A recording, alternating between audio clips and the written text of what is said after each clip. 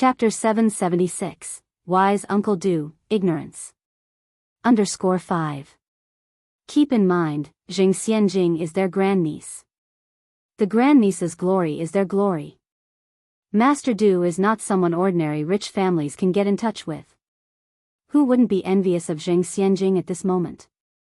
Those who had previously ignored Jing Xianjing were now back flattering her in every possible way. Flattery is built on belittling others. To flatter someone, you must relentlessly belittle someone. Thus, Ni Yang became the one everyone was stepping on. Even though Mr. Abner supported Ni Yang, how could Mr. Abner compare to Master Du? Abner is from F country, his power is in F country. In China, he is just a wealthy foreigner. Xianjing, who is Ni Yang? She's just a country bumpkin. You, on the other hand, are a legitimate rich and noble lady. What can she compare with you? Jing Xianjing, as proud as a peacock, lifted the corners of her mouth into a triumphant smile. Siyu, do you really think so? Zhang Siyu nodded, of course it's true. Jing Xianjing laughed softly, intending to embarrass her, but didn't I hear you say a while ago, that blood is thicker than water? How can a foster daughter compare to a biological one? Zhang Siyu looked somewhat embarrassed and pretended to have forgotten. Ah? Did I? I don't remember saying that. We've been sisters for so many years, Xianjing, how could I say that about you? Jing Xianjing pointed at her ear. I heard you loud and clear, was it not so? It seems that Jing Xianjing is not going to let this matter go today. Zhang Siyu said with a forced smile, Xianjing, my dear sister, even if I said that, can't you forgive me just this once for not seeing the bigger picture? It's all my fault for underestimating people. If it were not for Jing Xianjing's current success, who would be willing to put up with her mood? Look at her smug expression. In her heart, Zhang Siyu cursed Jing Xianjing 1,000 times.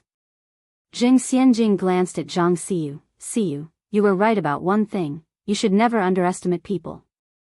Zhang Siyu forced a smile, echoing, yes, yes, yes, you're right, Xianjing. So, can you forgive me now? Since you admitted you were looking down on people, how about doing an impersonation of a dog's bark for me? Jing Xianjing continued. At these words, a ripple of laughter went around the room. The wealthy daughters looked at each other, seeing the amusement in each other's eyes. Even the usual sisterhood was gone, and no one came forward to mediate the situation. Such was the plasticky sisterhood of the wealthy households. Zhang Siyu's face turned green and white. Xianjing, stop kidding. Jing Xianjing turned to Zhang Siyu. I'm not joking with you.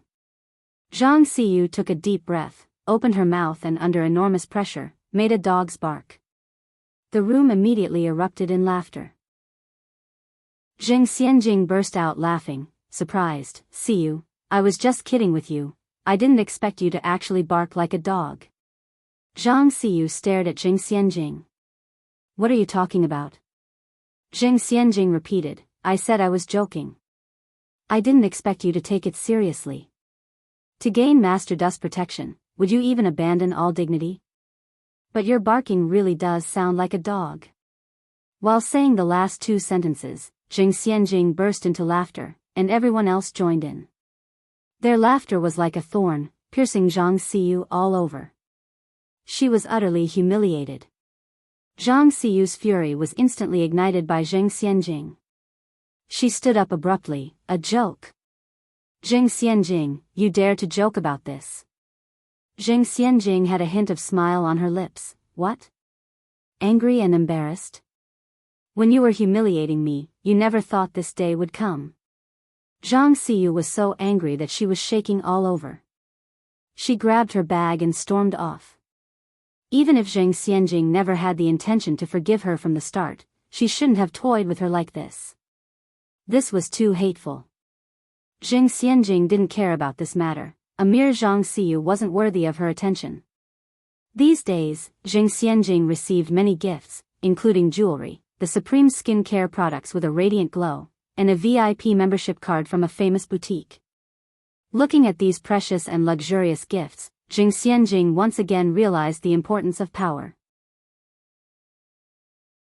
Chapter 777, Wise Uncle Do, Ignorance. _6. Take for instance the coveted membership card to Guosei Tianxiang. It's not something you can simply buy with money, you have to seize the right moment. She had heard of Guosei Tianxiang before and always wanted to go, but there was always a queue, and she hated having to lower herself to wait in a line, so it remained just a thought. Now, someone was actually offering her a membership card and pleading for her to accept it. These days, Zheng Xianjing had been feeling extraordinarily pleased with herself, but gradually, she started to become restless. Because Wang Ziki hadn't visited her for a week. That's not right. Logically speaking, Wang Ziki should have come long ago. Could something have gone wrong? Zheng Xianjing promptly went to Zheng Lingling to discuss her concerns. Mom, what do you think is going on? Zheng Lingling didn't take this matter to heart and laughed, saying, there's nothing to worry about. If Master Du is trying to test you, hanging you out to dry for a month is normal. For now, all you need to do is keep still. Don't be like an ant on a hot pan, then you wouldn't be any different from those vulgar fans. Playing hard to get wasn't only a strategy women used, men of power and influence would use it too. After her speech, Zheng Lingling gave a meaningful reminder. Xianjing, if you want to achieve something big, you have to be patient. The longer you lay low, the greater the rewards. Being reassured by Zheng Lingling like this made Zheng Xianjing feel a lot better. Mom, you're right. I know what to do. Zheng Lingling nodded. Good. There weren't many classes in school these days, so Zheng Xianjing stayed home every day. Those who wanted to curry favor with her were practically trampling over the Zheng household's doorstep. Seeing so many visitors bringing gifts to Zheng Xianjing every day, Mrs. Zheng couldn't help but say, Xianjing, there's an old saying that one shouldn't accept rewards for nothing. Isn't it a bit inappropriate to accept these gifts from other people? Inappropriate? What's inappropriate about it? These weren't things she wanted, but things others were pleading for her to accept. That old hag, she's only being critical because Ni Yang's popularity had been overshadowed by her. She was too much. Zheng Xianjing said with a smile, Grandmother, I understand what you're saying. I don't want to accept their gifts either, but they insist on giving them to me. Furthermore, they haven't asked me to do anything in return. They give me gifts and I also return gifts to them. This is normal among friends. Upon hearing this, Mrs. Zheng felt somewhat relieved. It's fine as long as you're returning gifts. Us Zhengs shouldn't do anything to provoke gossip. Ni Yang had been very busy recently. She had to study the 13 ghost needle techniques, manage the sound system at the shop, visit the noodle restaurant, milk tea shop, ice skin jade body shop, and Guosei Tianxiang regularly, and also find time to take her school exams. After the exams, Ni Yang and Han Xiaoyu went home together. Han Xiaoyu didn't have a bike, so Ni Yang was able to give her a ride. When they reached their destination, Han Xiaoyu jumped off from the back seat. Yang, there's still time, why don't you come to my house and hang out? In her previous life, Ni Yang didn't have many close friends, so in this life, she felt especially grateful for any friendships that came her way. She nodded, sure. Han Xiaoyu comes from an average wage-earning family. Both her parents worked in the factory. Her father, Han Xingli, was the factory manager, her mother was the workshop director, and the two of them earned a combined monthly salary of 120 yuan. They had 3 children and owned a house in Beijing, living life neither too well off nor too poorly. They were an upper-middle-class family. Mom, this is my classmate Ni Yang. She's our school's campus beauty and the all-rounder I've been telling you about, who jumped grades and even came first in the exams. Just call her Yang. All parents like high-achieving girls. On hearing Han Xiaoyu say this, Han's mother was quick to say, oh, this is Ni Yang. So the good student looks like this. Come on in and have a seat, come on in and have a seat. Xiaoyu has told me all about you. You don't mind if I call you Yang, do you? Ni Yang is not only an excellent student but also very attractive, it's hard not to like her. I don't mind. Ni Yang shook her head with a smile, that's what names are for. Just look at the way this girl speaks. Everything about Ni Yang seemed perfect to Han's mom. On the other hand, Xiao Yu could do no right in her eyes. In conclusion, all the good daughters belong to others. Seeing Ni Yang's manners, Han's mother couldn't help but offer her the treasured oranges from home. Yang Yang, have an orange. Don't hesitate to make yourself at home at Auntie's place. I heard from Xiao Yu that you've helped her a lot with her studies. Thank you so much. Ever since she became Ni Yang's classmate, Xiao Yu's grades had significantly improved. The teacher even said it was a sure thing that she would get into a university. Ni Yang chuckled, Auntie, you don't have to be so formal. It's normal for classmates to help each other. Her words resonated deeply with Han's mother, and she thought to herself how considerate and endearing this girl was. Han's mother hurriedly peeled an orange for Ni Yang. Yang Yang, eat up and don't be a stranger to Auntie. Ni Yang took the fruit with a word of thanks. Thank you, Auntie. Han's mother said, you girls chat. I'll go out and take a walk. Young people have their own topics to chat about. She couldn't contribute to the conversation and would rather go out and have a chat with some friends. It's hard to find a day to rest. Ni Yang nodded, take care, Auntie. After Han's mother left, Han Xiaoyu said, Yang Yang, do you know? My mom is usually very tight-fisted, and this is the first time she's been so generous. When Han's mother took out the oranges, Xiaoyu was shocked. She couldn't believe the woman in front of her was the same person who had argued and fought over a needle. Ni Yang laughed and said, I think Auntie is quite nice, she's very reasonable. Han Xiaoyu made a merciless comment about her own mother, she is quite reasonable, but she tends to be stingy and stubborn.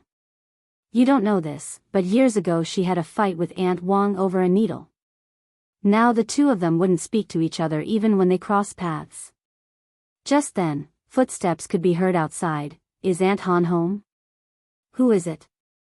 My mom is not home, come on in. Han Xiaoyu called out without looking up. In a short while, the visitor came in from the yard. Sister Xiaoyu, you're home. Here is the 2 yuan I borrowed from your house last time. I'm returning it to you. Yan. Han Xiaoyu stood up from her chair. By the way, how's your grandmother? Is she feeling better? Wu Yanyan nodded, she's much better after taking the medicine. That's good, Han Xiaoyu said. Let me introduce you, Yanyan. This is my classmate and good friend, Ni Yang. Yang, this is Wu Yanyan, one of our neighbors. Just call her Yanyan. Ni Yang walked over with a smile, nice to meet you. Chapter 778, Direct Confrontation, What is her name? _1 Typically, beautiful people have always had a knack for making lasting impressions. Wu Yanyan couldn't help but feel a sense of familiarity with the pretty young lady standing in front of her. Before she could gather her thoughts, Ni Yang initiated, Yanyan, do we know each other from somewhere? Standing slightly shorter than Ni Yang, Wu Yanyan tethered somewhere around 5 feet 4, her body thin, her complexion somewhat yellow from what could be attributed to long periods of malnutrition, which also seemed to have tinged her hair the same shade of yellow. Her features were distinct, her big eyes full of life and animated, almost as though they were capable of speech. In the almost May weather, she was still wearing a quilted cotton jacket, evidently indicative of her family's dire economic situation. Wu Yanyan had not expected such friendly and warm behavior from the young lady. She didn't seem to mind Yanyan's dirty appearance, and suddenly, it hit Yanyan, you were the one riding the bike on the street that day, right? Once Yanyan said this, Ni Yang started to remember, yes. That's right. Did you get injured then? During that occasion, Wu Yanyan had left in such a rush that Ni Yang hadn't been able to ascertain whether she had been injured or not. Wu Yanyan smiled and replied, no, I'm all right. Your bike didn't even touch me last time. That's good to hear. Visibly surprised, Han Xiaoyu questioned, Yang, you and Yanyan know each other? Ni Yang explained the entire incident to Han Xiaoyu, laughing as she recounted their strange meeting. Han Xiaoyu nodded, oh, so that's what happened. Wu Yanyan did have chores to do back home and could not stay for too long. After a brief chat, she prepared to depart. Xiaoyu, Yang Yang, should get going. Han Xiaoyu continued, oh, by the way, Yenyun, when will you start school? At her words, Wu Yenyun wore a dispirited look on her face. My mom just had another baby. I can't leave the house for a while. I have no clue when I'll be able to attend school. Han Xiaoyu chose not to say anything more, but asked her to wait a moment. Wait here. I'll be back. All right. Wu Yenyun gave a nod. Han Xiaoyu ran back into the house and returned shortly after with a red plastic bag. Yenyun, this is for you. The bag contained a few leftover pancakes from breakfast and 2 oranges. Wu Yenyun declined right away. Xiaoyu, I cannot accept this. You should take it back. Han Xiaoyu insisted, keep it. We can't finish it all anyway. Don't hesitate. Just take it. You should head back now. Your baby brother might start crying again. Then, thank you Xiaoyu. In those times, no one was wealthy enough. Han Xiaoyu's generosity touched Wu Yenyun deeply. After Wu Yenyun had left, Han Xiaoyu shared Yanyun's domestic conditions with Ni Yang. Wu Yanyun's father was disabled and could only perform some manual labor. Despite her mother's competence, a woman having so many children left her crushed under the burden of life. Wu Yanyun's family was, therefore, in a very bad situation. That's why Wu Yenyun was still wearing a quilted cotton jacket even in mid-May. Regardless of the era, there are always the rich and the poor. Equality of wealth always remains an unfeasible dream. Ni Yang was left sighing after hearing this. On returning home, Wu Yenyun found her 2 brothers playing in the mud and the other one sleeping soundly in his crib. Her 2 brothers, 9 and 7 respectively, were both of school-going age but unable to attend due to their family circumstances. How could Wu Yenyun burden her mother with the need for her own education? Wu Yenyun divided the 3 oranges into 5 parts. For her father, her mother, her 2 brothers, and her grandmother. Big sis, where'd you get these oranges? They are so sweet. Delicious. Her elder brother, Wu Dalong, swallowed all his share in one gulp. Her younger brother, Wu Erlong, looked at the 3 pieces of orange in his hand and immediately offered them to Wu Yenyun. Big sis, I don't like sour food. I won't eat it, but you can have it. He wanted to keep the oranges for his older sister because when there were good things, she always thought of them first while going without herself. Wu Yenyun patted Wu Erlong's little head, smiling, you have it. Big sis has already eaten. These oranges aren't sour. They are sweet. Big sis, you should have it. I don't feel like eating them. Wu Erlong showed a reluctant face. Wu Yenyun understood her little brother's sentiment, eat it soon, or I will give it to Dalong. On hearing that he could have another piece of orange, Wu Dalong's eyes lit up with excitement. Chapter 779, Direct Confrontation, What is her name? _2. Upon hearing that the orange was for Wu Dalong, Wu Erlong immediately retracted his hand, then, I'll eat it myself. Wu Dalong wasn't happy. Erlong, didn't you say you didn't like it? That was just now I do. Wu Erlong quickly stuffed the orange into his mouth. Wu Yenyun watched the exchange between his 2 younger brothers with amusement before walking towards their grandmother's room. Their grandmother was a product of the feudal society and still had bound feet. As such, she was incapable of heavy labor and mostly stayed at home. Grandma, here is an orange. Wu Yenyun offered the orange to his grandmother. Give it to Dalong and Erlong, I don't really like it, replied his grandmother after a glance. Please, try it. Both Dalong and Erlong have already had theirs. Wu Yenyun said. No, take it to your parents. I don't want it. His grandmother shook her head. Elders often tend to keep the best for the younger ones, disregarding their own needs. Mom and Dad also have their share, they'll leave it here for you, said Wu Yenyun, placing the orange on the table. If I say take it away, take it away. Grandma Wu suddenly raised her voice, you stubborn girl, why do you always argue with me? Having no other choice, Wu Yenyun took back the orange. Your parents work so hard during the day, let them have a bit more. Grandma Wu advised. All right. Wu Yenyun nodded in agreement. Returning to her room, Wu Yenyun found her youngest brother, Wu Xiaolong, awake. Wu Xiaolong was just 3 months old.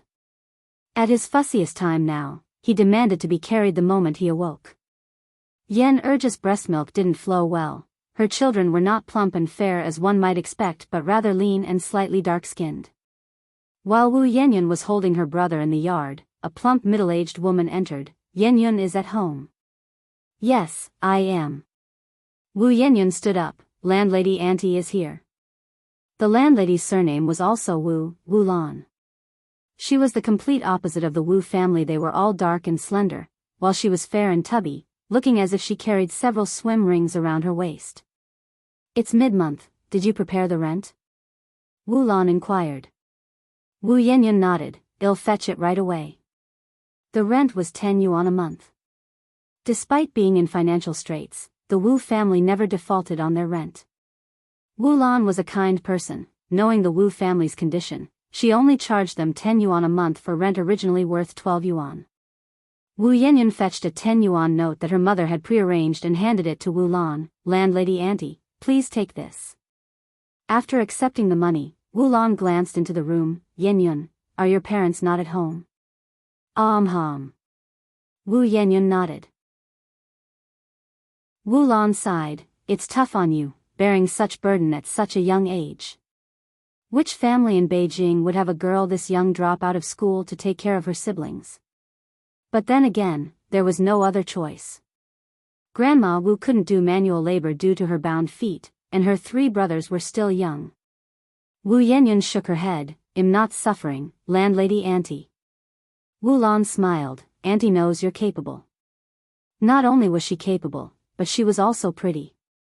With those big eyes and prominent nose, which other girl in the neighborhood could compete? If she got an education, went to university, she could become a golden phoenix. What a pity though, wrong family. Just then, Grandma Wu came out of the room, leaning on her walking stick. Auntie, it's me. Wulan greeted enthusiastically. Grandma Wu approached slowly. Oh, it's Lanzi. Auntie, I was just praising Yenyun. Not only is she pretty, but she's also so sensible. You'll be blessed in the future. A smile didn't cross Grandma Wu's face. We're so impoverished, what use is beauty? It can't be eaten like rice or spent like cash. The rich derive pleasure from beauty. But what use does a poor person have for beauty? Beauty can't save you from hunger. Wulan forced a smile. Well, Auntie, I've got other things to do. I won't bother you more. I have to leave now. Go on with your work. Don't let an old ruin like me hold you up, nodded Grandma Wu. After Wulan left, Grandma Wu returned to her small room with the help of her walking stick. The thing Grandma Wu did most every day was spacing out in front of the window. Her son and daughter-in-law were struggling so much. She wished she could help, but regretfully there wasn't much she could do about it. After calming down her little brother, it was time for Wu Yenyun to prepare dinner. The rice jar was almost empty. Watered-down rice porridge was the only option. The leftovers from the restaurant a few days ago had long been eaten. Fortunately, there were still pancakes given by Han Xiaoyu, enough to scrape together a meal for the night. Chapter 780, Direct Confrontation, What is her name? _3. Wu Yenyun stewed porridge while holding her younger brother. By the time the porridge was ready, Yan Erju and Wu Jinshu had returned home. Yan Erju worked at the rice shop, carrying 150 caddies of rice per bag for 2 cents. 10 bags of rice amounted to 1 cent, and Yan Erju could carry 60 bags a day, earning about 1.2 yuan a day. But not every day of the month had work at the rice shop. On average, only 15 days of the month did, which meant that Yan Erju made about 18 yuan a month. Because of his disabilities, Wu Jinshu could only do odd jobs at the construction site, earning only 0.2 yuan a day. The couple's combined monthly income was 24 yuan. But with 4 children to raise and other necessities, housing, water and electricity to pay for. They were almost always in debt by the end of the month. Wu Yanyan was a very sensible little girl. Yan Erju and Wu Dalong were busy with work, so they didn't have to worry about the house, which Wu Yanyan kept tidy. Wu Yanyan served the food on the table. "Mom, Dad, dinner's ready." Dinner was very simple, just porridge and pancakes, with a side of pickles. Yan Erju nodded approvingly. "Was Xiaolong a good boy today?" Wu Yanyan replied, "Xiaolong was very good." "That's good to hear." Yan Erju loved her eldest daughter very much. If it weren't for her, their family might not pull through. Despite their struggles, life wasn't that terrible. Wu Yanyan brought out some oranges. "Mom, Dad, have some oranges." Wu Jinshu was surprised. "Xiaoyun, where did you get these oranges from?" They could certainly not afford to buy oranges considering their current state. Wu Yanyan explained, "Oh, never mind that. Dad doesn't like oranges. Dalong, you and Erlong can have these." Dalong happily took the orange. Erju, with hands empty, smiled, "I don't like them either, Erlong." "You can have it." Wu Erlong shook his head, "Sis already gave me one." "You should have it, Mom." "I don't want it." Wu Erlong still refused. "I want it." Wu Dalong, ever the glutton, took the orange from Yan Erju and began to eat it hungrily. Wu Yanyan reprimanded him, "You are such a glutton." Dalong made a face at Wu Yanyan. Yan Erju laughed, "He's the younger one, Xiaoyun. You should let him have his way." Despite being reasonable, Wu Yanyan still felt upset as she felt Dalong was too unreasonable. Yan Erju, on the other hand, felt it was just normal for kids. Once they've grown up, they would understand. During dinner, Wu Yanyan said, "Mom, our landlord came for the rent today." "Did you pay it?" Yan Erju asked. Wu Yanyan nodded, "I did." Then she added, "By the way, Mom, we're out of rice at home."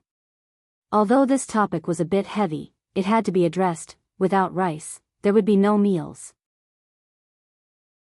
Yan Erju took 2 yuan out of her pocket. "I just received this as my pay today. Spend it carefully." 2 yuan was a significant amount for the Wu family, but Yan Erju trusted Wu Yanyan. She knew her eldest daughter wouldn't spend money frivolously. "Okay." Wu Yanyan nodded. Just as she did, Wu Jinshu finished his meal, and she went to serve him more. Granny Wu, who usually ate 3 bowls of porridge, put down her chopsticks after only 2 bowls. "I'm full. I'm going to bed." In those hard times, people ate less. Wu Jinshu was surprised. "Mom, why did you eat so little today?" "I can't eat anymore." Granny Wu replied. It wasn't that she couldn't eat anymore or that she was full, she just wanted to save a bit more. She was old, and if she could save, she would let the children eat more. The kitchen was at the other end of the yard. As she was returning to her room, Granny Wu bumped into Wu Yanyan, who was bringing back rice. Wu Yanyan asked, "Granny, have you finished eating?" Granny Wu nodded, "I'm done." Then, as though she'd just remembered something, she added, "We don't have enough food at home. Your dad and mom work hard every day, and Dalong, Erlong, and Xiaolong are all growing children. You and I are the only ones who don't work, let's eat less." After saying this, Granny Wu turned and walked towards her room. Wu Yanyan was startled. It took her a moment to understand what Granny Wu meant.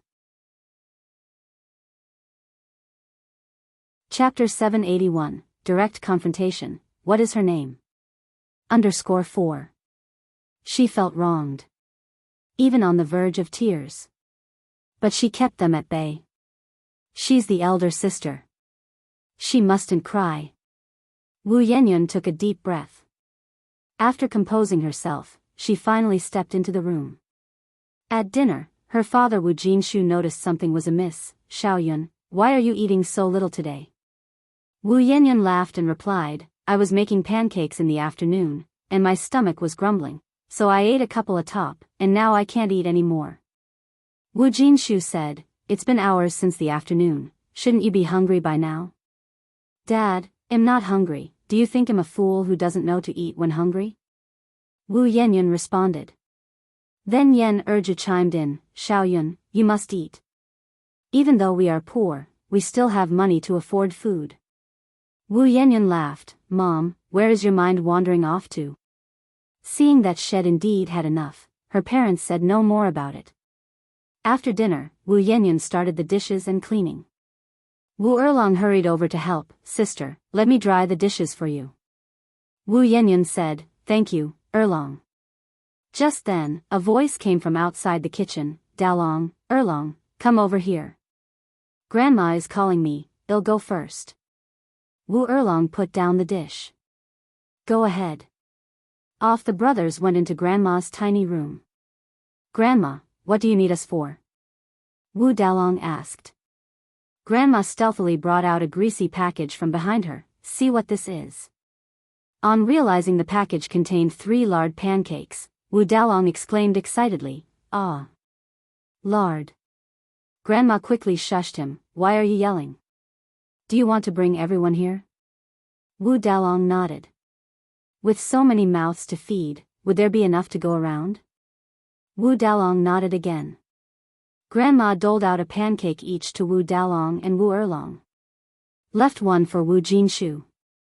Given Wu Jinshu's poor health, it would be a good fortifier. These 3 pancakes were sent by Grandma Wu's daughter earlier in the day. She saved them until now, waiting for Jinshu to return so that she could give them to the children. Knowing Dalong's nature, Erlong didn't refuse. He stuffed the pancake into his pocket. "Thank you, Grandma." "Silly child, why be polite with your grandma? Just remember to hide it from others," Grandma Wu advised. Wu Erlong nodded in reply. At bedtime, once Wu Erlong heard his brother snoring, he stealthily crossed over to the other side. His elder sister was sleeping next door. The 3 siblings actually slept in one room, but Jinshu had segregated the room with a curtain in consideration of their genders. Short on rooms and cash-strapped to rent a larger house, they had to resort to such measures. It was all pushed by life's harsh circumstances. "Elder sister." Wu Erlong gently nudged Wu Yanyan. "What's wrong, Erlong?" Wu Yanyan rubbed her eyes. "Elder sister, I have something for you." Wu Erlong pressed a tantalizing item into Wu Yanyan's palm, which instantly made her mouth water, given she hadn't had her fill at dinner. "A lard pancake? Where did you get it?" Wu Yanyan asked. Wu Erlong answered, "Grandma gave it to me secretly. Please eat it quickly, I've already had one." As he finished, he made a beeline for his own bed. Wu Yanyan's eyes welled up, barely holding back her tears. This lard pancake was, in her memory, the most delicious one she'd ever tasted. Years later, she still remembered this particular night vividly. Her grandmother subtly hinted to her not to eat too much and to save food, while her little brother presented her with a lard pancake. There's no price tag on love. Wu Yanyan had choked down that pancake with tears in her eyes. Ni Tsuehua and Shengguan Dehui moved to the Zheng family's house again. Naturally, Ni Yen went with them. The Zheng family had been bustling these days with a constant flow of guests. Whenever Zheng Xianjing passed Ni Yen, she held her head high, extremely proud, even though Ni Yen had no clue what she was so smug about.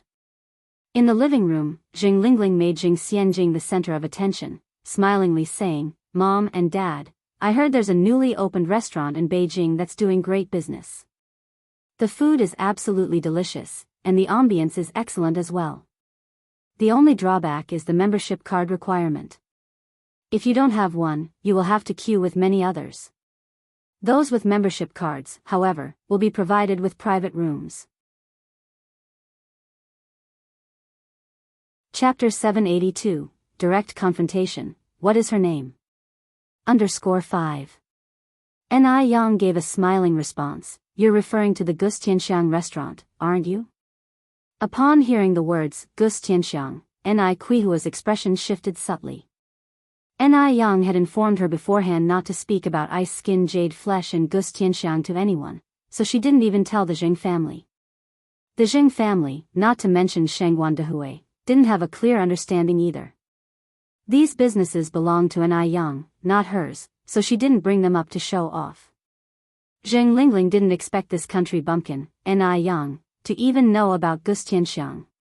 Yes, that's right, Gus Tianxiang. I initially thought of taking everyone, including your grandparents, for a meal there, but unfortunately their membership cards are in limited supply, you can't just apply for one. Good thing she has a very capable daughter. Even such a sought-after membership card was offered to her. Next, Zheng Lingling could continue to diminish N.I. Yang while boasting her own daughter, Zheng Xianjing. Yang, you must really want to dine in such a good restaurant, aren't you? Zheng Lingling continued, well, you're in luck. You can just bask in Xianjing's glory today. Just a few days ago, someone gifted her a membership card. Upon hearing this, everyone else looked at Zheng Xianjing in surprise, envy filling their eyes. Zheng Xianjing was indeed extraordinary. Even a Gus Tianxiang VIP membership card was given to her on a silver platter. Everyone knew that Gus Tianxiang's VIP membership card was going for 5,888 yuan on the market, the key point being, it was priceless due to scarcity. N.I. Yang smiled faintly, I can go whenever I want to. Zheng Lingling sneered, then you must be prepared for the queue. Ordinary customers and VIP ones are treated differently, like difference between commoners and the emperor. Xianjing, as a cardholder, gets direct access to the VIP rooms on the 3rd floor. How could a person like N.I. Yang possibly have a membership card? I don't have a membership card. N.I. Yang responded flatly. Upon hearing this, a satisfied smile spread across Zheng Xianjing's face. She knew it. How could someone like N.I. Yang, a little country girl, possibly possess such a luxurious item as a VIP card? Breaking the silence, N.I. Yang, with a change of tone, continued, but I can enter their VIP rooms on the 3rd floor by showing my face. There was no such thing as face identification in this era. Everyone was looking at N.I. Yang in confusion. Zheng Xianjing stared coldly at N.I. Yang. Face identification? What face identification? It should be shameless, right? N.I. Yang continued to explain, by face identification, I mean, while they check everyone else's membership cards, I am their VIP, so I don't need any card to enter. Just my face is enough. Bragging. A contemptuous voice sounded from the side. The speaker was Lu Kursen, Zheng Xianjing's bestie. She had to do a good job of kissing up to Zheng Xianjing, who was in her moment of glory. N.I. Yang didn't get angry, continuing, if Miss Lu doesn't believe me, how about we make a bet? How are we betting? Lu Kursen didn't believe a word this country bumpkin, N.I. Yang, was saying. Her best friend was also a Gus Tianxiang VIP customer, and she had never heard of any face identification service provided by Gus Tianxiang. N.I. Yang continued, if I can get into the VIP rooms on the 3rd floor of Gus Tianxiang by face identification, Miss Lu will pay for everyone's meal today, how about that? Sure. Do you dare to go? Lu Kursen provoked. N.I. Yang replied with a smile, as long as Miss Lu has the guts, I can go all the way. Alright, then it's a deal. Zheng Xianjing stood up and said, grandparents, let's go now. I never knew that Gus Tianxiang offered a face identification service. It's a good thing that young Yang is here to show us. Mr. and Mrs. Zheng knew that N.I. Yang never spoke without assurance. They laughed and said, right on, we also want to see whether Gus Tianxiang is as good as you all claim it to be. The group headed to Gus Tianxiang. Mr. Zheng, who was leading the way, looked at the big sign and couldn't help but exclaim, Gus Tianxiang, The calligraphy is really good, the calligrapher must be a great talent. N.I. Yang could not help but blush a little. Lu Kursen was waiting for a chance to make fun of her. She turned to N.I. Yang and said, didn't you say you could get in by showing your face? Well, you should lead the way then. N.I. Yang stepped forward. There was still a long queue at the entrance. The two greeters, who were new, asked, hello, how many are you? Do you have a membership card? Chapter 783, Direct Confrontation, What is her name? _6. Upon hearing this, a mocking expression appeared on Jing Xianjing and the others' faces. Jing Xianjing walked over to Anai Yang, intending to teach her a few lessons as the elder sister, to not brag and to be down to earth. Just as she was about to start, two other receptionists in traditional Han clothing walked out. Sorry for the wait, Miss Ni. The new hires didn't know about your identity. Please follow me. No problem, Ni Yang smiled slightly. This left Jing Xianjing stunned. Lu Kerson was also stunned. Lu Kerson quickly grabbed one of the receptionists by the sleeve. You're mistaken, right? She can enter without a membership card? The receptionist smiled and replied, as Ms. Ni is our esteemed VIP guest, she can indeed enter without a card. Jing Xianjing clenched her fist. She had hoped to seize this opportunity to show off, but instead, Ni Yang stole the limelight. How infuriating. Since Lu Kerson was paying, Ni Yang didn't hold back and ordered the most expensive dishes. The total cost of the meal would amount to no less than 7,000 to 8,000 yuan. Seeing the prices on the menu made Lu Kerson wince. If she had anticipated this, she wouldn't have pretended to be generous. While she wasn't short on money, still, 8,000 yuan was enough for her to travel abroad 2 to 3 times. The theme of the restaurant, National Beauty, was traditional Chinese. With wall murals depicting scenes from the painting along the river during the Qingming festival, hand-carved lamps, and even redwood handmade chairs, the classical decor stood out as a breath of fresh air in an era that idolizes modern design and Western culture. Old Master Zhang looked around and commented, the owner is no ordinary person, they have a rich cultural background. Madame Zhang nodded in agreement, I reckon they must be of considerable age. The younger generation these days are not fond of old-style things. Weddings in ancient times were grand affairs complete with phoenix crowns and red wedding gowns. Now, they wore white wedding dresses instead.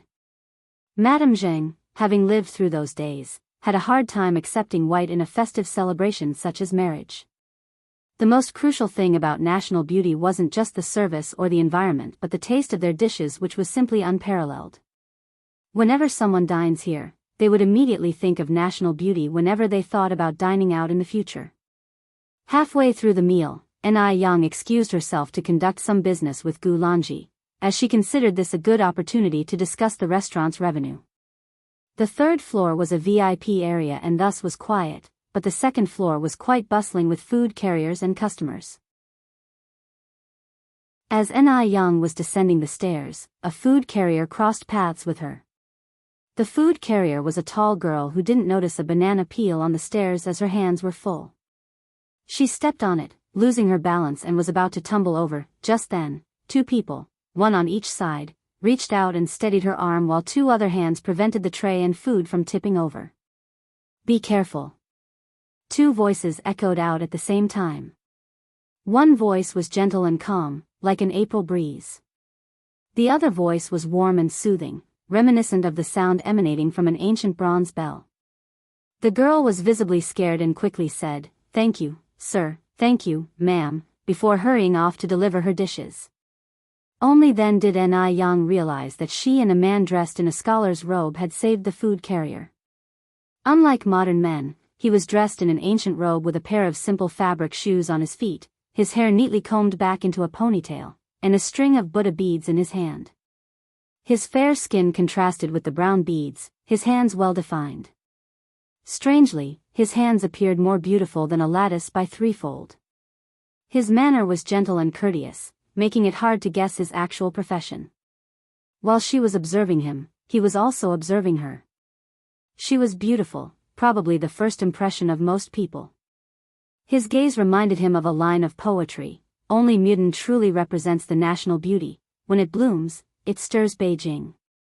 The young lady possesses remarkable agility, said the man, none other than Mr. Du. Ni Yang gave a faint smile, likewise. This man's quick reaction indicated that he was well trained in martial arts. His skill was not in line with his outward appearance and personality. Ni Yang didn't say much more.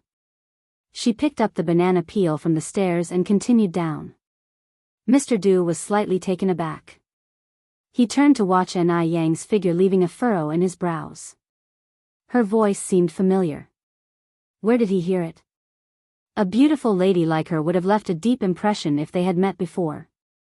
But he couldn't recall where he had seen her.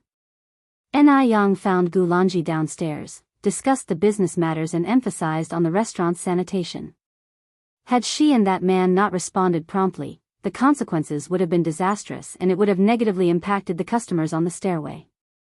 Upon hearing this, Gu Lanji felt a chill. If the food carrier had fallen, she, as the manager, would also have to bear the blame. Luckily, it didn't happen. Sure, Yang, I understood. I'll discuss with the cleaning department to increase their frequency of work to ensure such an accident doesn't repeat. Ni Yang nodded. By the way, which private room is the man dressed in scholar's attire a guest of? Ni Yang inquired.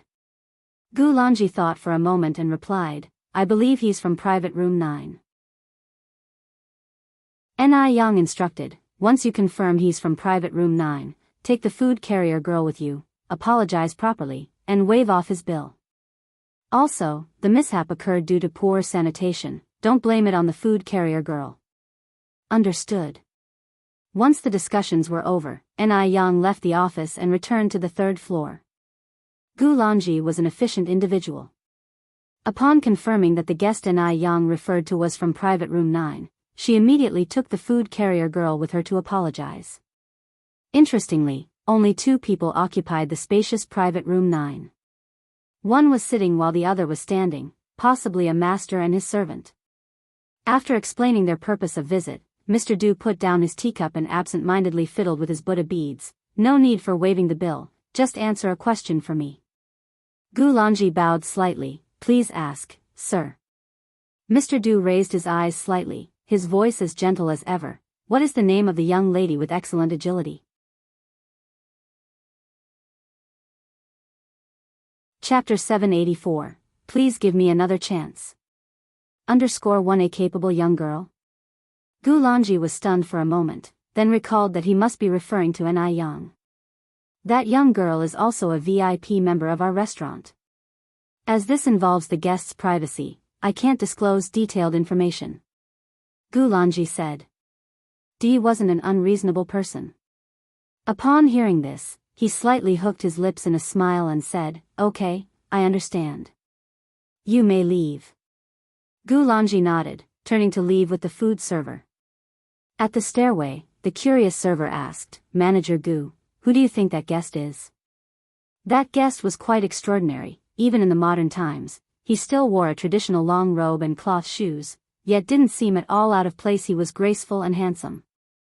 His every move was reminiscent of a young master from a wealthy family depicted in TV dramas. Due to his attire, Gu Lanji had a bit of an impression of Di, who was a frequent guest here. He remembered that on his first visit, the restaurant's membership cards were sold out. He wanted to acquire a membership card even at 10 times the price. That was certainly impossible. The restaurant did not practice favoritism for anyone. In the end, he, like the other customers, queued for almost 3 hours before finally entering the restaurant to dine. The next time he came, he already had in his possession a membership card. As a kind-hearted boss, Gu Lanji shared, he is definitely an important figure.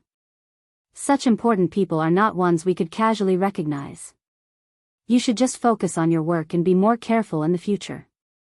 Although the restaurant had its fair share of VIP customers, there weren't many like Di. Yes, I understand, Manager Gu, the food server nodded. After using Lu Kurson, Ni Yang was in a pretty good mood. I want to thank Mississippi Lu for her generous contribution which allowed us such a wonderful meal. Lu Kurson, barely suppressing her retching, had no choice but to bluster in embarrassment. It was only 8,000 yuan. It's not a big deal. Ni Yang laughed. Mississippi Lu is indeed very generous. Lu Kurson's face turned green and then white with rage. She was on the verge of losing her temper. Zheng Xianjing took hold of Lu Kurson's arm softly, saying, Kurson, my younger sister was just joking with you, don't get angry. Only then did Lu Kurson's face look slightly better. It was crucial not to offend Zheng Xianjing. After all, Jing Xianjing was currently Du Yes' lifesaver. Lu Kerson tried quietly to please Jing Xianjing. Xianjing, you're always so sensible. On the contrary, your sister is just a low-bred country bumpkin who couldn't possibly fit into our circles. Her mere presence depreciates us. Upon hearing that, another young lady promptly agreed in a whispered tone, absolutely. How could this rural bumpkin even compare to our Xianjing? Hearing their flattering voices, Jing Xianjing felt extremely satisfied. Her lips curled in triumph. After finishing their meal, the group left the restaurant. The old lady cradled little Ni Yun in her arms while Ni Yang walked by Zheng Lao Ye's side. Zheng Lao Ye, who wasn't normally a chatty person, unusually enjoyed having a lively conversation with Ni Yang. Yang, I know a place that sells delicious candied hawthorns. Do you and Yun want some?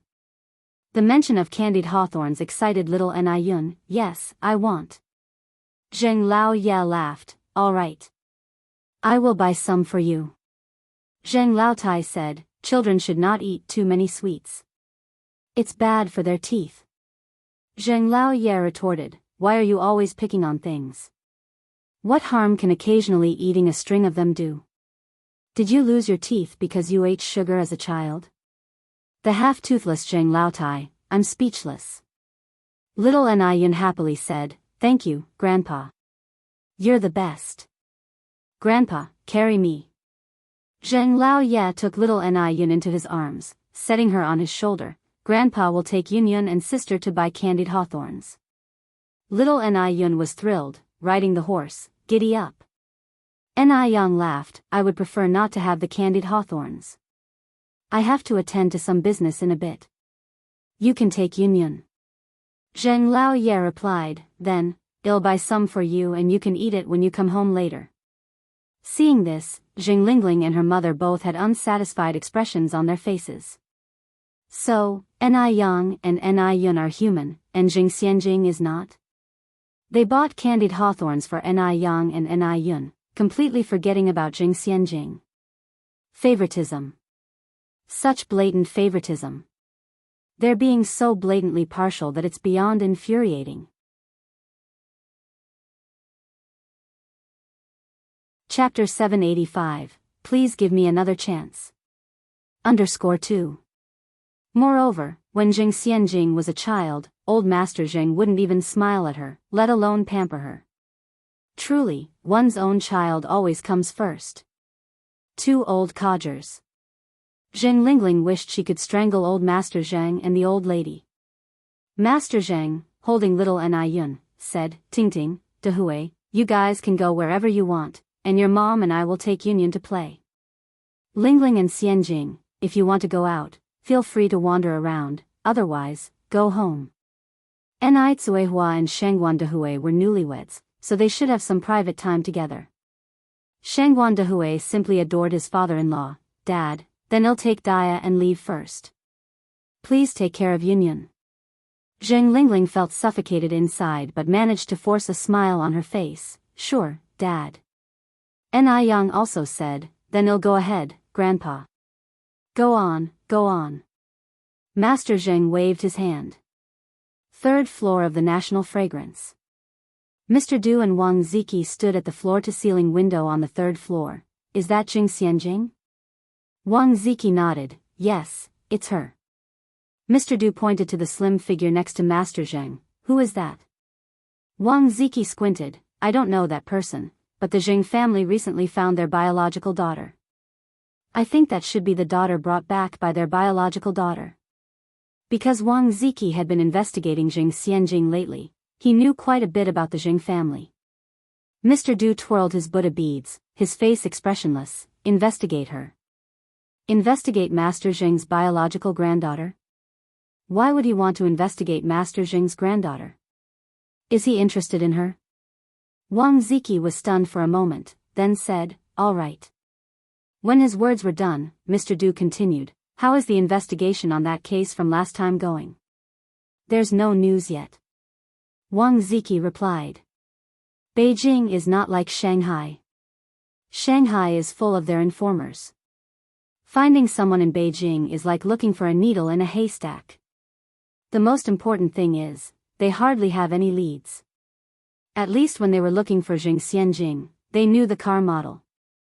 It's so difficult.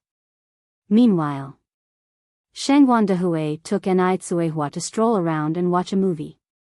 It was rare for them to have these moments alone together. The streets of Beijing in 1985 were not as closed off as before, with couples hand in hand everywhere.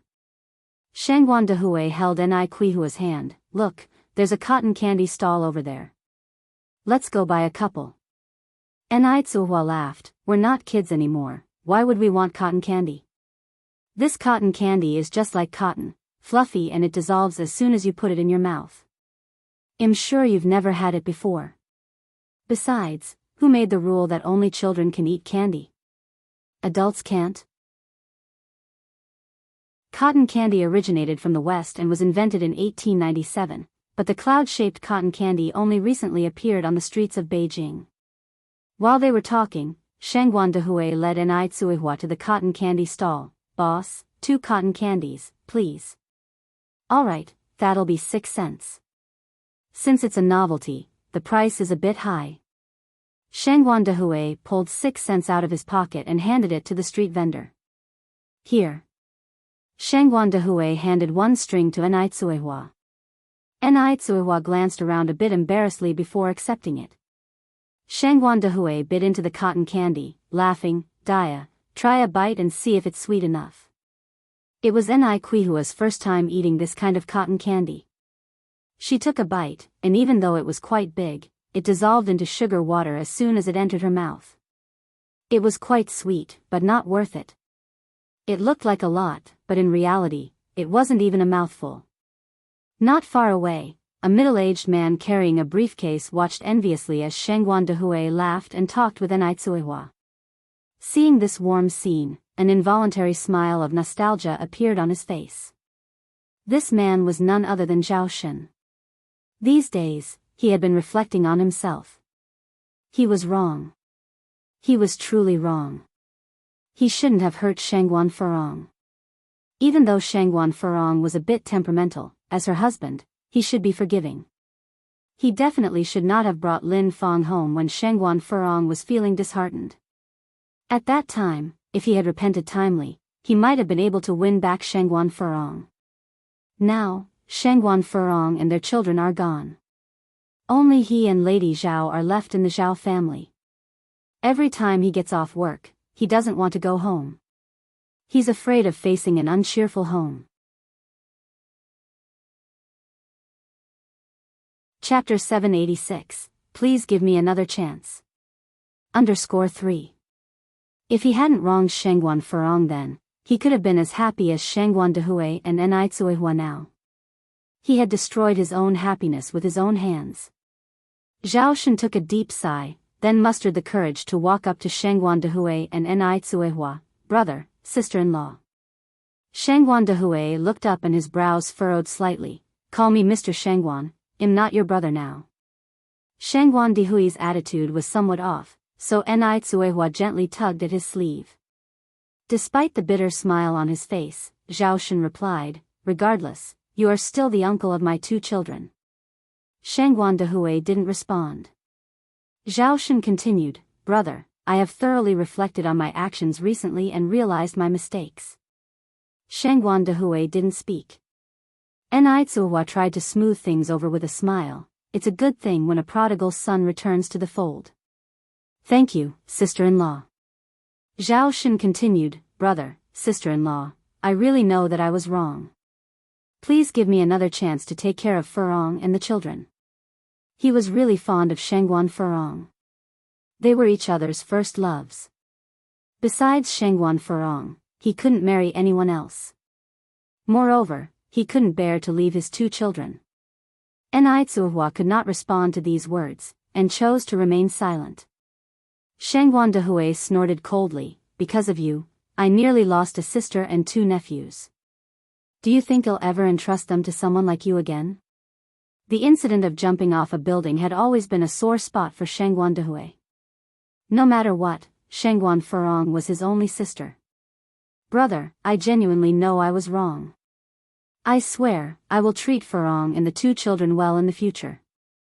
Zhao Shen raised 3 fingers and continued, Bro, I'm begging you. At the end, Zhao Shen even knelt in front of Shangguan Dehui. Seeing this, the people on the street couldn't help but turn their curious gazes towards them. Shangguan Dehui helped Zhao Shen up. A man's knees are as precious as gold, get up. Looking at Shangguan Dehui again, Zhao Shen's face was streaked with tears. He choked out, Brother, Furong can't be without a husband, and the 2 children can't be without a father. I'm begging you, I'll definitely cherish this hard-earned opportunity. A man doesn't easily shed tears, but when he does, it evokes sympathy. The sight of Zhao Shen would soften anyone's heart. Shangguan Dehui sighed and replied, I can't decide for Furong. You should talk to her yourself. As long as she's willing to forgive you, I won't object. Zhao Shen wiped his face with his sleeve, gratefully replying, Thank you, brother. Thank you, sister-in-law. Shangguan Dehui raised his hand, Don't thank me so quickly. Whether Furong will forgive you remains to be seen. Regardless of her decision, I will respect Furong's choice. Zhao Shen nodded, Okay brother, I understand.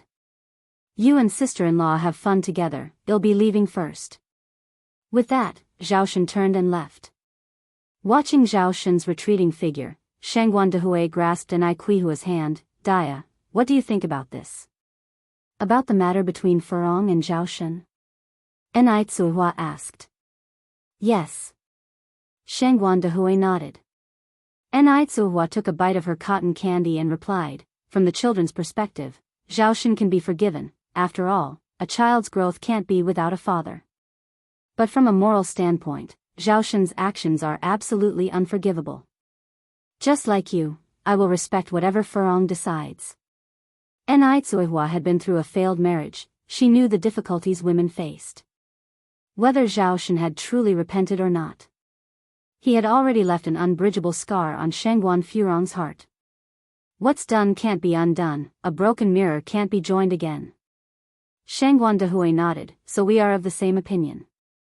Then he said, Forget about this for now, Comrade Dia, shall we go see a movie together? I heard from a colleague that a movie called Mr. Zombie just came out. Let's go see it. Mr. Zombie 1 starring Mr. Lam, was released in 1985 and was quite popular at the box office in mainland China. Enai Tsuhua replied, Zombies? Is it a horror movie? At this time, zombies only existed in books. Enai Tsuihua, who had read books on the topic, was quite interested and curious to see what a movie about zombies would look like. Shangguan Dehui said, Probably, we'll know when we see it.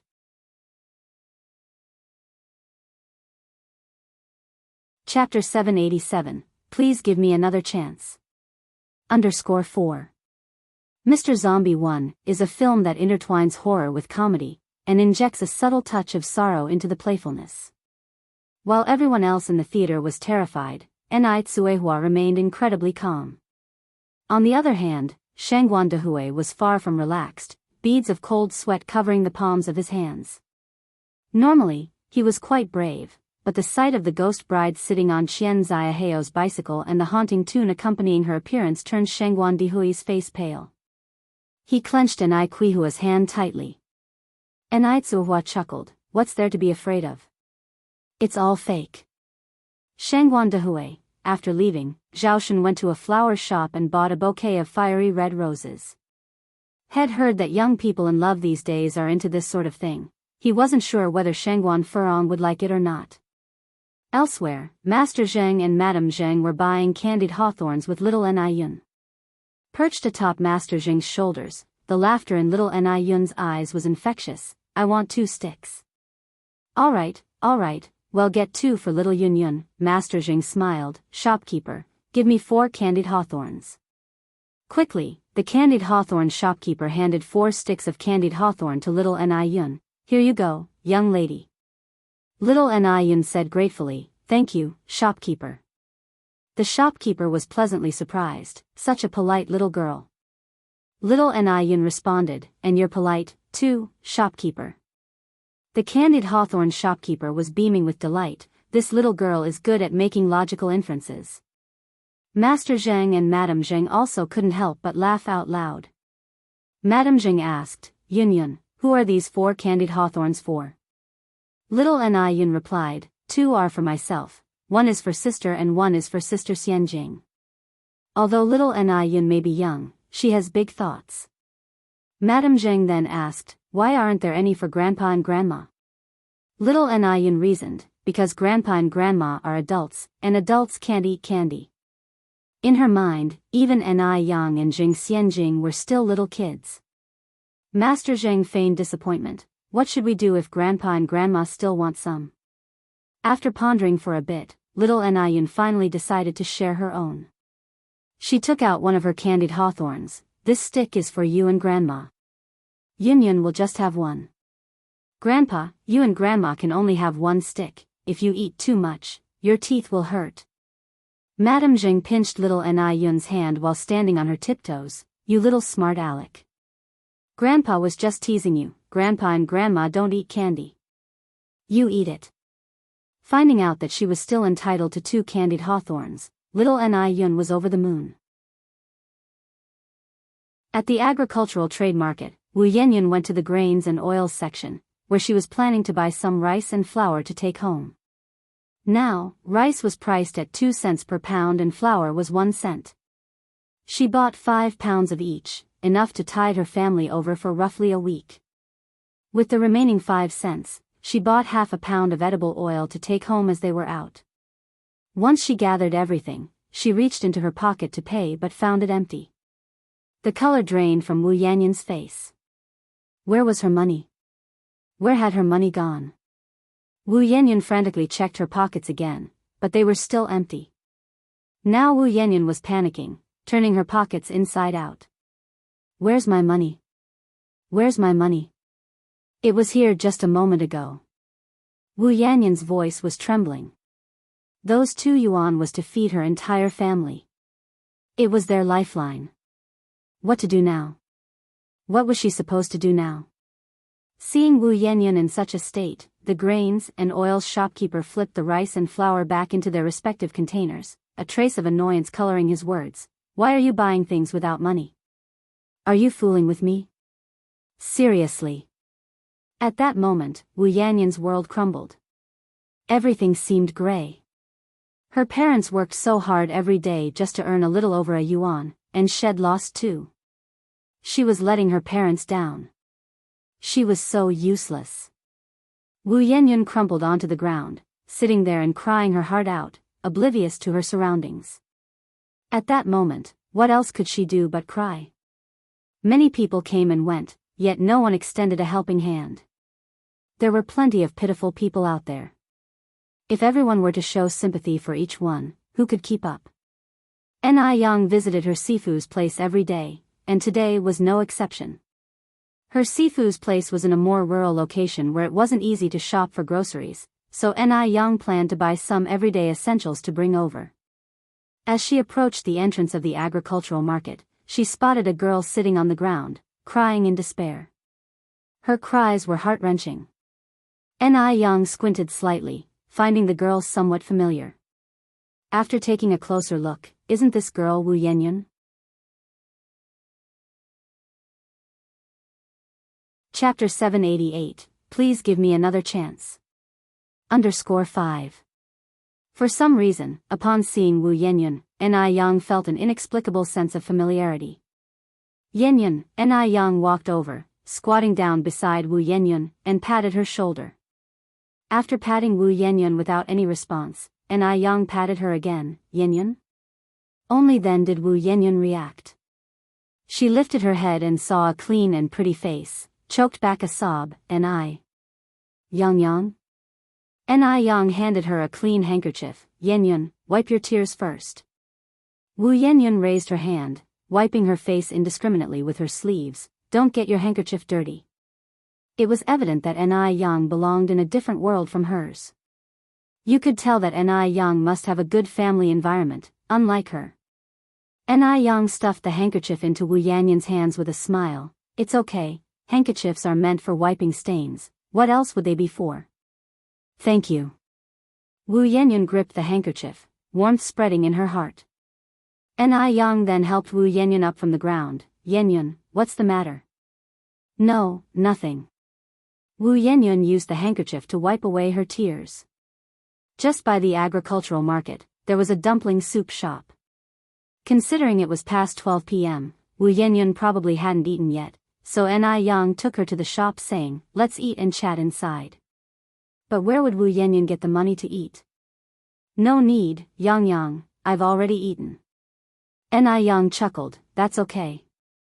I haven't eaten yet anyway. Just think of it as keeping me company during my meal. Upon hearing that, Wu Yanyan had no choice but to follow Yang into the dumpling soup shop. There weren't many customers in the shop. Seeing the new customers, the boss lady greeted them enthusiastically. What can I get for the two of you? Yang looked at the menu and ordered 2 large bowls of dumpling soup, then 2 pan-fried dumplings, and add an egg to each soup. At this time, when one's stomach is low on oil, people generally do eat more. Yang didn't have a big appetite, and she was concerned Wu Yanyan wouldn't be filled up. If she ordered different dishes, she was afraid Wu Yanyan would misunderstand. Wu Yanyan responded, Yang, just order what you want. I have really already eaten. Yang gave a small smile, we are friends now. I'm just treating you to a meal. What does it matter? Are you going to just sit there and watch me eat? Boss lady, could you please serve the food now? The boss lady wiped her hands on her apron, smiling brightly, all right, you two just wait for a while. A short while later, the dumpling soup was served. Yang tasted a spoonful first. Yanyan, eat quickly. Dumpling soup is best eaten hot. Okay. Wu Yanyan nodded. After not eating well last night, and only having some rice soup in the morning, and a small lunch at home, Wu Yanyan was really hungry now. She quickly gobbled up 5 or 6 dumplings and couple of spoonfuls of soup, then looked up at Yang, hesitated for a moment, and stuttered, Yang, I am full now. Can I take the rest home? Yang suddenly recalled what Han Xiaoyu had told her before, that Wu Yanyan had 3 younger brothers at home and their family was not well off. I think they don't allow takeouts here.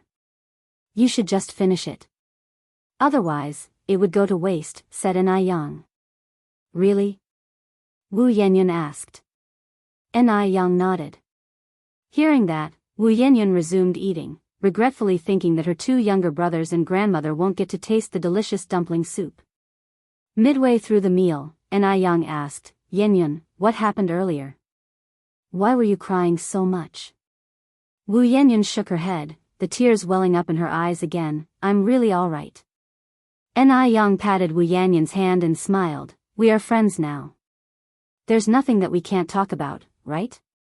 Wu Yanyan bit back her tears. I lost the 2 yuan my mom gave me. It was supposed to buy rice. Yang consoled her, as the saying goes, losing wealth is a way to avoid disasters. Don't cry, Yanyan. Finish your meal first, it'll go pay. Wu Yanyan nodded. Yang walked towards the counter and whispered to the boss lady, could you pack 5 dumpling soups, the same as what we had, and then another 5 braised duck legs? The boss lady confirmed, so, it's large dumpling soup with pan-fried dumplings and eggs, all included? Yes. Yang nodded. The boss lady did a quick calculation, that will be 7 yuan. Yang handed her 2 large denominations, put the change all in the takeaway bag. All right. The boss lady nodded.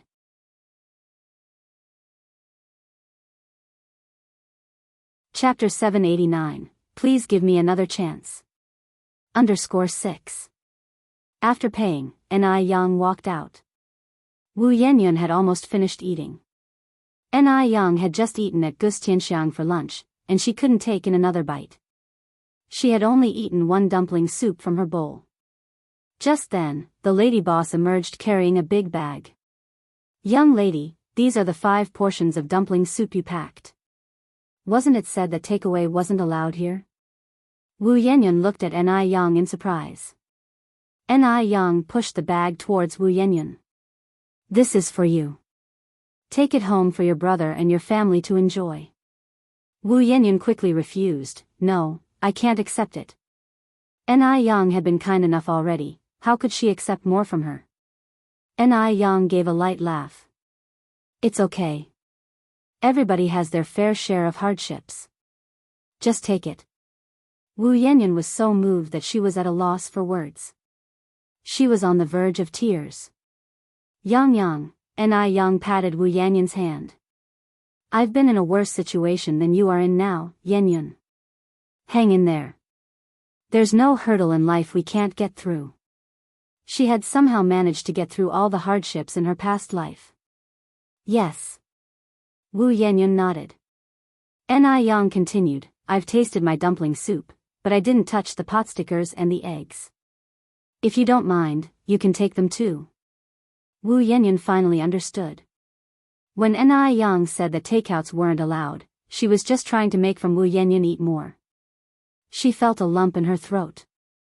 The tears that she had been holding back began to flow again. I don't mind. Wu Yanyan's head was nodding. Yang, thank you.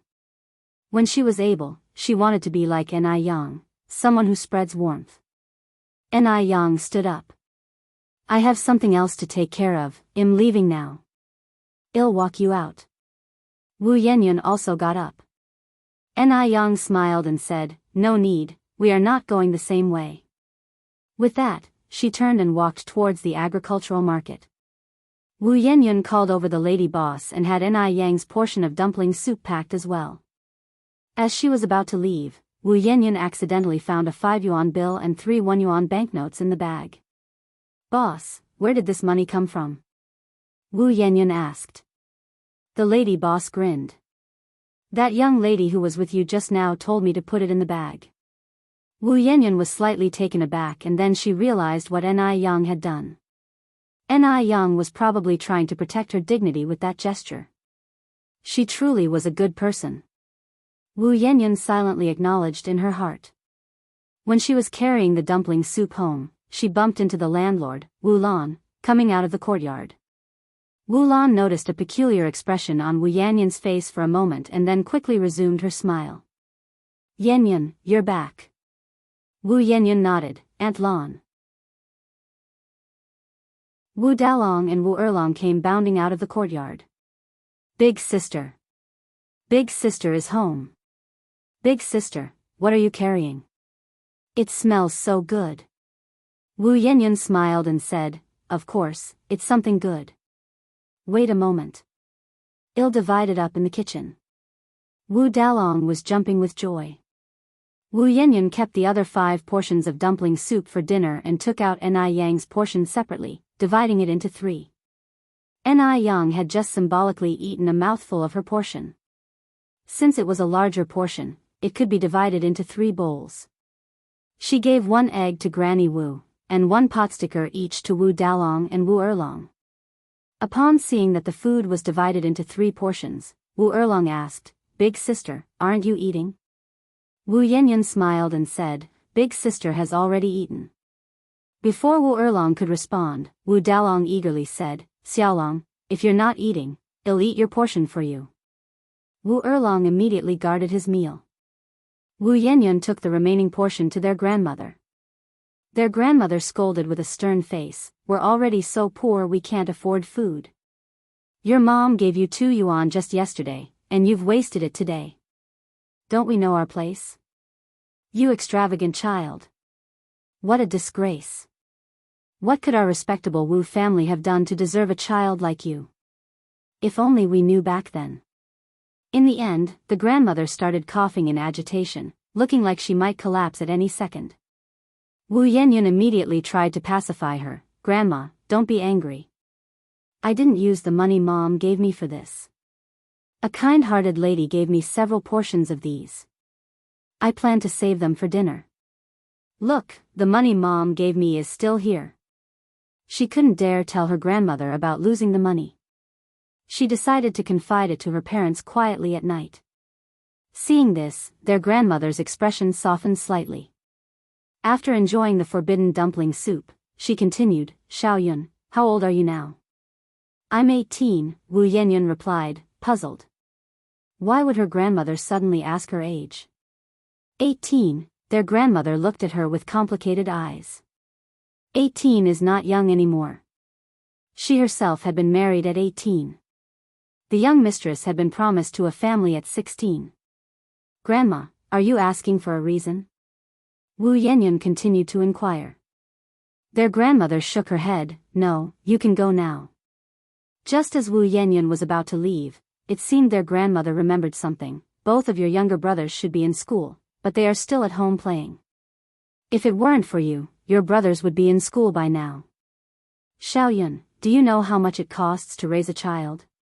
Wu Yanyan's voice was a little bitter. I know, their grandmother said, if you are sensible, you should help your parents more. You are 18, no longer a child. Our family is in this mess because of you. Wu Yanyan nodded in agreement. After leaving their grandmother's room, Wu Yanyan's previously joyous mood had turned somber once more. She knew her grandmother's words had a deeper meaning, but she didn't understand her true intention. Wu Yanyan looked up at the somewhat gray sky, wishing she could give herself a cathartic cry.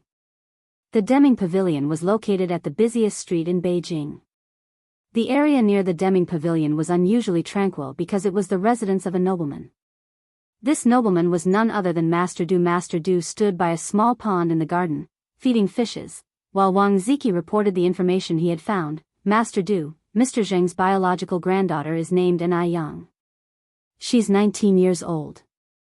She used to live in Dam Village in Haiqing with her birth mother, Enai Tsuehua. 2 years ago, after her parents divorced, she moved to Beijing with her mother, Enai Yang. Master Du scattered a handful of fish food into the pond. Look up Enai Yang's whereabouts on that night then. Although according to Wang Ziki's findings, Enai Yang seemed to be an ordinary village girl, Master Du knew she was no ordinary person. Wang Ziki was momentarily taken aback before nodding in acknowledgement. Third brother, who is this lady you are going to such lengths for this time? A fashionable woman approached from afar. Wang Ziki respectfully greeted, Second Mississippi. Master Du glanced back, absent-mindedly twirling his prayer beads. She saved my life. She is not a paramour. Second sister, when did you arrive in Beijing?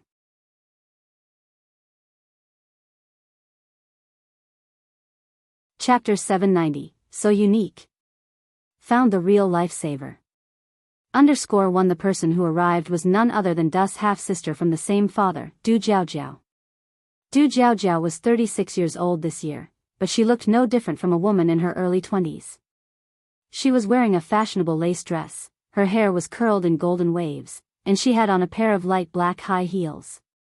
As she walked, each step clicked on the floor, emanating an aura of authority.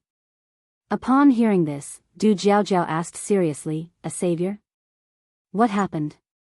Du narrated the incident from that night in a calm and composed manner. His casual demeanor as if the person who almost died that night wasn't him. People like Du had long understood the cycle of life and death.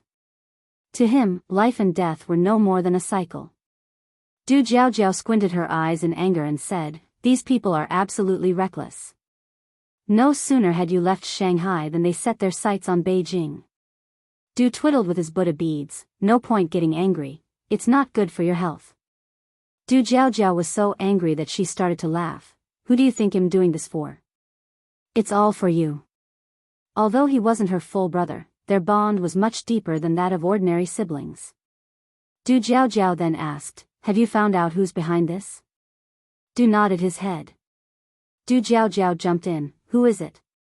I'll kill him myself. Du replied, there's no need for you to act, sister. I've already taken care of it. Du Jiaojiao laughed, I always knew you were a smiling tiger, pretending not to care on the surface but holding grudges deep down. Given her brother's tumultuous past, his journey to the present has been far from easy. Along the way, a lot of blood had been shed. He truly stepped on bones to get where he is. With one hand on his Buddha beads and the other tossing some fish bait, he said, I'm no saint, if someone crosses my line, I'll naturally pay them back.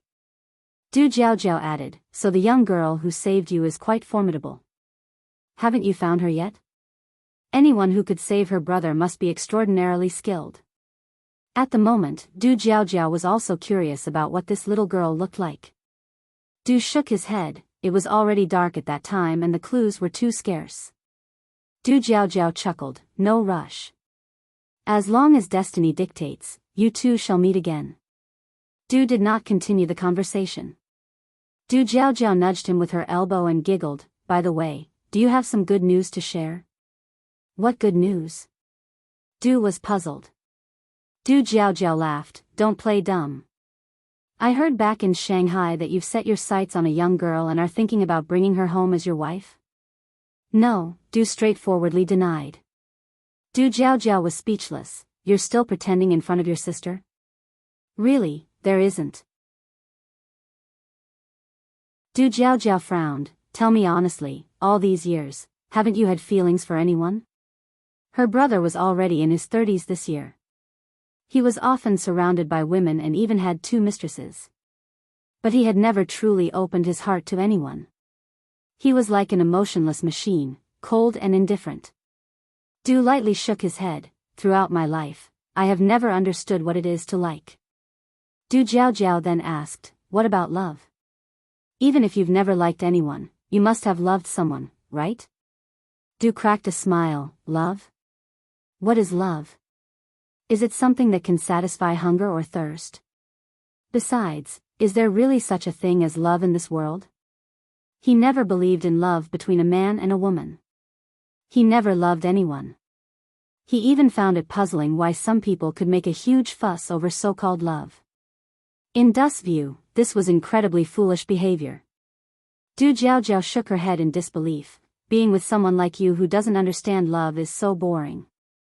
Du fiddled with his Buddha beads. Buddha said, life is what we make of it, all things in the world are transient. If the mind is not moved, nothing in the world is moved. If the mind doesn't change, everything remains the same. And his mind would never be moved for anyone. Du Jiaojiao gave a snort. There's a long road of life ahead. I don't believe you won't fall for any girl in the future. Being human, no one could escape the 2 words, passionate love. Du laughed softly. If I could fall for someone, would I still be waiting till now? Over these years, he had encountered countless admirable women. Du Jiaojiao gave him a glance, but couldn't refute his words.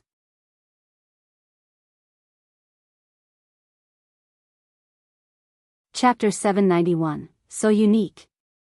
Found the real lifesaver. _2. Her younger brother, who was well-traveled and handsome, attracted numerous women who wouldn't consider marrying anyone else. Even the daughter of the leader of the desert country, whom he did not bother to give much attention to. He even avoided accepting 2 concubines. Du Jiaojiao continued, little brother, I think you should reduce your reading of those Buddhist scriptures. At this rate, you might as well become a monk. Master Du sighed. Master Wuchen said my 6 senses are impure, so he refused to take me as his disciple. You actually want to become a monk? Have you gone mad? Du Jiaojiao widened her eyes in disbelief, her voice several decibels higher. Master Du smiled, seeming rather amused by the whole scene. Du Jiaojiao continued, our mother only has you as her son. You can't give up on life so easily. The mother, in her words, was Master Du's biological mother. Their father was a notorious womanizer, his legacy littered with the hearts of countless women. Master Du switched his Buddha beads to the other hand. You're overthinking things, second sister. If Master Wuchen didn't accept him as a student, there was still plenty for him to do in mundane life. He had no plans to become a monk anytime soon. Du Jiaojiao noticed the Buddha beads in Master Du's hand and asked, You've been using these Buddha beads for so many years. What are they made of? They're of such good quality. Xiaoye red sandalwood. Master Du replied. Du Jiaojiao extended her hand, let me have a look. No. Master Du refused. Why? Du Jiaojiao asked. Why couldn't she see the simple strand of Buddha beads? Master Du continued, these Buddha beads have gained spiritual energy over the years. Except for me, no one else has ever touched them. If you like them, second sister, I can have our people bring you a few more strands to choose from. However, this one is off limits. Du Jiaojiao asked, I can't even look at them? No. Master Du replied. In actuality, Master Du was overly territorial about his belongings. He didn't even allow others a lingering glance, not even his mother. TCH, so stingy. Du Jiaojiao huffed, I don't want to see it then. Master Du continued, you must be hungry from your long journey, second sister. I know a great restaurant. Would you like to go? Upon hearing about food, Du Jiaojiao's spirits quickly lifted, sure. The two of them made their way to Gustianxiang. Over the years, Du Jiaojiao had visited more than a dozen countries and seen countless restaurants. But it was the first time she had come across one like Gustianxiang. More than a restaurant, it was like an art gallery. Awe-inspiring. Du Jiaojiao exclaimed, goodness. I can't believe there's a restaurant like this in Beijing. Master Du said, my reaction was exactly the same when I first came here. Du Jiaojiao continued, who's the owner of this place? Master Du shook his head. He too was curious about the owner of the shop, but their privacy was well guarded, so he couldn't find out. Laughing, Du Jiaojiao said, how mysterious. As they entered a private room, Du Jiaojiao couldn't help but exclaim again. She pulled a waitress aside and asked, young girl, the garment you're wearing is really beautiful. Is this a vintage piece? Where did you get it? All the waitresses at Gustianxiang underwent professional training. Dear customer, the dress I'm wearing is called Chiru, a traditional Han costume. It's custom made from a factory by our boss. Upon hearing this, Du Jiaojiao's curiosity about the owner of Gustianxiang piqued even more. Young girl, who's your boss? The waitress shook her head, I'm not really sure, I've never seen our boss. So, the owner of Gustianxiang wasn't a simple character. Du Jiaojiao asked, if you've never seen your boss, then who's responsible for running the restaurant now? The waitress replied, currently, our restaurant is being managed by the manager. Du Jiaojiao nodded, okay, bring me the menu. The waitress handed Du Jiaojiao the menu. Du Jiaojiao looked up at Master Du, little brother, what would you like to eat? Master Du glanced at Du Jiaojiao, I'm vegetarian. Du Jiaojiao shook her head in disbelief, you recite scriptures, wear Buddha beads, and eat vegan. Anybody who didn't know better would think you're a monk. You're just so boring. I'll have this grand spread, this gold-plated bounty and this. In one breath, Du Jiaojiao ordered a long list of dishes, considerately adding 3 vegetarian dishes for Master Du. Would you like anything to drink? The waitress asked.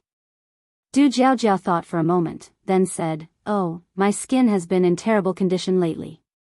It's so dry and uncomfortable. Let's have a lemon water.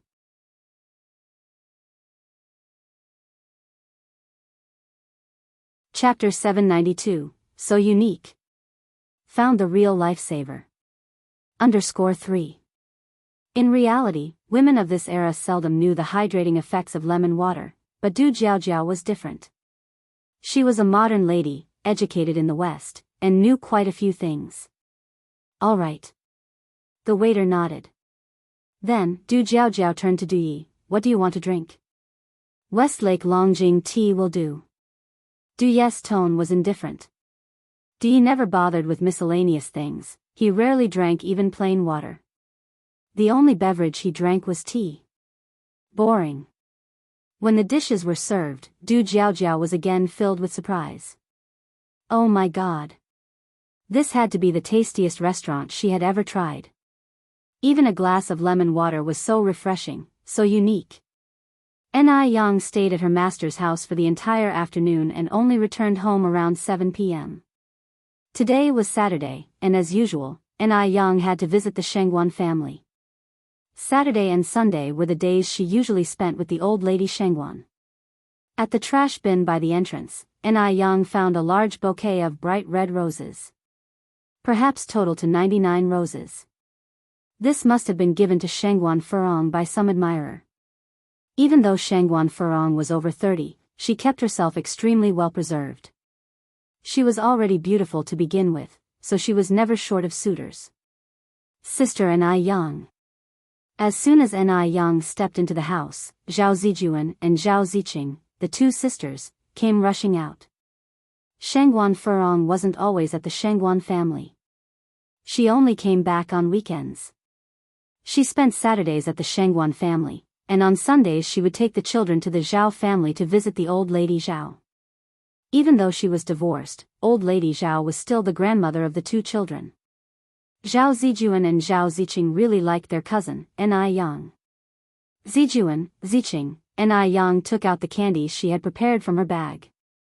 The candies were shaped like little pigs, extremely cute, almost making one reluctant to eat them.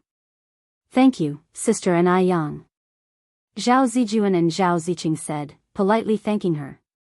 Ni Yang patted their little heads. Go and play. Let's go find sister and play. The two ran inside. Yan Yan is back. Shangguan Shi came out from inside. Sister Xiaoxi. Ni Yang stretched out her hand and hugged Shangguan Shi. Shangguan Shi and Shangguan Su also came back once a week, usually living in their own home. Yan Yan, we're having dumplings tonight. What filling do you want? Shangguan Furong walked out of the kitchen wearing an apron and looked at Ni Yang with a smile. Shangguan Furong had changed a lot. The old her would never have done any housework, but now she even made dumplings. Her long hair had been cut short to ear length, making her look very energetic. It was like she had turned into a new person. Ni Yang laughed and said, Auntie is back, I want dumplings with pure pork filling. Ni Yang loved dumplings with pure pork filling. Of course, she would occasionally eat dumplings with other fillings too. The same went for buns. Shangguan Furong nodded, all right. Ni Yang put her bag on the sofa, it'll help you guys make the dumplings. Me too. Shangguan Shi tucked Ni Yang's arm under hers. The two went to the kitchen where everyone was making dumplings, including Shangguan Su. Even though Shangguan Su was a man, he made very beautiful dumplings.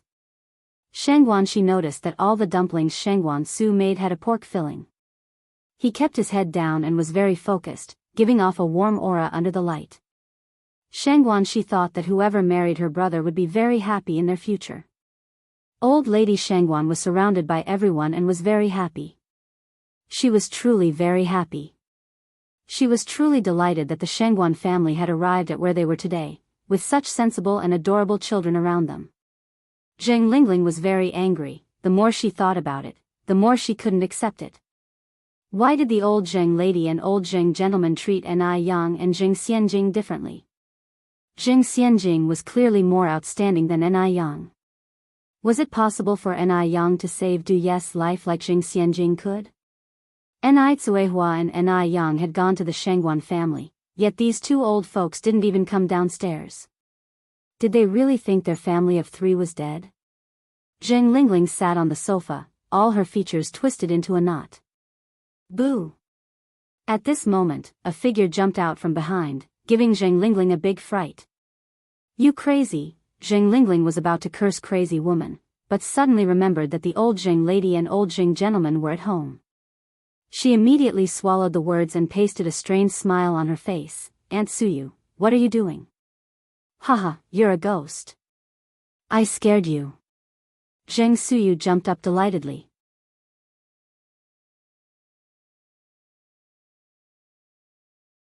Chapter 793, So Unique. Found the real lifesaver. _4. Zheng Lingling continued, Aunt Suyu, please stop causing a ruckus and go get some rest. Ah. No. Don't kill me. I don't know anything. Zheng Suyu suddenly became frightened. She sat on the ground, kicking in front, go away. The ghost is so terrifying. Sister, come save me.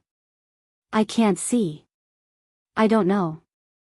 Zheng Lingling looked at Zheng Suyu, narrowing her eyes slightly. This madwoman only knows how to blather nonsense. Auntie, are you okay?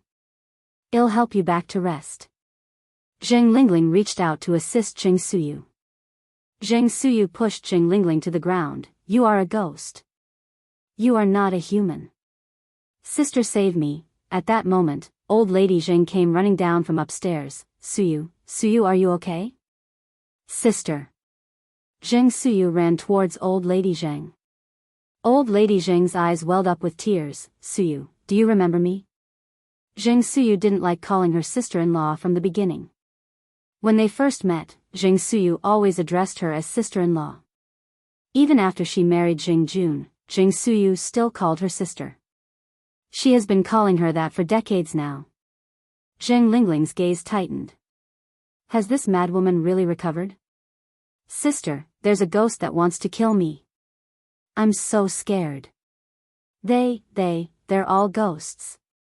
Zheng Suyu pointed at non-existent people in the air and clung tightly to old lady Zheng in terror. Old lady Zheng sighed. Suyu, there are no ghosts in this world. Don't be scared. She thought Zheng Suyu was getting better. Zheng Suyu shivered in fear. Old lady Zheng continued. Suyu, how about I take you upstairs to rest? Zheng Suyu nodded in fear. Zheng Lingling said, Mother, Aunt Suyu hasn't been in a great state of mind these days. Coincidentally, her medication has run out. I'll go visit Dr. Jiang and get some more medicine. Okay, instructed old lady Zheng, it's already dark out. Lingling, tell the driver to be careful on the road.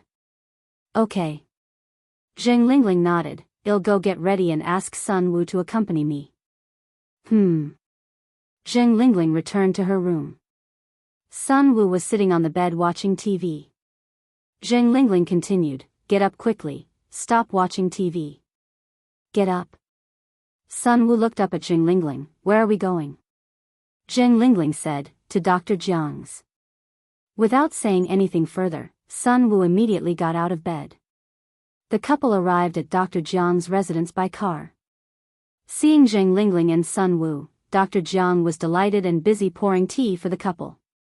Zheng Lingling took the teapot from Dr. Jiang's hand. You don't have to do that, I can pour the tea, Dr. Jiang continued. Have you two had dinner? If not, I can cook for you.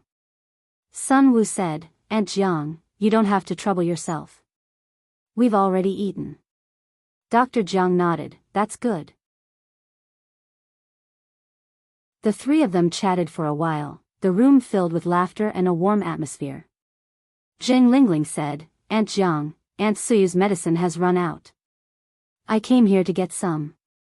Dr. Jiang said, I'll get the medicine for you in a bit. Zheng Lingling set down her teacup and continued, Aunt Jiang, Aunt Suyu's condition has been getting worse recently. She has been saying some strange things like someone wants to harm her and that she didn't see anything, she doesn't know anything. Upon hearing this, Dr. Jiang's expression changed. Zheng Lingling continued, Aunt Jiang, I suggest you prescribe some medication to treat her condition. Aunt Suyu can't continue rambling nonsense like this. There are always people coming and going in our house. This way they will just laugh at us, won't they? Dr. Jiang nodded, okay, I understand. After discussing Zheng Suyu's condition, Zheng Lingling began talking about the Zheng family's situation. Aunt Jiang, I've come to realize that my mother has never really seen me as her daughter. Nothing can compare to having a child of your own. Remembering the unfairness, Zheng Lingling's eyes turned red. Dr. Jiang patted Zheng Lingling's hand. I don't think your mother is the type of person to play favorites. You're probably overthinking this. Zheng Lingling said, how could I be overthinking it? My mother is exactly like that. It was a little better before she found her real child. Since then, they've become more and more excessive. Sun Wu nodded in agreement. Yes, it really is like that. I can vouch for her. My parents-in-law really don't seem to care about us now. Dr. Jiang's expression turned sour.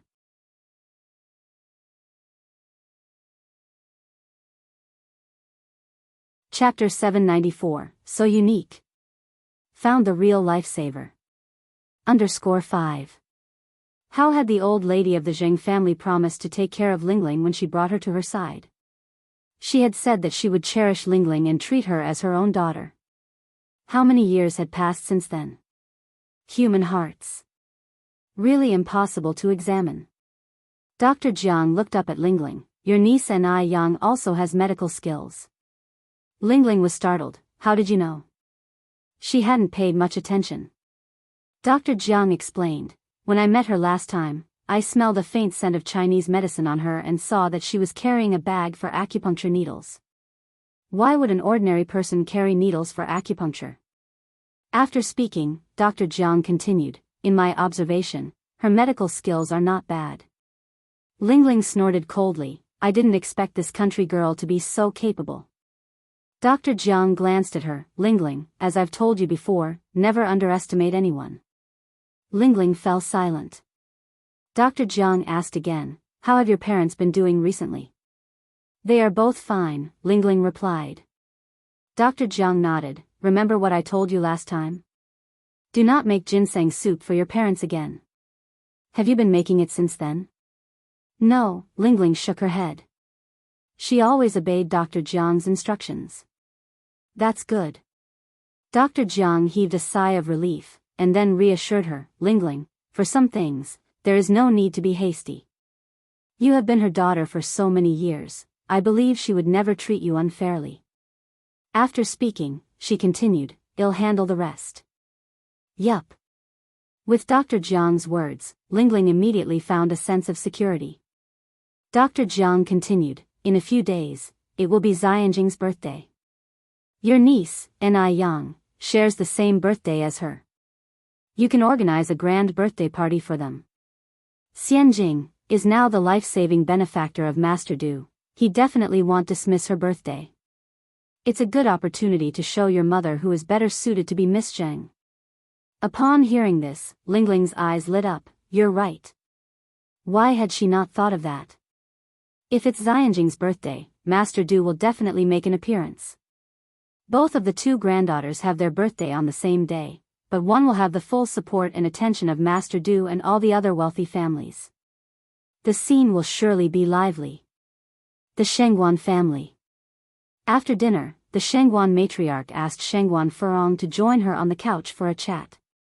Furong, could you bring the children to visit their grandmother tomorrow? Okay. Shengguan Furong nodded. Well, go tomorrow. Another pause before the Shengguan matriarch asked, did Zhaoshan come to see you today? Yes. Furong replied. So, what do you think? Shengguan matriarch continued asking. Shengguan Furong responded, Mom, it's simply impossible for him and me. She had thought a lot about it recently. She was able to forgive Zhaoshan for his actions because he was the father of her children after all. But she could never be with him again. Spilled water cannot be gathered again. The Shengguan matriarch sighed. Furong, don't you ever consider the children? They are still so young, Shengguan Furong replied. It is precisely because I have thought about them that I bring them over at least once a week to visit their father. They do not lack the presence of a father. But the children only get to see him once a week. Other kids can see their parents any day. The Shengguan matriarch added. Shengguan Furong responded, that's not how it should be viewed. There are left-behind children in rural areas who only get to see their parents once a year, so then, is a week longer or is a year longer? The Shengguan matriarch was silenced. You just need to think carefully. When you go to their grandmother's tomorrow, remember to bring more gifts. I heard that Zhao's matriarch has not been feeling well recently. Blessings are often given to the offspring by their parents. Forget it. She should not bother anymore. Shengguan Furong nodded. Okay, I know. The following morning, Shengguan Furong carried some healthcare products, and took her children to the Zhao family. The Zhao matriarch had recently caught a cold and had been running a fever. When Shengguan Furong and the children arrived, the Zhao matriarch was lying in bed on an IV drip. Grandma! Grandma! The children immediately gathered around her. Upon seeing the children, the Zhao matriarch's face broke into a smile. Zijuan, Ziqing. Aunt, are you okay? Shengguan Furong approached her. With a smile, the Zhao matriarch said, Furong, you came too. I'm fine, just having a bit of a cold.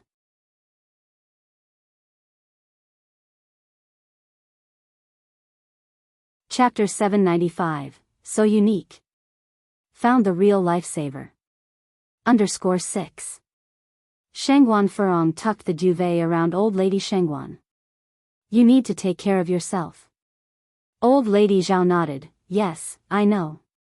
Just then, Zhaoshen walked in from outside. Furong, you're here. Shangguan Furong nodded. The children were thrilled to see Zhaoshen. Dad. Even though Zhao Ziqing and Zhao Zijuan were quite grown up, Zhaoshen still picked up one of them. Zijuan, Ziqing, have you missed Dad? Yes. Zhao Zijuan and Zhao Ziqing nodded. Shangguan Furong watched the scene unfold, a smile tugging at her lips. Being apart for a while actually felt good. Zhaoshen had never been so affectionate with the children before. Because old lady Zhao's health was failing, Shangguan Furong decided to leave one of the children with the Zhao family to keep her company.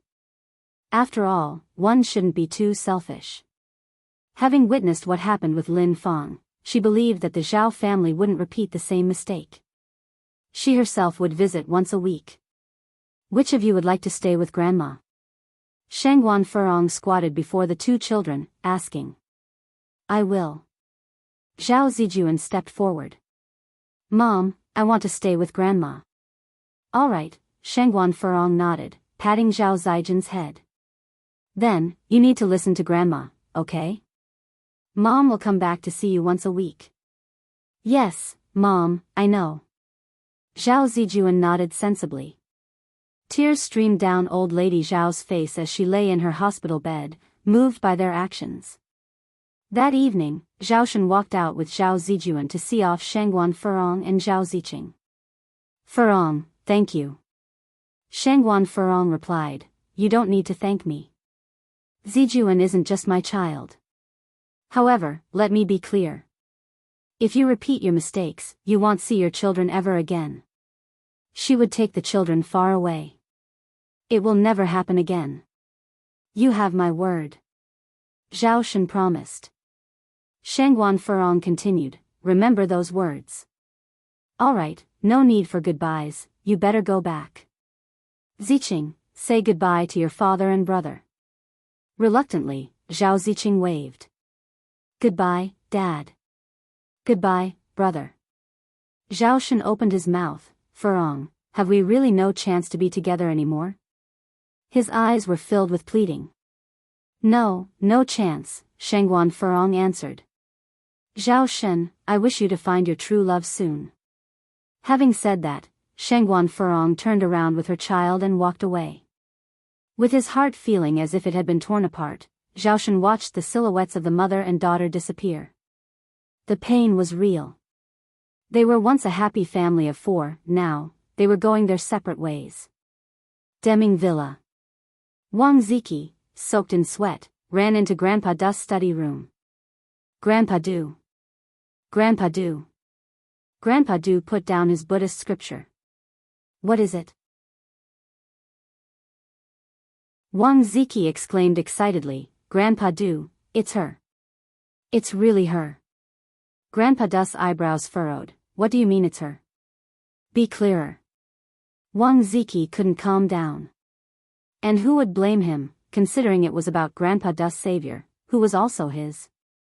He hadn't imagined that Jing Xianjing was an imposter. Grandpa Du was proven to be right. Wang Ziki recomposed himself. Grandpa Du, the person who helped us that night, it was Ni Yang. It was her. Grandpa Du remained unfazed. This revelation was not surprising to him. Otherwise, he wouldn't have asked Wang Ziki to investigate Ni Yang. Wang Ziki continued, Grandpa Du, should I bring that necklace to Ni Yang?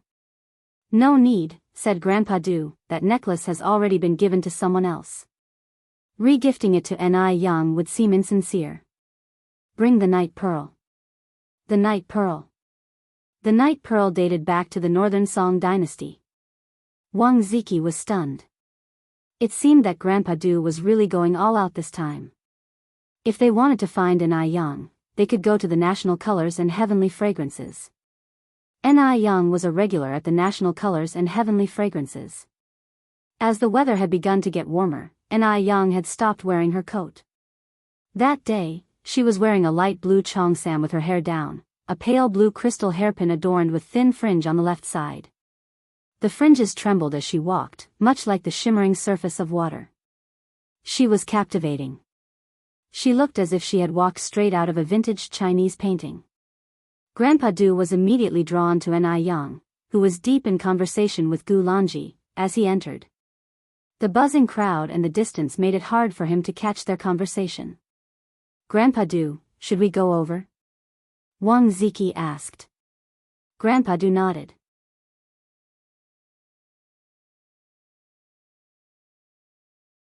Chapter 796, So Unique. Found the real lifesaver. _7 The two approached together. Miss Ni, excuse the interruption. Mr. Du spoke in an indifferent tone. Ai Yang looked back slightly and saw the man dressed like a scholar and Wang Ziki standing next to him. Ai Yang had seen Wang Ziki's photos at her master and mistress place, and recognized Wang Ziki at first glance. Could it be that this man was the one she had rescued in the alley last time? No, Ai Yang suddenly realized. How did they know her last name was Ai? Huh? Are you calling me? Yes. Mr. Du nodded. Can I have a word with you, Miss Ni? Ai Yang glanced at Wang Ziki, then at Mr. Du, and then nodded, okay. The three of them made their way to the private room upstairs. Mr. Du took out the white crystal hair clip. Miss Ni, do you recognize this? Ai Yang looked closely. Isn't this my hair clip? She had lost one of her hair clips before, but she didn't really take notice, never thought it would have been picked up by this man. How can you prove that this is yours? Mr. Du had always been suspicious. Ai Yang gave a faint smile, took the blue crystal hair clip from her head, a strand of blue-black hair slid down to her ear, spilling onto the table like ink splashed on water. Look, they are a pair, the only difference is the color. Ai Yang had many of these hair clips because she used them to match with her cheongsams, so she had them in every color, and all her hair clips were handmade by her, always in pairs. Was that person that evening you? Asked Mr. Du as Ai Yang expected. He had come to find her for this matter. Yes, it's me. I never thought you would be able to find me. It was a time without surveillance, and it had already gotten dark, and she had left nothing to identify herself, so Ai Yang was genuinely surprised that they could find her. It was unexpected. Seems like Boss Wang Ziki has quite the influence. Mr. Du continued, may I ask, why did you decide to save me that night? And how did you know I was in danger? It was quite clear that Ai Yang came that night prepared. Mr. Du posed two questions, which were quite difficult for Ai Yang to answer. She couldn't very well say that she was reborn, could she? Because she didn't know in advance that Mr. Du would come, she hadn't prepared in advance. She merely wanted to be an unknown hero. Never thought that Mr. Du would be so persistent in finding her. After a moment, Ai Yang looked at Wang Ziki. Mr. Du immediately understood. Ziki, could you step out for a moment? Okay. Wang Ziki nodded. Can you tell me now? Mr. Du asked. Ai Yang continued, to be honest, I didn't know on that night you were in danger as well. I was there to save my senior brother, and you were saved incidentally. Saved incidentally? Being always esteemed, Mr. Du was hearing such a phrase for the first time. Wherever Mr. Du went, wasn't he adored by everyone? Yet now, his life was only saved incidentally. It was quite a peculiar feeling. Your senior brother is Wang Ziki? Mr. Du asked. Yes, but he doesn't know about my existence. Ai Yang nodded. I am a newly accepted disciple of old Master Wang. I am currently learning medical skills from him. Mr. Du knew that Wang Ziki's father is a doctor. He fiddled with his Buddha beads. Then how did you know that your senior brother was in danger? Ai Yang professionally shot the breeze. You might not believe it, but I can tell fortunes. I had foreseen that my senior brother would face a life and death tribulation that evening, so I was there, waiting. After all, whether it's one person or two I had to save, I might as well save you too.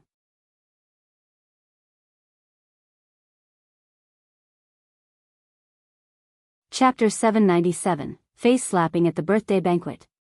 _1 Ni Yang spoke in a gentle tone. There was no hint of jesting in his words. It took a while for Sir Du to process this fact.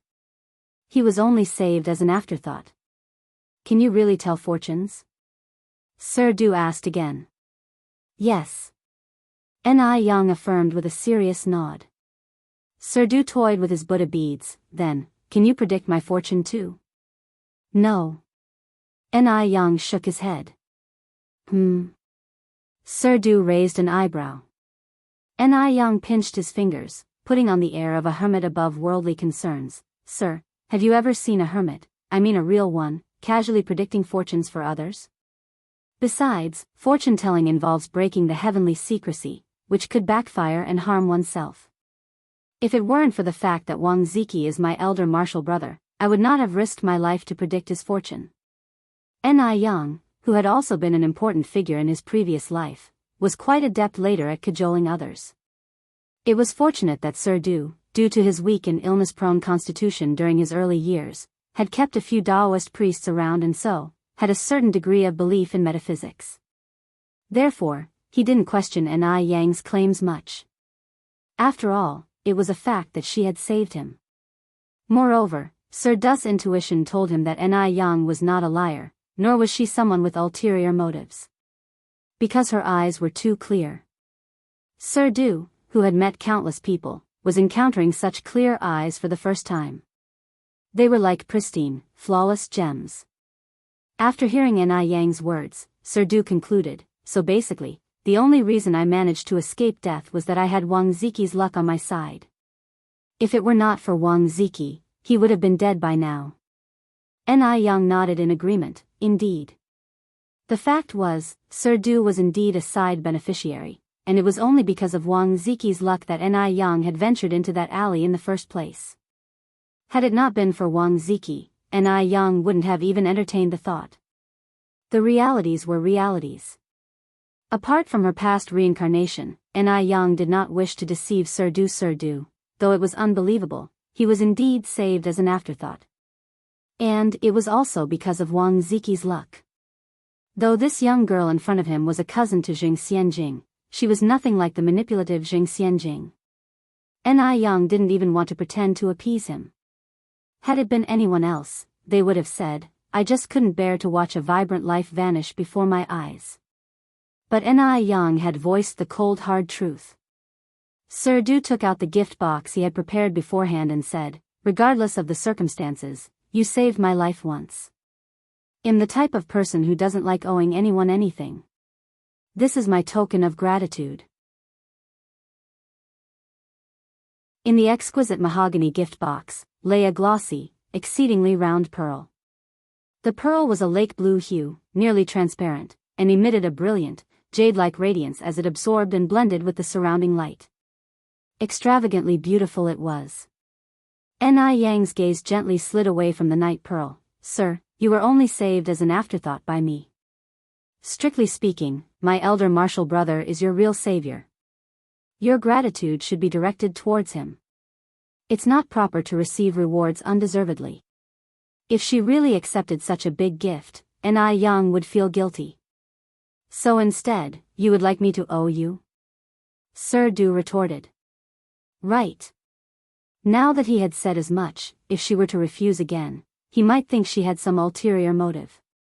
Ni Yang reached out and picked up the night pearl. Her skin was as white as snow and the soft light of the night pearl spilled through her fingers, making her fingertips seem as if they were made of jade. If that's the case, then thank you, sir. From now on, we will be even.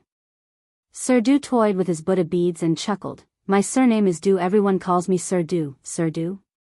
Who would have thought this seemingly gentle and scholarly man would behave like a martial world wanderer? Sir Du? Ni Yang squinted. Could it be the Sir Du from the 10-mile foreign district?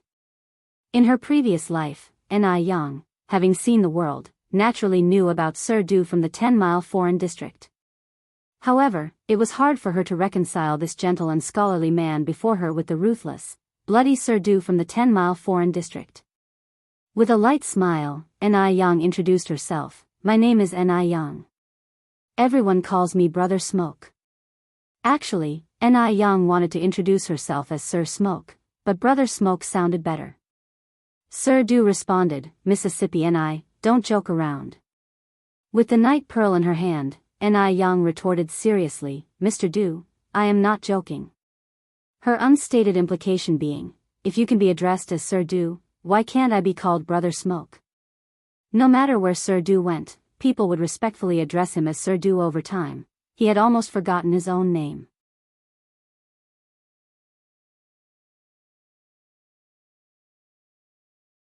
Chapter 798, Face Slapping at the Birthday Banquet. _2. This was the first time he had been mocked by a young girl, who insisted he call her Brother Yang. Ni Young was toying with the night pearl in her hand, and then said, Mr. Du, I will take the pearl. You may excuse me, I have some obligations. Mr. Du stood up to bid her farewell. As she crossed through the beaded curtain, Ni Young seemed to suddenly remember something. She glanced back at Mr. Du. By the way, Mr. Du, my senior was part of your rescue team. I hope you remember to thank him as well. The glinting crystal beads reflected on her distinct features, creating a hazy beauty sprinkled with an aura of mystery. Mr. Du nodded slightly. He partook the beaded curtain and the visage before him became clear. Of course, he said. Ni Young gave a nod and turned to leave. Wang Ziki was waiting outside the door when it suddenly opened, and Ni Young emerged. Miss Ni, Wang Ziki said respectfully. Ni Young looked at Wang Ziki, and suddenly seemed to realize something. She said with surprise, You're a Wang, aren't you? Yes. Wang Ziki nodded. Ni Young continued, So, Mr. Wang Yu is your father, right? Wang Ziki was surprised, Miss Ni, you know my father? Ni Young replied, Brother. I am your father's newest student. I have seen your picture at my master's place. Wang Ziki did not expect Ni Young to be his father's student. Are you really my father's new student? An excited Wang Ziki asked. How are my parents doing? Are they well? He had been away from home for work for quite some time and was always concerned about them. Ni Young nodded, Brother, our master and his wife miss you. When you have the time, remember to visit them. Wang Ziki scratched his head, I don't have any days off recently. In fact, Wang Ziki hadn't been home for almost 2 years. As Mr. Du's personal assistant, he needed to ensure Mr. Du's safety at all times, leaving him little freedom with his time. Ni Young added, Brother, do not worry. Mr. Du is such a good and grateful person. There is no doubt that he, being such an exceptional leader, will grant you leave.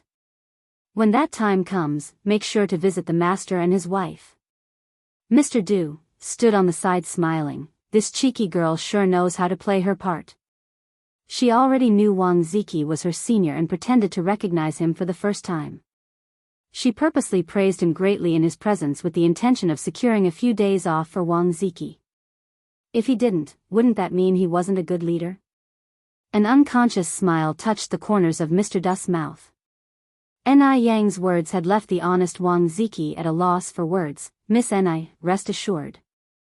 As soon as I have time off, I'll visit my parents.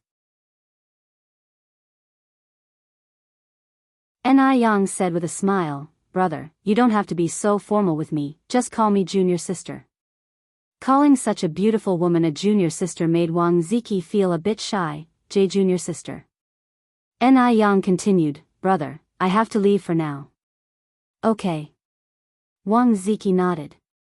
After Ni Yang left, Mr. Du turned to Wang Ziki, Ziki, come inside with me. Okay. Wang Ziki followed Mr. Du inside. Once inside the private room, Mr. Du said, Ziki, I've got some work to do in the next few days. So, I'll give you a leave of 10 days starting next week. Go home and visit your parents. The news of the sudden holidays took Wang Ziki by surprise. Really? Mr. Du nodded. Recalling someone's instructions, he added, Also, Ziki, thank you. Gratitude? Wang Ziki was utterly confused. Why on earth would Mr. Du thank him? What had he done to deserve Mr. Du's gratitude? He felt somewhat flustered. While Wang Ziki was still trying to comprehend the situation, Mr. Du continued, I've been feeling a bit unwell recently, and I heard that your father is a traditional Chinese medicine practitioner, is that right? Yes. My father is a very talented TCM doctor. Wang Ziki nodded and continued, Mr. Du, why don't you accompany me home? My father could examine you. Despite Wang Ziki's usual slow demeanor, he was surprisingly proactive when it mattered the most. Mr. Du nodded, that would hardly be any trouble, thank your father for me, please. Scratching his head, Wang Ziki replied, not a problem at all. As they were already at the colors of the sky, they could not resist a fine feast.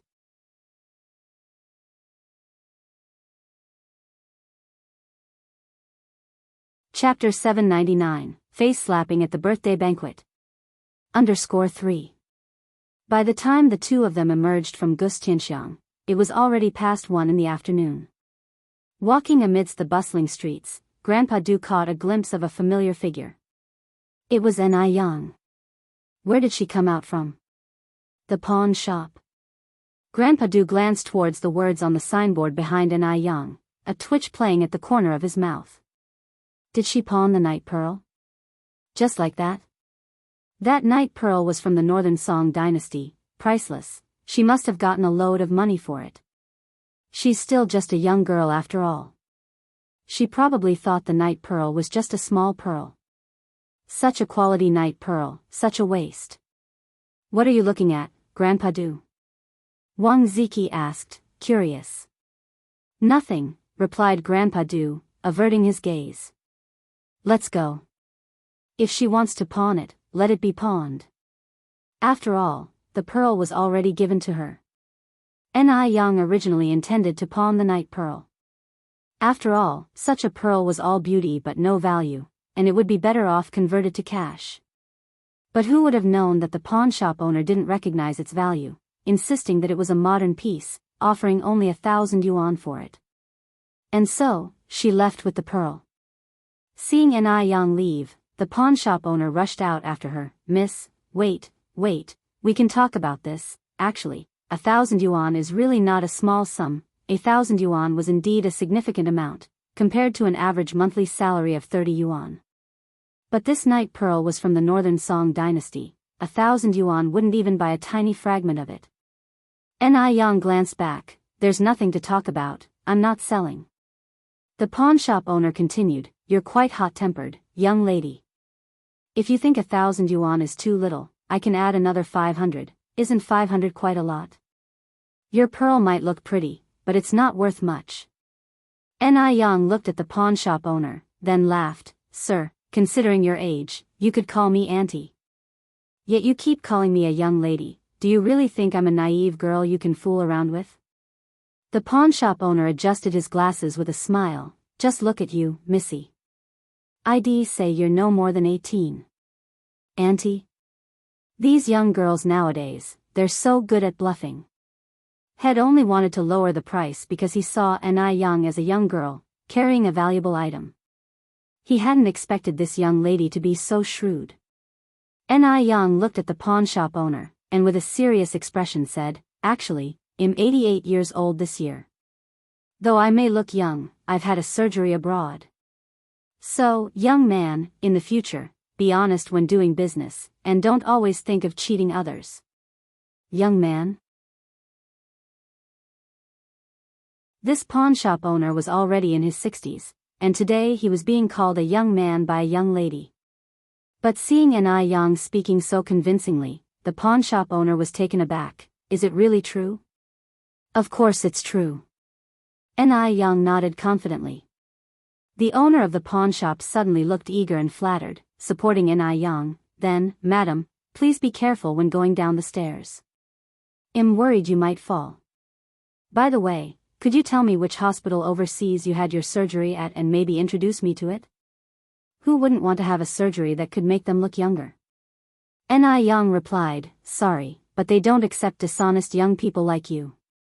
The pawnshop owner, having said her piece, Ni Yang turned around and left. Seeing the two of them leave, a stylishly dressed woman on the side burst out laughing, these Beijing girls are so funny. Having finished laughing, she turned to her assistant. By the way, has my third brother found his savior yet? That's right. This stylish woman is Du Jiaojiao. It seems they've found her, the assistant replied. Then let's get back quickly and see, said Du Jiaojiao. When Du Jiaojiao returned to Demingxian, Grandpa Du was already back. He was sitting in his study room lighting incense, reading Buddhist scriptures. I heard that you found her, Du Jiaojiao strolled in, pouring herself a cup of tea. Grandpa Du responded without lifting his gaze. So what's she like, this girl? Jiaojiao asked curiously. Talking about this girl, it seemed that Grandpa Du had a lot to say. He put down his scripture, and began to recount the events. After listening to the story, Du Jiaojiao laughed till tears filled her eyes. My goodness! Who would have thought there would come a day when your life, Grandpa Du, would be worth so little that someone saved it as an afterthought? So, any particular thoughts?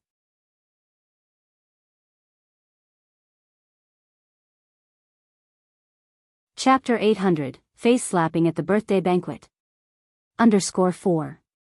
Everyone usually fawned over and sought favor with Mr. Du, but this girl dared to insult him brazenly. In all her years, Du Jiaojiao had never seen Mr. Du lose face like that before. Seeing Du Jiaojiao laughing until her face was contorted, Mr. Du quietly picked up his teacup and took a sip. Thankfully, he didn't tell Du Jiaojiao that Ni Yang wanted him to call her Brother Yang.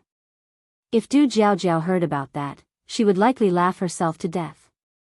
It seems that not telling her was indeed very wise. After a full 5 minutes of laughter, Du Jiaojiao finally suppressed her giggles. She nudged Mr. Du and said, honestly, do you have any unique feelings about this? I really want to know your current state of mind. Looking at Du Jiaojiao calmly, Mr. Du simply replied, you're too boring. Don't pretend. Aren't you feeling particularly angry now? Do you want to get back at that little girl? Du Jiaojiao asked. Not at all, replied Mr. Du with a flat tone. Continuing, Du Jiaojiao asked, what was she like? Was she pretty? Du Jiaojiao was a total beauty fanatic. Mr. Du slightly nodded his agreement. Is she prettier than I am? Du Jiaojiao pressed on. Mr. Du paused and looked at Du Jiaojiao before replying, there's no basis for comparison. Du Jiaojiao frowned slightly. What do you mean there's no basis for comparison? Are you saying that I'm prettier than her? If so, by how much? Second sister, do you think you're prettier, or is it Change, the legendary Chinese goddess of the moon? Mr. Du countered. Dumbfounded, Du Jiaojiao replied, how can these two things even be compared? There's absolutely no basis for comparison. I think you're absolutely right, Mr. Du agreed, nodding approvingly. After a while, Du Jiaojiao finally understood the implication of Mr. Du's words. He was playing mind games.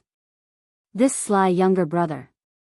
Always playing mind games, implying she's not as attractive. The Zheng family. Ever since Zheng Lingling obtained some medication from the doctor a few days ago, Zheng Siyu's condition has improved. Today, she sat at the dining table without any fuss. Halfway through dinner, Zheng Lingling said, Mom, the day after tomorrow is Xianjing and Yang Yang's birthday. Coincidentally, they share the same birthday and this will be Yang Yang's first year with us. I want to make it special. Upon hearing this, the Zheng matriarch put down her chopsticks. Yes, how thoughtful of you, Lingling. This is Yang Yang's first time celebrating her birthday with us. We should definitely make it grand. It's indeed as if Xianjing and Yang Yang are fated sisters, even sharing a birth date. With a fake smile, Zheng Lingling responded, isn't that the truth? This old hag only cares about her own granddaughter. When it was Xianjing's birthday in the past, why didn't she want to celebrate it grandly? I remember the year when Xianjing turned 18. I wanted to throw a dignified birthday party for her, but what did this old hag say? She suggested that instead of wasting resources on a lavish party, we should donate to the orphanage. Was her daughter less important than those orphans? What Zheng Lingling didn't understand was that, back then, the Jing matriarch hadn't yet found her long-lost biological daughter. If they had celebrated Xianjing's birthday in grand style, she would have felt as though she was being unfair to the daughter she had lost for so many years. Over the years, the Zheng matriarch had made sure to give Xianjing everything she deserved, not a bit less. But Zheng Lingling never saw this. She lacked empathy and understanding. Continuing, the Zheng matriarch said, "Since we're celebrating both of their birthdays, don't be frugal about the expenses. Don't hesitate to spend where necessary. We can't let outsiders mock our Zheng family for being stingy." Zheng Lingling nodded obediently. "All right, Mom, I understand." After dinner, back in her room, Zheng Lingling called Xianjing and asked her to come home. As soon as Xianjing heard that her mother was planning a birthday banquet, she immediately set off from school. "Wait and see, Xianjing. I will make sure you stand tall and proud at the birthday banquet. We will trample down that country bumpkin and I young. She doesn't even deserve to tie your shoelaces."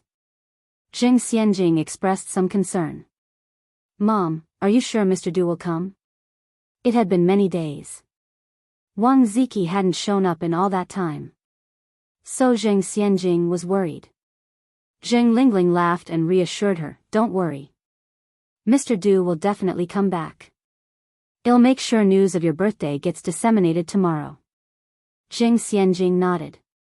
In order to make Zheng Xianjing's birthday a success and raise her status, Zheng Lingling put in a great deal of effort, even ordering a top-tier evening gown from overseas specifically for the occasion.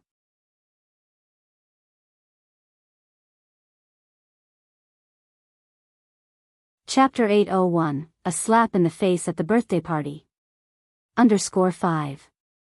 This is an extremely luxurious light blue evening gown, adorned with tiny diamonds at the hem, which made it appear as though she was walking on water, incredibly beautiful. Zheng Xianjing put on the dress and stood in front of the mirror, exclaiming in surprise, "Oh my gosh! It looks so good." She never knew she could look so pretty. Zheng Lingling said proudly, "Of course, how could my daughter not be beautiful?" Zheng Xianjing then asked, "By the way, Mom, what kind of evening gown did you prepare for N.I. Young?" Zheng Lingling replied, "The same as yours." Zheng Xianjing asked in shock, "What? The same as mine? How could they be the same? What if N.I. Young stole the spotlight from her?" Zheng Lingling patted Zheng Xianjing's hand, smiling, "Xianjing, don't worry, that little bitch won't steal your thunder. Although her gown is the same style as yours, the color is different, hers is bright red. Just think about it, such a bright red, can she pull it off? Not only can she not pull it off, but it will also look tacky, and her tackiness will only highlight your pure elegance. She is just a stepping stone for you." Actually, Zheng Lingling didn't want to spend a lot of money on a fancy dress for N.I. Young. But with Grandpa Zheng and Grandma Zheng watching, if she bought different dresses for Zheng Xianjing and N.I. Young, Grandpa Zheng and Grandma Zheng would definitely have something to say, which would lead to gossip. By preparing the same dresses, who could have anything to say about that? That's why Zheng Lingling intentionally chose a bright red dress for N.I. Young. Not just bright red, but also adorned with diamonds on the hem. Such a lavish dress isn't something just anyone could carry gracefully. All they had to do was wait for N.I. Young to make a fool of herself. Hearing this, Zheng Xianjing nodded, "Mom, you've really thought of everything." "That's right, otherwise how could I be your mom?" boasted Zheng Lingling. In the blink of an eye, the next day arrived, and it was N.I. Young and Zheng Xianjing's birthday. As the lifesaver of Mr. Du, many distinguished people from Beijing personally came to celebrate Zheng Xianjing's birthday today. "Mrs. Zheng, you truly have raised a good daughter. We will all rely on Miss Xianjing in the future." Zheng Lingling replied with a smile, "Mr. Lu, what are you talking about? Your presence at our Xianjing's birthday celebration is a great honor for her. Please, right this way." After sending off Mr. Lu, Mr. Zhou, Mr. Wang, Mr. Li arrived one by one, keeping Zheng Lingling extremely busy. Looking at Enai Tsuehua, there was not a single person who came to greet her. Zheng Lingling felt extremely gratified. Actually, Enai Tsuehua was not paying attention to these things. She was busy chatting with Enai Chengue. Not only had Ni Chingui come today, but Grandma Lu was also there. Grandma Lu, Grandma Zhang, Grandma Shengwan, and Grandma Mo were all quite compatible, and at this moment, the four old ladies were chatting together, only missing a mahjong set. Ni Chingui glanced at Jing Lingling not far away and then said, "Yang Yang's mom, I see your sister acting all weird. You better be careful around her." Ni Tsuhua nodded, "Yeah, I know, don't worry, she can't bully me." She was no longer the person she used to be. "That's good," Ni Chingui continued, "by the way, where is Yang Yang? She's the star today, how come I haven't seen her come out yet?" Ni Tsuhua smiled, "She's upstairs changing into a dress. Sister Lingling bought her an evening gown from abroad." "Oh," Ni Chingui nodded, turned his head, and looked at Shengwan Dehui not far away playing with little Ni Yun, and said with a smile, "Yang Yang's mom, you really found a good man.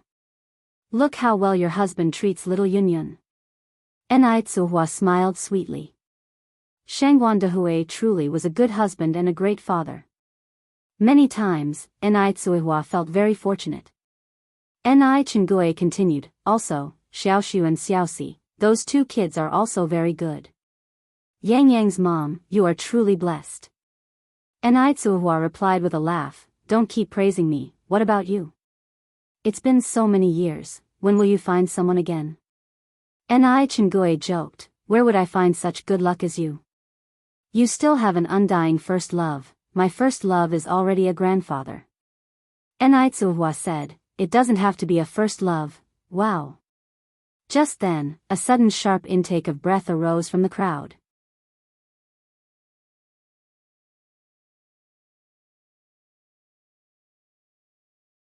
Chapter 802, A Slap in the Face at the Birthday Party.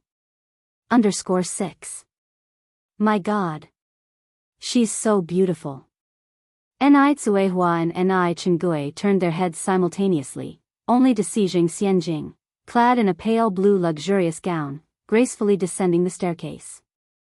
The long trail of her gown dragged across the floor, diamonds on it glistening under the crystal lights, refracting dazzling light like the rippling surface of water. She really looks stunning. In awe, Ni Chingui exclaimed, "I never thought your niece could look this beautiful. This gown must have been very expensive, right?" Ni Tsuhua nodded, "Yes, I heard it cost over 20,000 yuan."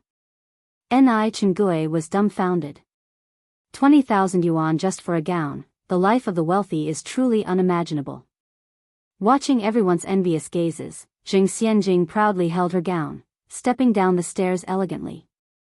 She loved this feeling of superiority, basking in everyone's attention. "Xianjing, you look really pretty tonight." Lu Kerson immediately greeted her.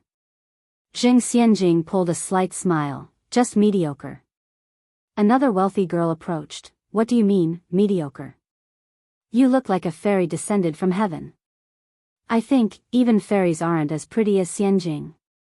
Listening to everyone's flattery, a proud smile enveloped Jing Xianjing's face, impossible to hide. Just then, Lu Kerson suddenly froze, staring at the staircase. Then another wealthy girl also froze. A collective gasp echoed through the air. Jing Xianjing frowned slightly, wondering what they were looking at. She turned around to follow everyone's gaze. Upon turning, Jing Xianjing also froze. There, coming down the stairs, was a woman in red. Red, a color so vividly intense, yet on her, it seemed as though it was made just for her. The brilliant red set off her skin so fair and lips so fiery. The gown, cinching at the waist, accentuated her delicate figure, making it slender enough to encircle with an arm. Her gown's diamonds made her seem perched upon the clouds, unattainably high. She outshone everyone. Against this striking presence, the previously pure and elegant Jing Xianjing seemed so colorless she virtually vanished, especially since they wore the same style of gown. Jing Xianjing clenched her fists tightly, shaking in fury. Originally, picking red for Ni Yang was supposed to make her look ridiculous. Unexpectedly, it turned out to highlight her spectacularly. Jing Lingling also couldn't believe she had slipped up. She regretted it. She shouldn't have chosen such a splendid evening gown for Ni Yang. Ni Chingui nearly yelled out, pulling on Ni Kuihua's sleeve. Yang Yang's mom, that's Yang Yang, right? My God. She looks so beautiful. Ni Tsuhua remarked, our Yang Yang has always been this beautiful. Ni Chingui teased with a laugh, look how proud you are. Shangguan Shi excitedly tugged on Shangguan Su, brother, look at Yang Yang. Shangguan Su calmly responded, I see her. Enviously, Shangguan Shi said, I wish I could look as beautiful as Yang Yang. Shangguan Su glanced at her, maybe in your next life. Shangguan Shi, frustrated, hit Shangguan Su. Old Master Zheng, originally chatting with a few old friends, proudly announced after seeing Ni Yang descend, see? That most beautiful girl is my granddaughter. Does your granddaughter have a boyfriend? If not, my grandson is 22 this year, Old Master Zheng hummed, it's settled. My granddaughter has someone in mind already. Stop scheming for her. Seeing Ni Yang stealing all the limelight, Zheng Xianjing's face was nearly twisted with anger. Lu Kerson quickly consoled, Xianjing, that Ni Yang is just all show and no substance. She can't compare to you at all. You are Mr. Du's life savior, and I've heard all about it. Mr. Du had a very exquisite statue custom-made from top-grade gems for your birthday as a token of his gratitude. Really? Zheng Xianjing was somewhat surprised. Lu Kerson said, of course it's true. My dad told me himself. He was the one who received Mr. Du the day he went to select the gems for carving. Mr. Du said it himself that he wanted to give it to the little Miss Zheng from the Zheng family as a birthday gift. Who else could the little Miss Zheng be, besides Zheng Xianjing? In fact, most of the people here tonight came because they had heard about this and wanted to wish Zheng Xianjing a happy birthday. They all wanted to take this opportunity to get acquainted with the legendary Mr. Du, so Mr. Du had actually returned to attend her birthday party. At this moment, Zheng Xianjing had already pushed aside the awkwardness from earlier. Compared to Mr. Du, what was a little embarrassment? With Mr. Du by her side, she would still be the center of attention tonight. Zheng Xianjing was thrilled. Those around her were even more envious. Mr. Du had come to celebrate Zheng Xianjing's birthday in person. Not everyone could claim such an honor. Upon hearing this, Lingling immediately went over to Zheng Xianjing and instructed her, Xianjing, when Mr. Du arrives, don't act like those other insipid women. You need to show everyone how you can reject Mr. Du. In Beijing, besides Zheng Xianjing, who else could refuse Mr. Du? And yet, Zheng Xianjing had always been refusing him, despite Mr. Du's continuous efforts.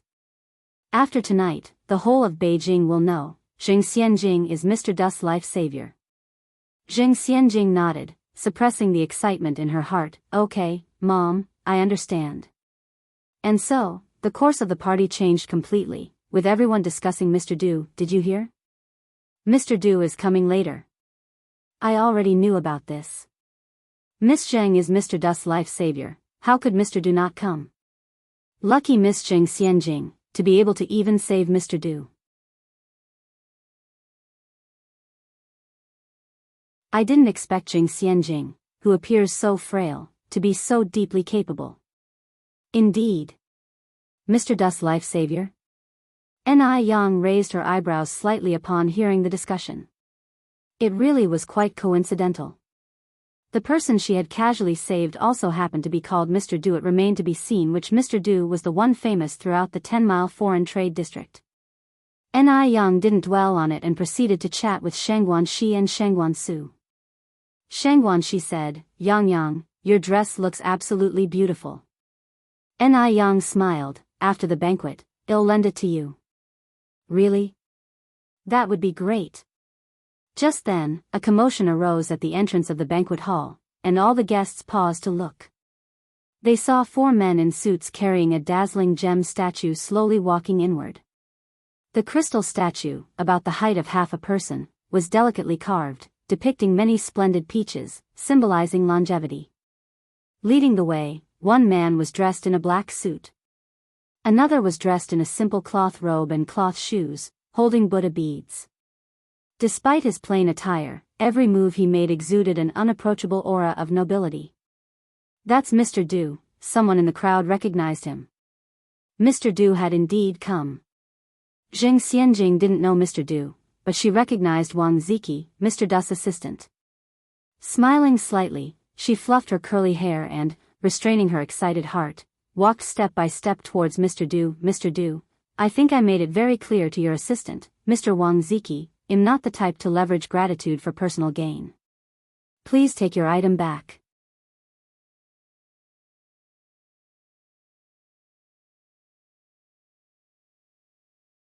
Chapter 803, Bullied Zheng Xianjing, Ugly Behavior. Zheng Xianjing spoke with extreme confidence. She knew that Mr. Du was there for her. With so many people at today's birthday banquet, who else could share such glory? Yet, she wanted to be the most unique among them. She intended to refuse Mr. Du and make him fall for her exclusiveness. Zheng Xianjing's words indeed surprised everyone in the banquet hall. My God! No one expected that Zheng Xianjing would actually refuse Mr. Du. Zheng Xianjing enjoyed the stunned looks from everyone, stood up straight, and confidently faced Mr. Du. Just then, Wang Ziki, dressed in a suit, stepped forward. "Excuse me. Miss Zheng, Mr. Du isn't here for you." "Is Miss Ni Yenyang here?" "What?" Zheng Xianjing doubted she was hearing things. She was the one who had saved Mr. Du's life. What did Mr. Du want with Ni Yang? Expressions of surprise showed on the faces of others as well. It seemed Zheng Xianjing was just being delusional. This was going to be an interesting scene. A VIP arrived at the banquet hall, and Mr. Zheng, the host, couldn't neglect his duties. He immediately approached. "Is this Mr. Du?" "I am Yang Yang's grandfather. May I ask what brings the two of you here for my granddaughter?" Wang Ziki bowed slightly. "Mr. Zheng, this is Mr. Du. We have specifically come to celebrate Miss Ni Yang's birthday." They came for Ni Yang's birthday. They had come to celebrate Ni Yang's birthday. Zheng Xianjing's face turned pale instantaneously. Mr. Zheng was also bewildered. Wasn't Zheng Xianjing supposed to be Mr. Du's lifesaver? Why was Mr. Du here to celebrate Ni Yang's birthday instead? Wang Ziki continued to explain. "Hey Race, what happened? A few months ago, Miss Ni Yang once saved Mr. Du. However, at that time, Mr. Du was not aware of Miss Ni's real identity. Coincidentally, your family has two granddaughters of similar age, and Miss Zheng Xianjing concealed the truth. So, we took a big detour and misidentified the lifesaver. In reality, it was Miss Ni Yang who actually saved Mr. Du." As soon as he spoke, the place went silent immediately. Zheng Xianjing felt her blood run cold, her face turning even paler than paper. Why? Why did it turn out like this? She was the one who had saved Mr. Du. How could it be Ni Yang?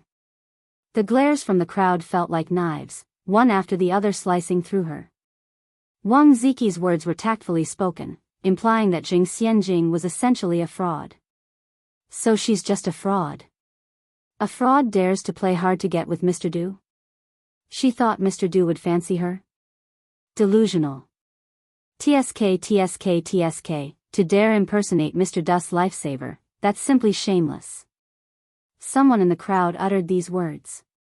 Embarrassment, humiliation, and awkwardness, all these emotions intertwined, and Zheng Xianjing could hardly stand still as cold sweat formed layers on her back.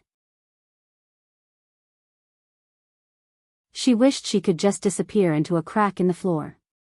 She felt like a complete clown, subject to everyone's criticism and ridicule.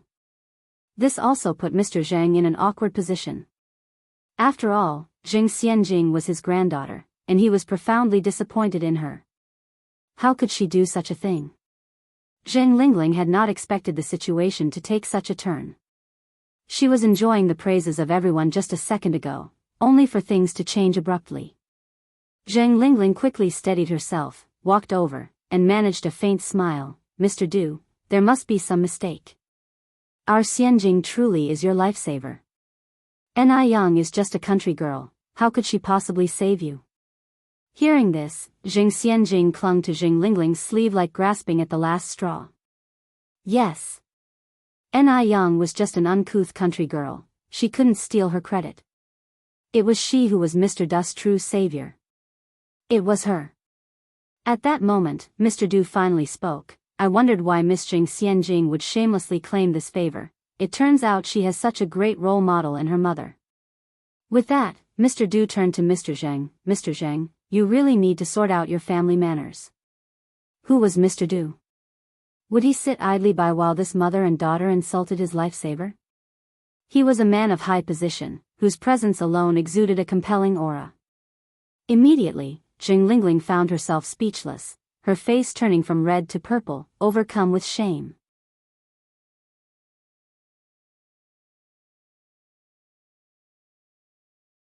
Chapter 804, Bullied Jing Xianjing, Unsightly Manners _2.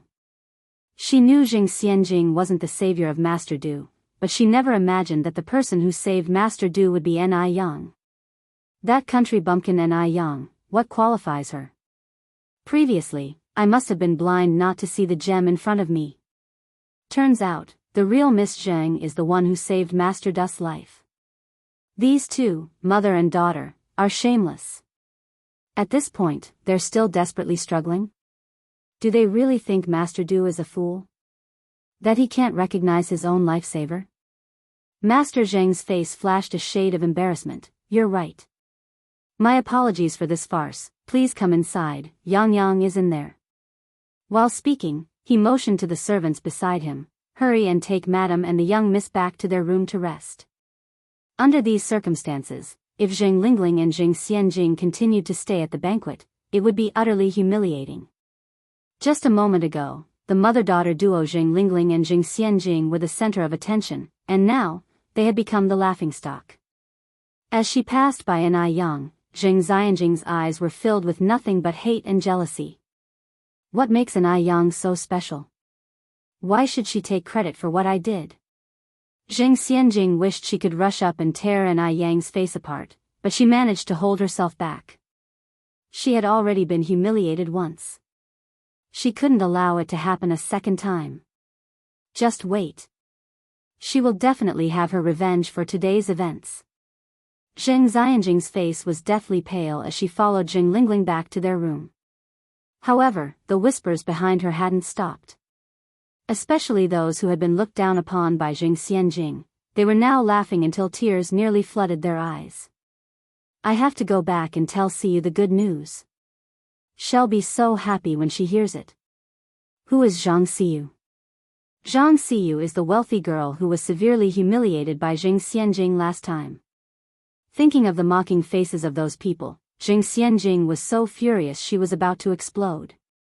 Xianjing, as long as Qingshan exists, there's no fear of no firewood. Jing Lingling held onto Jing Xianjing's hand. Jing Xianjing clenched her teeth tightly and nodded her head. Shangguan she pulled on N.I. Yang's hand and whispered, Jing Xianjing really has some nerve, to even dare impersonate Master Du's savior. Doesn't she realize who Master Du is, that a little girl could deceive him? Shangguan she had already seen what N.I. Yang was capable of, so N.I. Yang having rescued Master Du was not a surprise to her at all. N.I. Yang swirled her wine in the tall glass, the liquid rippling in circles under the crystal light, oblivious to the fact that she had become the focal point of the entire hall's discussion.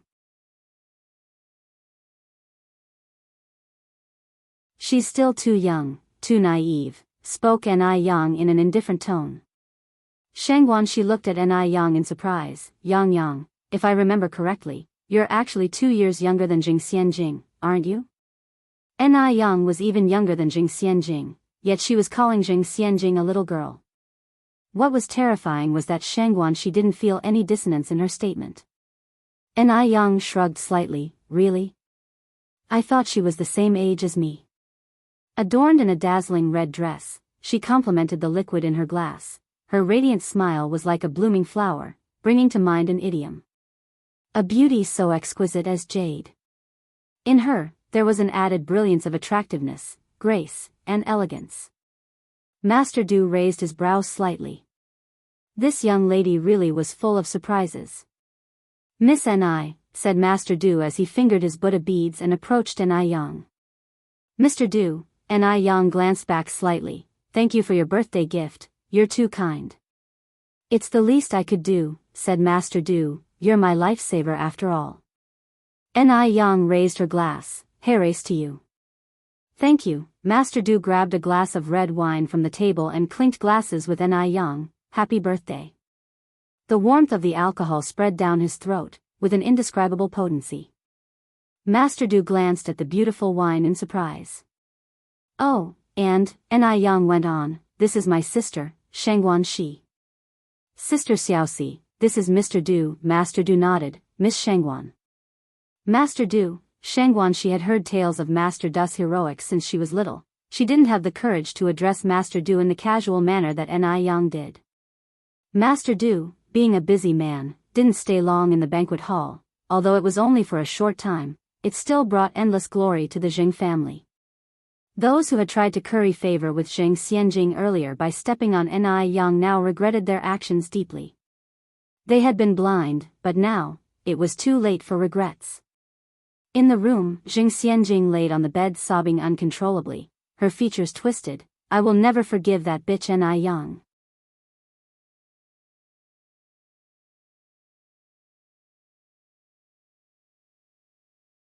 Chapter 805, Bullied Zheng Xianjing, Unsightly Manners _3. Xianjing, stop crying, Zheng Lingling comforted her. She too hadn't expected such a thing to happen. She thought today Zheng Xianjing was going to be the highlight of the evening, but instead, she became the laughingstock of the whole event. Who would have thought that Ni Yang would turn out to be Mr. Du's lifesaver?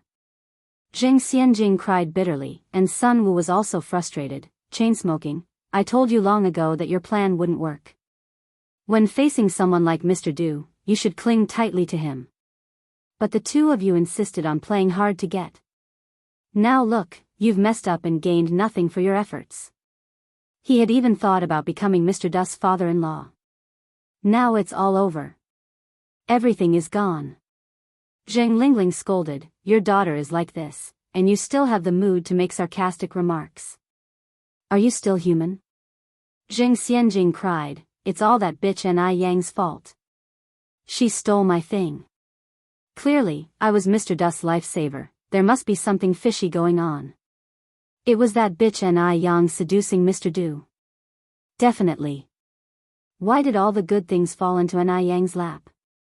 Why was she the one who became the joke?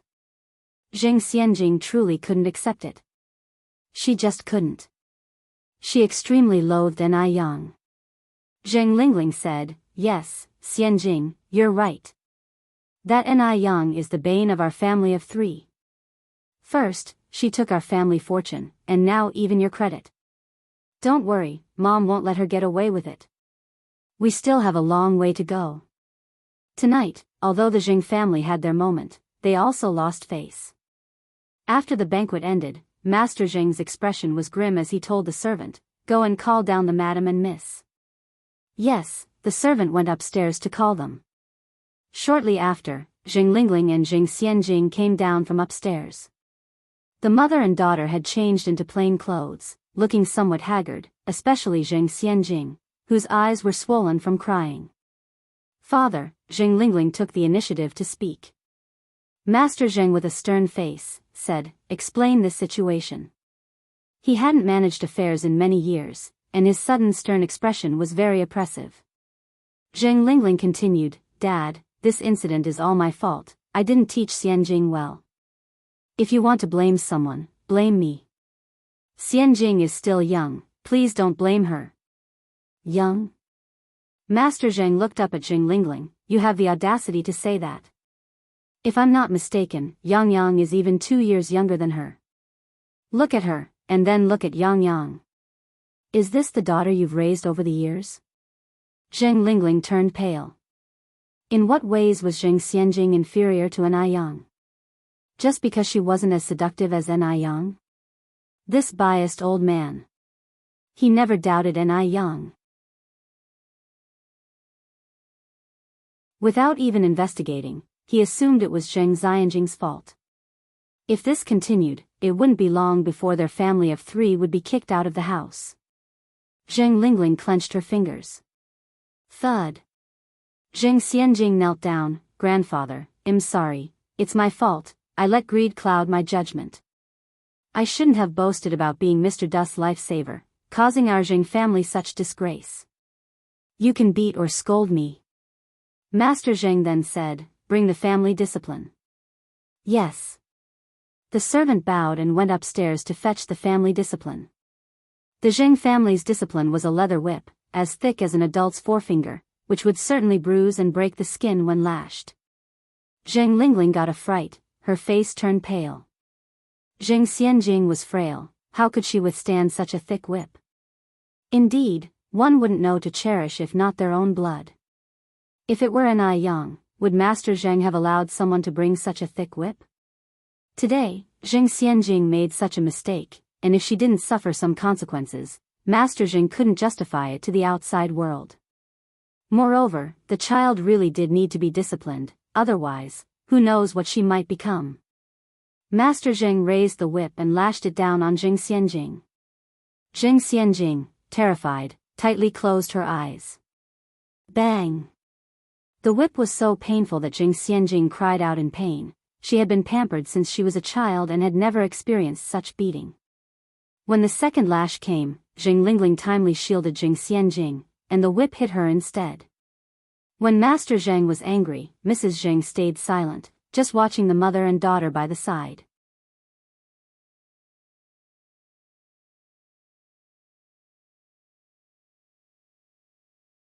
Chapter 806, Bullied Zheng Xianjing, Unsightly Manners _4. Between these two women, one was raised by her own hands. The other she watched grow up from childhood. At this moment, old Madame Zheng looked somewhat distressed and raised her hand to hold old Master Zheng's hand. Since the child already knows her mistake, let's forgive her this time. Zheng Lingling quickly said, Daddy. Xianjing knows she was wrong, please spare Xianjing this once. Old Master Zheng threw down the whip, remember not to make the same mistake again. No matter what, Zheng Xianjing was still his granddaughter, and actually, old Master Zheng felt somewhat reluctant to punish her. Thank you, Dad, thank you, Dad. Zheng Lingling went on, Xianjing, quickly thank Grandpa. Thank you, Grandpa. Old Master Zheng let out a sigh, a prodigal who returns is more precious than gold, get up now. Old Madame Zheng immediately helped the mother and daughter up from the ground. The old woman felt sorry for her daughter and granddaughter, but she ignored the malicious hatred to the extreme in the depths of Zheng Xianjing's eyes. Back in the room, Zheng Lingling applied medicine to Zheng Xianjing's back, and Zheng Xianjing said, Mom, I feel like we're like a dog raised by the Zheng family. They beat us when they want, scold us when they please, and occasionally when they're happy, they throw us a couple of bones. Zheng Lingling's complexion changed. Xianjing, let's endure a bit longer. They had both endured for so many years. What did this moment of suffering matter to them? The next morning, Zheng Xianjing seemed like a different person, her face no longer bearing the previous arrogance, even her clothing was not as bright as before. Her overall demeanor had become much more low-key. To outsiders, Zheng Xianjing's behavior seemed like a sincere act of repentance. But Ni Yang knew that things were far from that simple. Sister, I'm sorry. Zheng Xianjing called out to Ni Yang's retreating figure and offered an apology. Ni Yang smiled faintly, it's okay. Since someone was willing to act, she would accompany her in the act. She loved to act the most. Zheng Xianjing then asked, Sister, you're not mad at me anymore? Ni Yang took Zheng Xianjing's hand, the corners of her mouth curving into shallow dimples, to err is human. As a sister, how could I blame you? Zheng Xianjing's mouth curled into a sneer. She had originally thought Ni Yang had some great ability, but it appeared she was just a fool. Sister? Did Ni Yang really consider her as a sister? Utterly foolish. This time, Zheng Xianjing planned to slowly push Ni Yang into an abyss, from which she would never be able to climb back up. Zheng Xianjing continued, Sister, if you see Teacher Du, please tell him for me that it wasn't intentional what happened, I just didn't know how to begin. If Ni Yang could seduce Teacher Du, why couldn't she? To bring down Ni Yang, she had to start with Teacher Du. She would let Ni Yang bring about her own downfall. So this was the real motive. Ni Yang's lips curved into a slight smile. Sure, sister, I will pass on the message. Zheng Xianjing's thoughts spun, and she continued, could I trouble you to keep an eye on teacher Du's whereabouts for me? Ni Yang nodded, of course. Then he'll be trouble you, sister, said Zheng Xianjing. As you should, Ni Yang's tone was light. The Zheng family waters ran deep, and to uncover the truth, Ni Yang needed to first heal Zheng Suyu. In fact, she was almost fully versed in the 13 needles of hell but lacked the final step, which she needed to discuss with her teacher. After dealing with Zheng Xianjing, Ni Yang rode her bike to her teacher's house. The weather was gradually getting hotter, and very unusually for her, Ni Yang was not wearing a cheongsam today but a white lantern sleeve blouse with black wide-leg trousers. The lantern sleeve blouse was designed by Ni Yang herself and made by a tailor. It combined modern fashion elements with classic ones, and since it was tailored, it fitted her perfectly. The waist-pinching style suited her especially well. Her soft hair cascaded down her back, stirring with the breeze, looking very beautiful. When Ni Yang arrived at her teacher and his wife's home, the old couple were having breakfast. Although Ni Yang had already eaten, she still joined the old couple for a few bites. After eating, Ni Yang began to discuss the 13 needles of hell with her teacher. Teacher Wang said, Yang, you've been very diligent with these 13 needles of hell lately. Tell your teacher honestly, have you encountered some trouble? The 13 needles of hell were very dangerous, and Ni Yang was worried her teacher might be concerned or try to stop her, so she said, I'm just curious, teacher. You're overthinking it. What kind of trouble could I possibly encounter?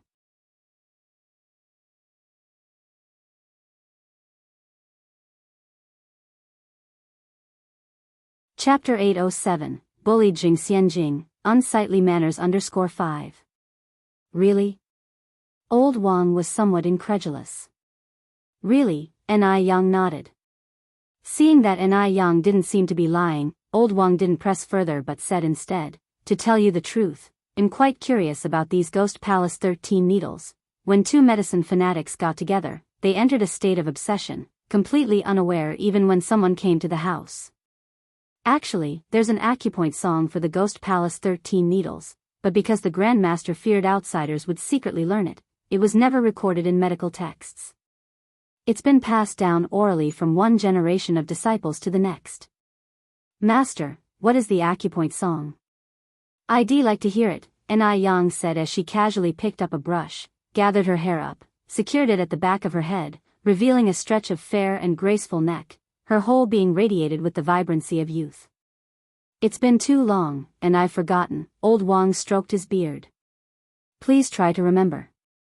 Let me think, Old Wang tried hard to recall, then finally slapped his forehead, I remember now, for all illness caused by myriad demons' wild antics, 13 needles points must one acknowledge, first needle the Ghost Palace to start one's round, then needle Ghost Faith, responses abound, one by one in order from head to toe seek. Men start from left, women from right, first needle's place in the center, Ghost Palace is correct, left needle in and right needle out. This is the Grand Master's brilliant secret, mad and malignant spirits all will desert. This was the acupoint song for the Ghost Palace 13 needles. Ni Yang picked up another brush and quickly jotted down the acupoint song on rice paper with flawless accuracy, her writing speed matching Old Wang's speaking pace. The sunlight shone in from outside the door, casting two tall shadows. But nobody noticed this. Master, the acupoint song corresponds to the 13 major acupoints of the human body. Generally speaking, as long as you target these 13 major points, there wouldn't be much room for error. Yet Ni Yang felt that it couldn't be that simple, there must be something missing. Old Wang's eyes lit up, Yang, your brush writing is quite good. Young people nowadays who can write with a brush are few and far between. Nowadays people use fountain pens, ballpoint pens, pencils. Old-fashioned things like brushes have long been phased out. But Old Wang was different, after all, he had lived through that era and was a man who cherished the past, so he always kept brushes, and only used brushes at home. Ni Yang smiled and said, Master, you have a good eye. I also think my writing looks quite nice. Old Wang didn't feel that his disciple was being vain at all and nodded. Of course, could my eye for talent ever be poor? Outside, the corners of a man's mouth twitched. Dad. Just then, a rough male voice rang through the air. Old Wang was stunned. Was he hearing things? Dad. Old Wang turned around sharply and saw the son he had been longing to see.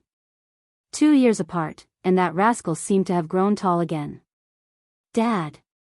Wang Ziki walked over and embraced Old Wang, his voice trembling.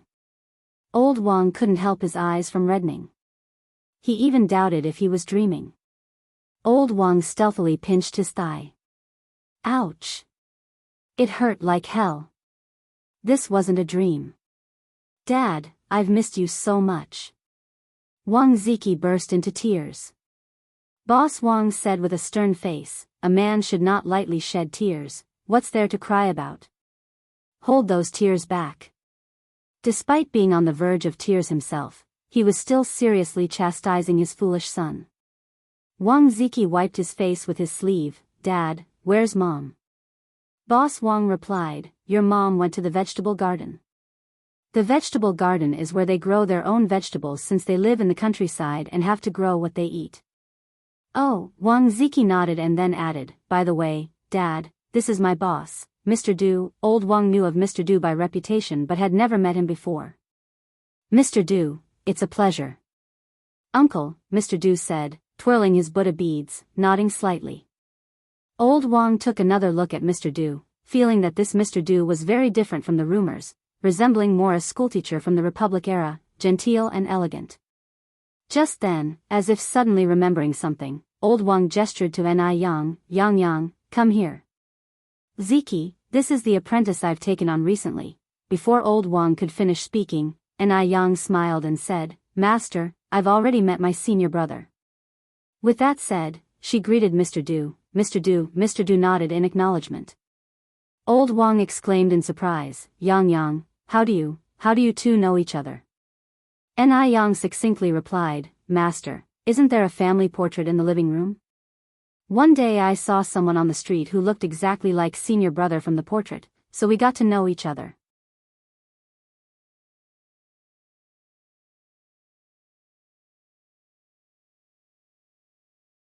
Chapter 808, Bullied Jingxianjing, Unsightly Manners _6. Upon hearing this, Old Wang directly gave Wang Ziki a punch to the head. You little bastard, you come to Beijing and don't even think to visit your old man and mother. I really wasted my effort raising you. Wang Ziki, looking simple and honest, didn't know how to explain. Dad, I'm sorry, Old Wang huffed. I'm not your dad. Just then, noises came from the entrance. It was Wang Zhoushe returning. Wang Zhoushe wasn't as calm as Old Wang. She hugged her son, whom she hadn't seen for 2 years, and cried out loud. Ni Yang stood to the side, the corners of his mouth turning up in a subdued smile. He had finally fulfilled his former master and mistress dream. The last time his former master and mistress saw their son, who had been missing for 2 years, the vibrant boy they remembered had been turned into a cold corpse.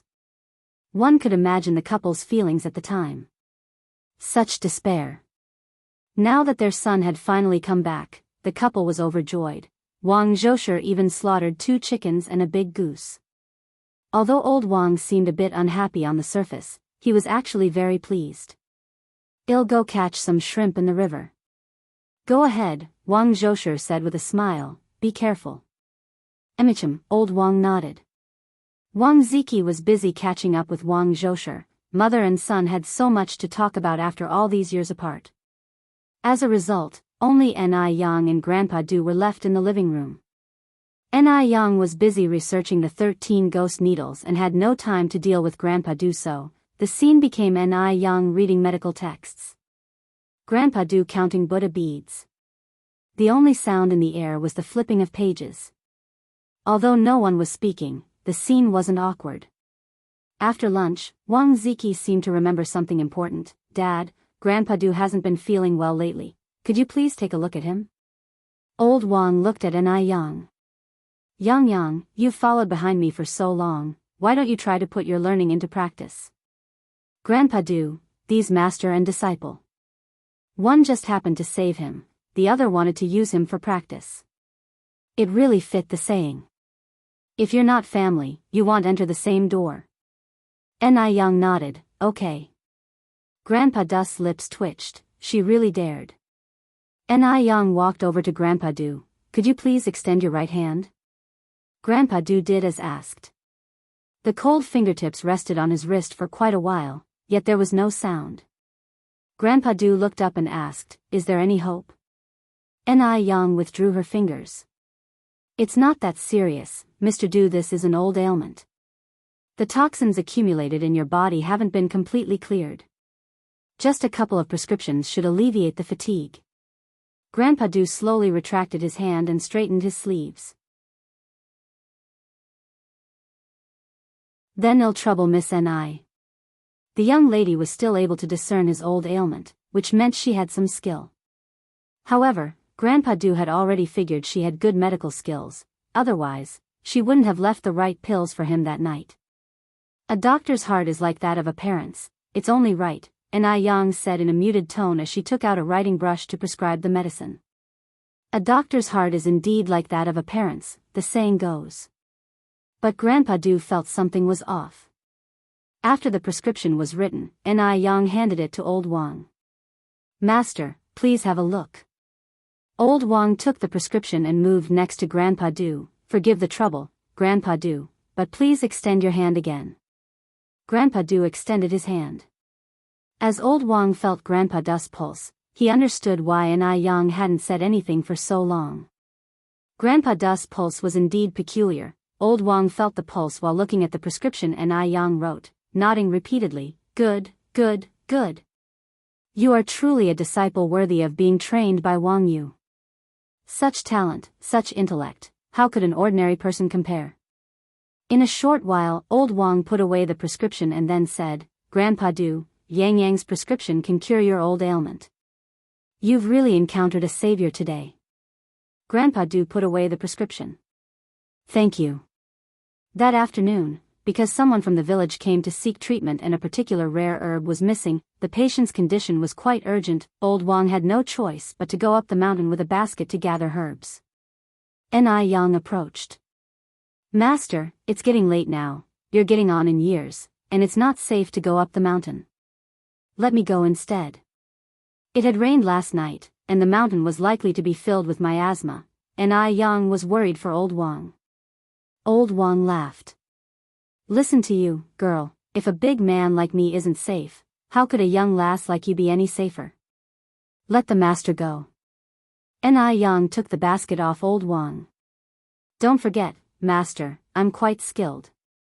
Besides, today is Big Brother's first day back, you should stay and keep him company at home.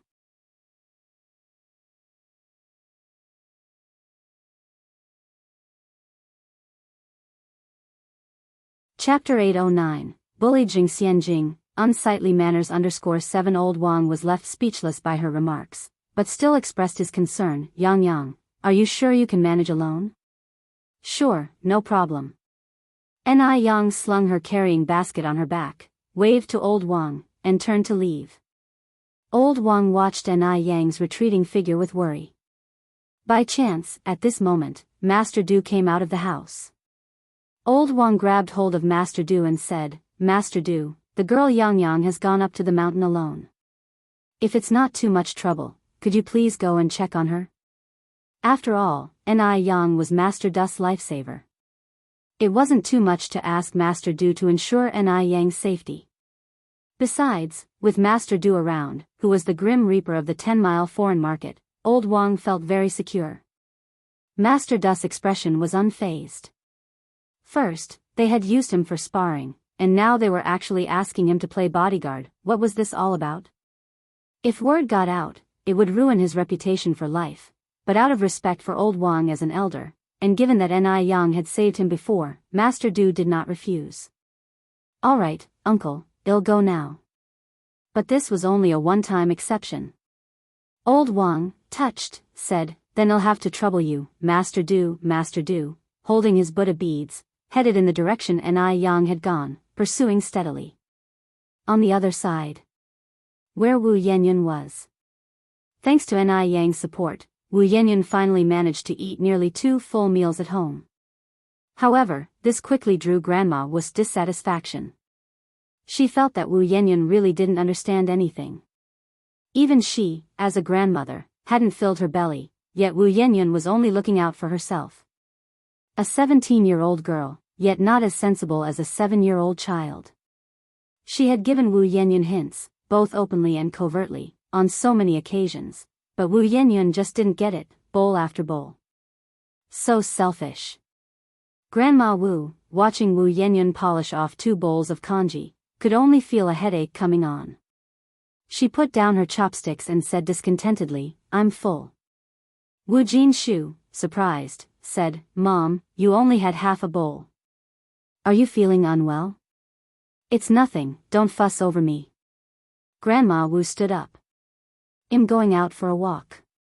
Watching Grandma Wu's departing figure, Yan Erju said, "What's going on with Mom?" Wu Jinshu shook his head. "Who knows? Let it go, let it go. Don't worry about her, let's eat our meal." Wu Yanyan's hand froze while holding her bowl. She felt that her grandma was upset because of her. But she hadn't eaten that much, had she? Normally, when she was hungry, she would have to drink 4 bowls of such thin congee. Today, she had barely had 2 small bowls. Maybe she was overthinking it. Grandma Wu walked all the way to a house that was very stylishly decorated and knocked on the luxurious iron gate. "Lanzi, are you home?" "Lanzi." Soon, the robust Wulan walked out of the house, all smiles. "Auntie, it's such a rare pleasure to see you. Come in, please come in." In present-day terms, Wu Lan's status would be considered that of a landlord. She had over 30 houses, collecting an average of 300 yuan in rent each month.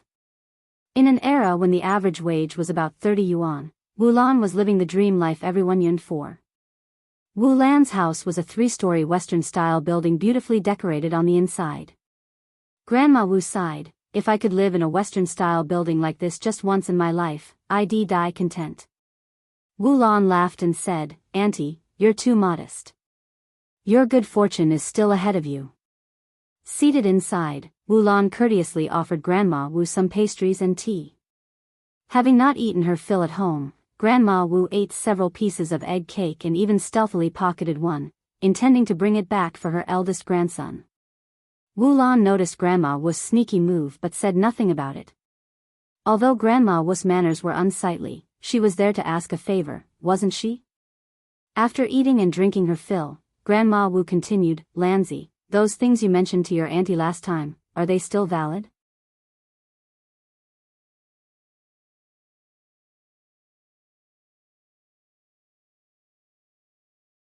Chapter 8:10. Be a worldly person who drinks alcohol and eats meat. Hearing this, Wu Lan's smile brightened even more. "Of course, it counts." "Auntie, have you made up your mind?" Grandma Wu hesitated, then said, "I still need to think it over." Wu Lan then picked up another egg cake and stuffed it into Grandma Wu's hand. "Auntie, you really should think it over. My brother has such good conditions.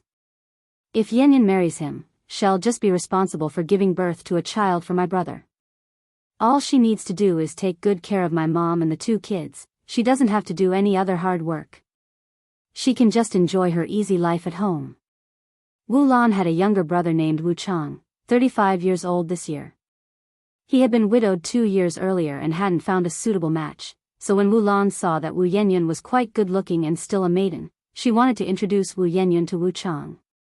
Grandma Wu continued, "Lanzi, how old is your brother this year? How many people are in his family? I didn't quite catch it last time, tell me about it in detail this time." Wu Lan poured a cup of tea for Grandma Wu. "My brother is 35 this year.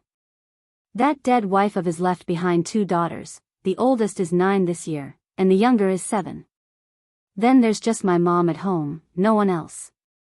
Don't worry, my brother's household is very simple. After Yanyan marries him, certainly no one will be able to bully her." Grandma Wu frowned. At 35 years old, that's a bit old, and he has 2 children. Our Jin Shu is also only 35 years old, Wu Lan continued. Auntie, don't look at my brother's age, but he has good conditions. You see, our family is doing pretty well, right? My brother's conditions are even better than mine. My brother owns 30 apartments. The house you are renting now, just in front of that, belongs to my brother. Auntie, if this goes through, I can talk to my brother about giving you that house in front. He has so many apartments, he wouldn't miss one. Wu Lan spoke with the confidence of wealth, and Grandma Wu was astounded, asking hurriedly, the 2-story Western-style house with a yard just in front. That's right. Wu Lan nodded, that's the 2-story Western-style house with a yard. I'm telling you, that house is well insulated against the heat of summer and the cold of winter. It's not any worse than this house we're in. Grandma Wu had always envied the owner of that Western-style house with a yard. She never imagined that it belonged to Wu Lan's brother. Getting a house upon a successful arrangement, it did seem that Wu Lan's brother really was well off.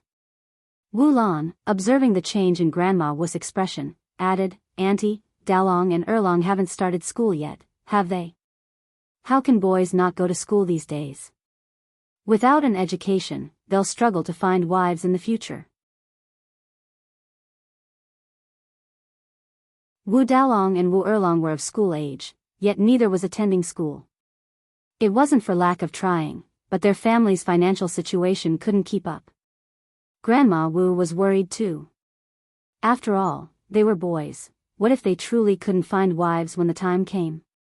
It must be said that Wu Lan had precisely struck Grandma Wu's most sensitive spot. Watching Grandma Wu's expression, Wu Lan pressed on, Auntie, even if not for anything else, you should consider it for the kids' sakes. Brother Jin Shu and his wife have been in Beijing for many years and still don't have their own place to live. If Yanyan marries my brother, not only can he ensure Dalong and Erlong go to school, but he can also solve your housing problem. With a house, you can also move your household registration here, and your family will become locals in Beijing. Then, young girls will be throwing themselves at you. Why worry about Dalong and Erlong not finding wives? The terms Wu Lan offered were too favorable. Grandma Wu couldn't help but be moved. Her 2 grandsons would be able to attend school, they would have a Western-style house to live in, and become Beijing locals. This was the life she had longed for in her dreams. Yet she was, after all, a relative of the bride's side. She needed to maintain some decorum. It wasn't like her granddaughter couldn't find a husband. Grandma Wu took a bite of the egg cake and said, although that's what you say, your brother is looking for a second marriage and already has 2 children, whereas our Yenyun is still an untouched girl.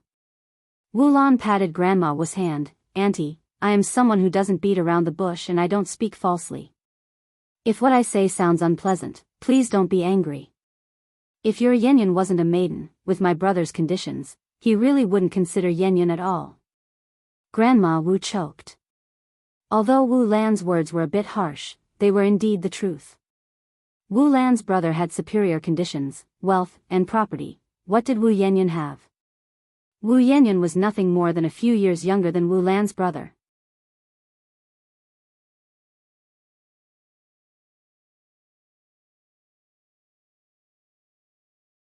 Chapter 8:11. Be a worldling and drink alcohol and eat meat _2. Wu Lan continued, my brother is very proud, always wanted to find an unmarried girl. Otherwise, he would have married long ago. Why would he still be waiting?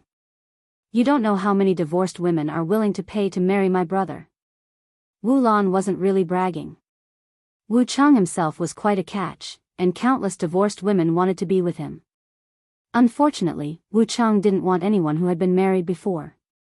Actually, with Wu Chang's qualities, finding an unmarried girl would be very easy, but Wu Chang also demanded that the woman be beautiful.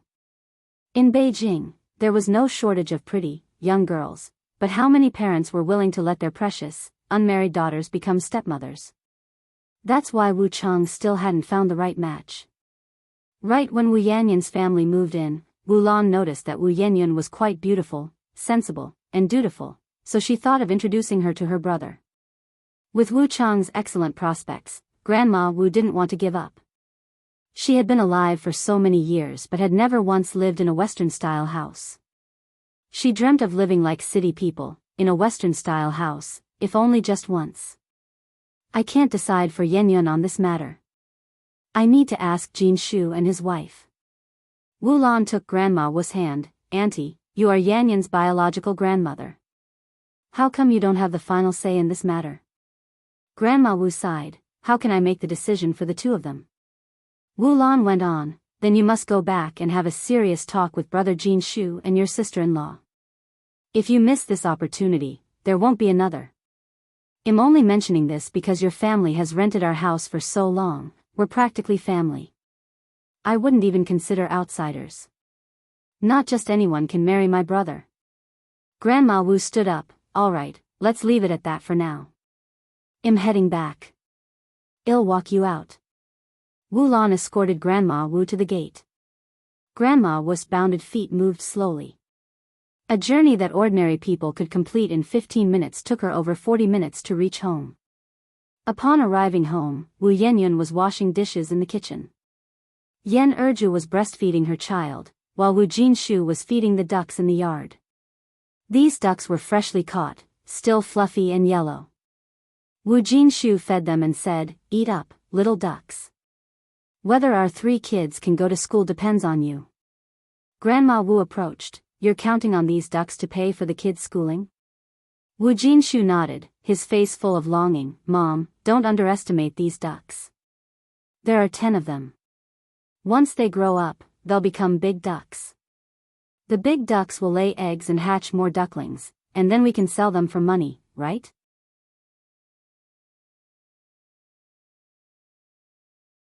These 10 ducklings had cost the couple nearly all their savings, which were only possible thanks to the 13 yuan Ni Yang had given them last time.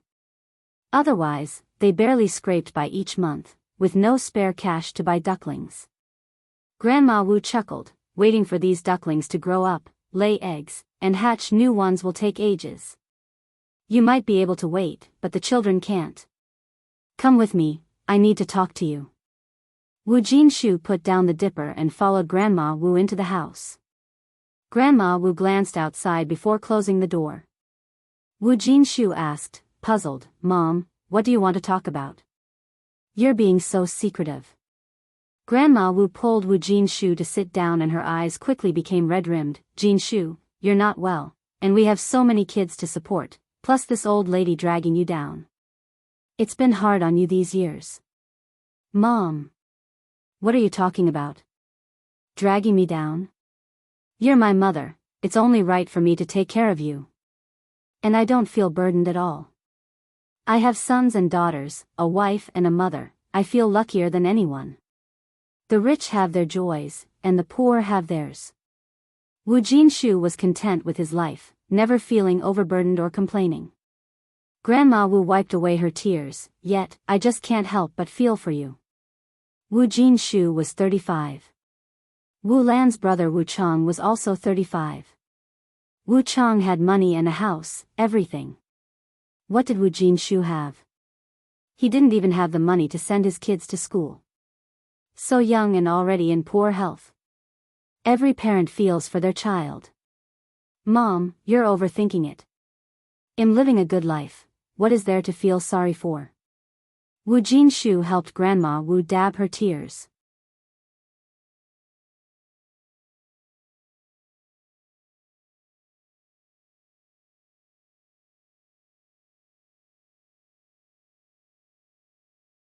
Another reason was that a wandering Taoist said Yen Yun was the reincarnation of a fortunate star from heaven, capable of bringing new opportunities to the Wu family and ensuring the continuation of their family line, which is why she was named Yen Yun. Meat and Chinese characters combined the surname of the husband and wife, making her full name Wu Yenyun. Interestingly, when Yenyun was 8 years old, Erju indeed became pregnant and smoothly gave birth to Wu Dalong. When Yenyun was 11, Erju gave birth to Wu Erlong, and last year, to Wu Xiaolong. The births of these 3 children one after another made the couple very happy, and their fondness for Yenyun grew as well. They believed it was Yenyun who had brought these new opportunities to the Wu family. Do you think I want to bring this up? I mentioned it because it seems you've even forgotten your own sons.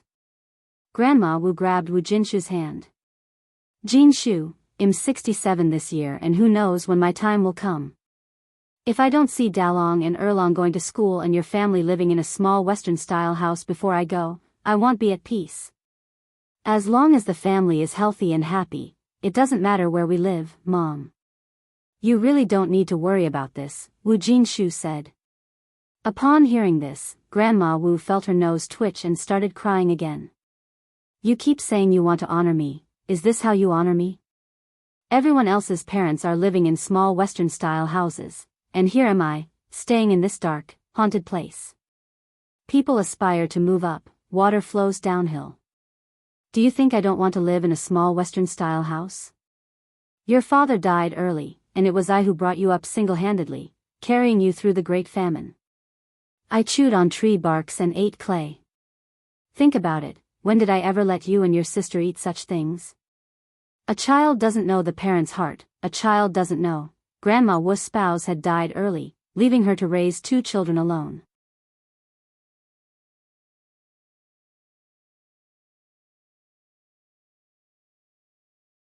Chapter 8:13. Be a worldling and drink alcohol and eat meat. 4. Being a woman with bound feet, she couldn't handle heavy labor.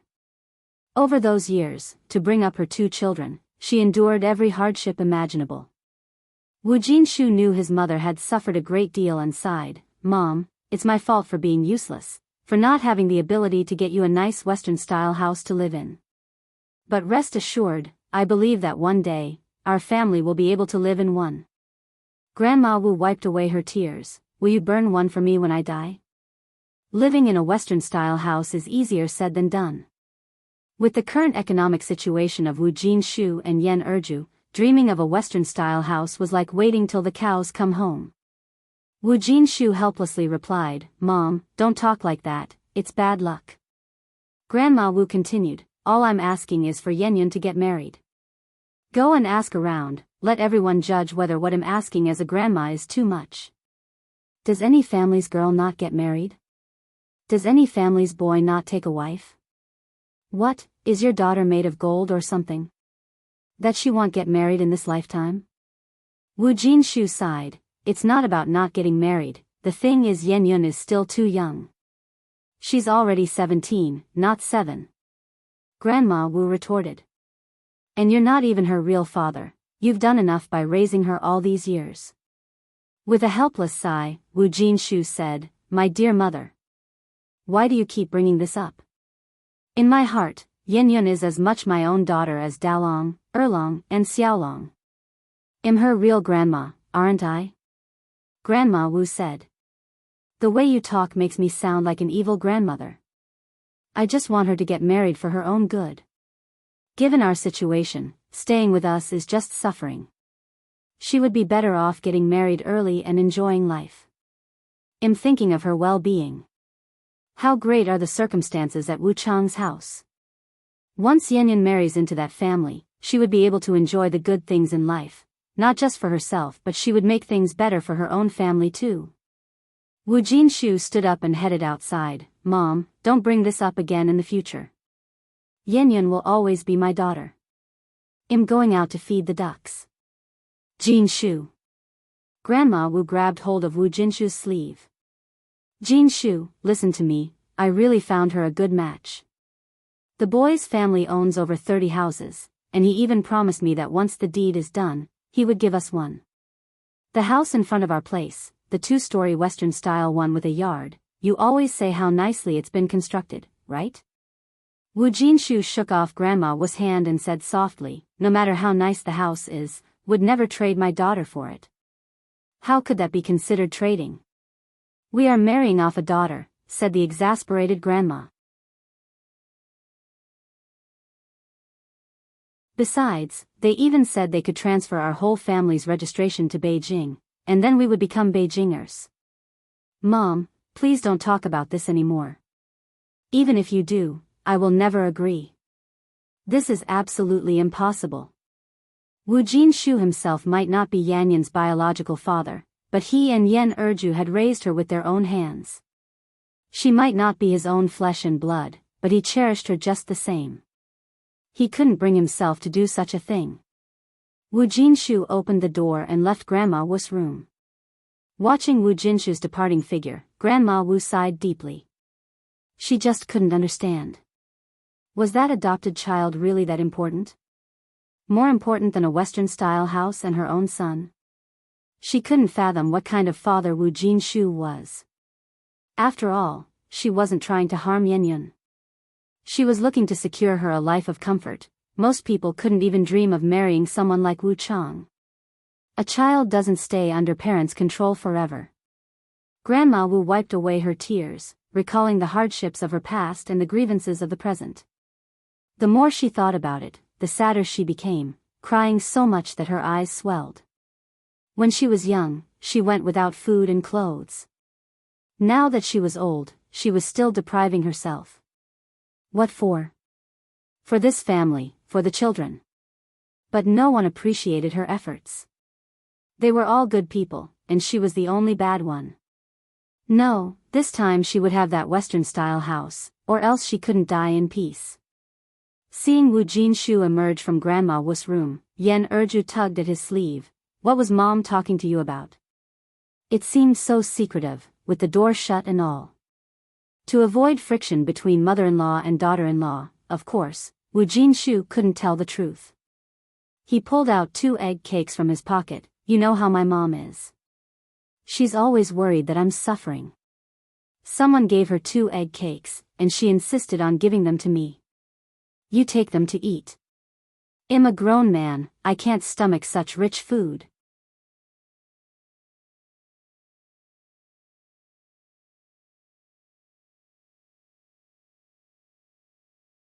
Chapter 8:14. Be a worldling and drink alcohol and eat meat. 5. Erju Yen stuffed the egg cake back into her husband's hand. You keep what's given to you. Your health has always been poor. Jinshu Wu smiled. All right, then we'll each have one. Erju then asked, didn't Mom say anything else to you? No, Jinshu answered. What could an old woman who never leaves the house possibly have to say? Erju figured that made sense, so she didn't press further. Then I'll take this egg cake to Xiaoyun. Erju was very fond of her daughter Yenyun. No matter what goodies she had, her 2 sons would have to step aside. The first person she thought of was always her daughter Yenyun. On the other side, Mr. Du quickly caught up with Ni Yang. Why are you here? Ni Yang looked back, puzzled. Twisting his Buddha beads, Mr. Du said, your master is worried about you going up the mountain alone. Ni Yang grinned, what's there to worry about? Can a big living person like me get lost? Mr. Du, please go back. Mr. Du took a step forward. I do not make promises lightly. Since I've agreed to your master, I won't let him worry. Hurry up then, it's about to get dark. Hearing this, Ni Yang had no choice but to follow. Soon enough, the 2 of them entered the mountains. It had rained the previous night. The mountain air was incredibly fresh, with unknown flowers blooming among the grass, looking gorgeous. As she walked, Ni Yang picked flowers. In no time, she gathered a large handful, the dazzling colors complementing her jade-like face. It was truly a case of the lady being lovelier than the flowers. Mr. Du followed behind. Didn't your teacher ever teach you to protect plants and flowers? Ni Yang placed the flowers into her basket. Didn't your teacher ever teach you to be more flexible in your thinking? The ancient said, if you have flowers, you should pick them before they wilt. Don't wait for the branches to become bare. Mr. Du was speechless. This young girl always managed to leave him at a loss for words. For the rest of the time, Mr. Du simply kept silent, quietly following behind. Conveniently, Ni Yang preferred not to be disturbed while she was digging for herbal medicine. The mountain woods were well preserved at this time, with all kinds of herbs to be found. The more Ni Yang dug, the less she wanted to return. She even encountered several plants that had disappeared in later ages. Mr. Du leaned against a pine tree, half closing his eyes, slowly twirling the Buddha beads in his hand. At that moment, he suddenly opened his eyes and said to Ni Yang, don't move. Above Ni Yang, in the branches of a tree, coiled a bamboo viper, flicking its tongue. The bamboo viper was a terrifyingly venomous snake. A single bite could be crippling, if not fatal. Just as Mr. Du was about to make a move, Yang swiftly stood up and with lightning speed, grasped the 7-inch of the viper, even faster than the snake itself. It was a second that could make one's heart race. Holding the viper's 7-inch in one hand, Yang drew a shining dagger from her waist with the other, deftly extracted the snake gall, popped it into her mouth, and swallowed it whole. It was incredibly cool. The whole scene left Mr. Du open-mouthed in astonishment. Was she really a woman? Mr. Du began to doubt Yang's gender. Over the years, Mr. Du had seen girls from all over Jiangnan, but he had never seen any quite like Yang. Able to fight, skilled in medical arts, adept at collecting herbs, and unafraid of snakes. And then to swallow a snake gall whole. Are these things that a girl should do? Yet Yang had done just that. Having smoothly swallowed the snake gall, Yang looked up at Mr. Du. Snake gall is a valuable thing. It can dispel wind and dampness, cool the eyes, detoxify prickly heat, and it's highly nourishing. Want to try one? Though she had just killed a snake, not a trace of blood stained her hands. If one hadn't seen it with their own eyes, who would believe such a delicate young lady was capable of such incredible feats? Clutching his Buddha beads, Mr. Du fought down his roiling stomach, shaking his head. No thank you. Seeing Mr. Du's pale face, Yang laughed. Are you really the Mr. Du who's feared by both men and ghosts in the foreign districts? Is it so scary to swallow a snake gall? Mr. Du, on the way down the mountain, Yang caught a wild chicken with shiny feathers.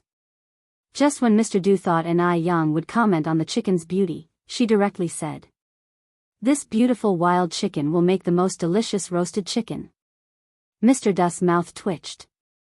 Why on earth did Master Wang ask him to protect Yang?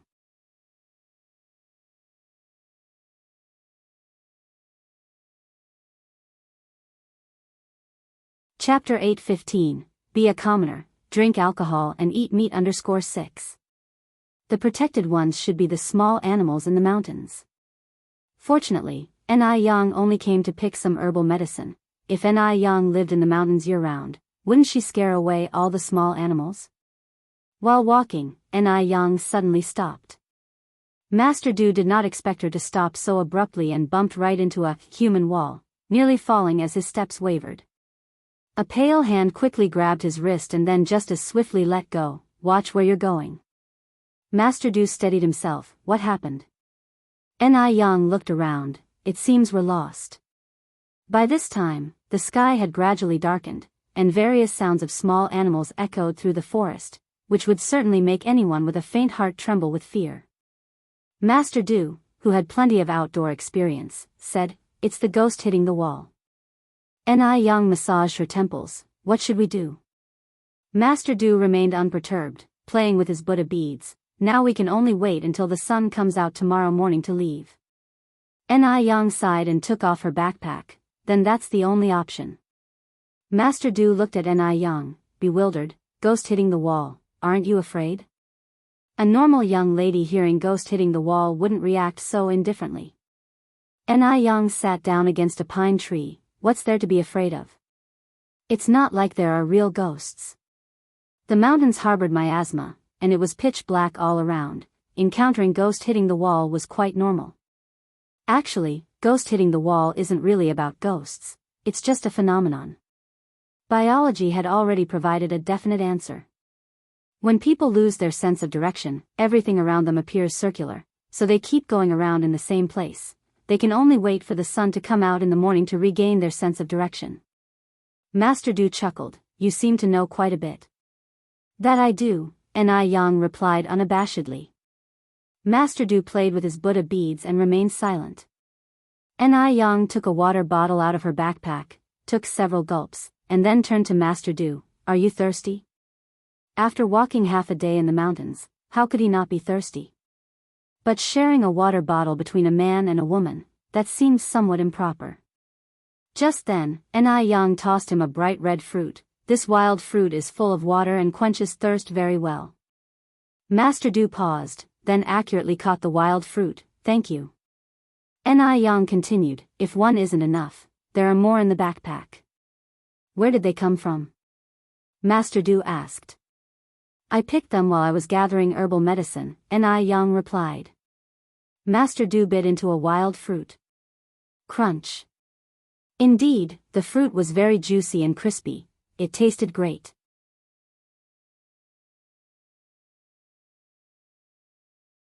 As darkness deepened, N.I. Young pulled a shiny bead out of her pocket and placed it on a branch, instantly lighting up the area. A good item indeed. It was far better than an electric light. Master Du, surprised, said, I thought you sold that bead? N.I. Young took out a dagger and swiftly slit the throat of the roasted chicken. I was planning to sell it, but unfortunately, I met a boss who didn't appreciate its value. I see. Master Du's expression softened, turning to look at N.I. Young, and his gaze shifted back to astonishment. What are you doing? Killing the chicken, N.I. Young answered casually. Why kill the chicken? N.I. Young responded incredulously, of course to eat it. Do you want to go hungry tonight? After a pause, N.I. Young added, do you know how to make a fire? There was no shortage of twigs all over the mountain.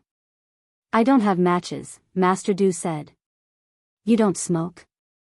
N.I. Young asked. Grandpa Du shook his head. Not smoking is good, N.I. Young continued. Then do you know how to start a fire by rubbing sticks together? Rubbing sticks together to start a fire? Grandpa Du, with a bewildered look on his face, said, I'm not a caveman. Then do you know how to kill a chicken? N.I. Young asked again. I'm not a butcher either, Grandpa Du replied. Though Grandpa Du had extensive wilderness experience, it didn't mean he knew how to do everything. Moreover, whenever he was in the wilderness, there were always plenty of people around him, so there was no need for him to do anything himself. N.I. Young, speechless, said, How come you don't know how to do anything? Grandpa Du, I'm not omnipotent. N.I. Young slightly raised her eyebrows. Then can you eat? Grandpa Du, N.I. Young, with a look of disdain, said, Forget it, I'll do it myself. Self-reliance ensures abundance. Grandpa Du, soon, the air was filled with the sizzling sound of fat dripping and the distinctive aroma of roasted chicken. Grandpa Du hadn't imagined that the principle of creating fire by rubbing wood sticks was actually real. He was even more surprised that N.I. Young could roast a wild chicken so deliciously in the wilderness. The bright flames reflected a pair of shallow eyes. She propped her chin with one hand and held a stick with the other, focusing entirely on the oil-sputtering roasted chicken. This reminded Grandpa Du of the fire fox he was raising. Grandpa Du leaned against the pine tree, casually withdrew his gaze, and looked up at the sky.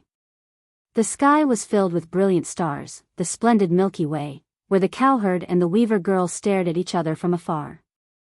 Grandpa Du's fingers moved slightly, the Buddha beads also moved, and just then, a savory chicken leg was handed over. Here, eat. While talking, N.I. Young had already taken a big bite from the chicken leg in her hand. Grandpa Du silently recited in his heart meat and wine pass through the intestines, Buddha stays in the heart, then took the chicken leg, thank you. You're welcome, I couldn't finish it by myself anyway, N.I. Young said nonchalantly.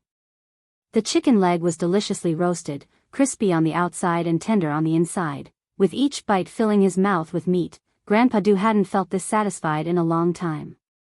At that moment, he felt that being a common man who drinks and eats meat wasn't too bad after all. After finishing the roasted chicken, N.I. Young sighed, I wonder if my master and mistress are worried. After all, she hadn't returned for the night. They probably aren't, Grandpa Du said. Why? N.I. Young turned to look at Grandpa Du. Grandpa Du, twirling the Buddha beads, said, I think, when Mr. Wang asked me to come with you, he already anticipated the ghost hitting the wall. After all, Mr. Wang lived at the foot of the mountain, and he must be very familiar with the conditions in the mountain. He was so worried about N.I. Young probably because he feared that she would be frightened if she encountered the ghost hitting the wall alone. N.I. Young stood up and said, That makes sense. I won't talk anymore, I'm going to sleep. Grandpa Du was momentarily taken aback. Where was she going to sleep? Before Grandpa Du could react, N.I. Young efficiently climbed up a tree and lay on the trunk, her arms crossed, good night. However, as she lay down, her hair accidentally caught on a branch. Snap, a calligraphy brush fell by itself. Thousands of black hairs cascaded down instantly, spilling over the tree trunk, and beneath the black hair was a face delicately stunning. Young had no choice but to sit up from the tree trunk, and looking down at Grandpa Du, she extended her hand. Trouble you to pick up the calligraphy brush for me. Grandpa Du bent down to pick up the brush and tossed it up. Young caught the calligraphy brush precisely. Thanks. No trouble, Grandpa Du replied, his facial expression unchanged.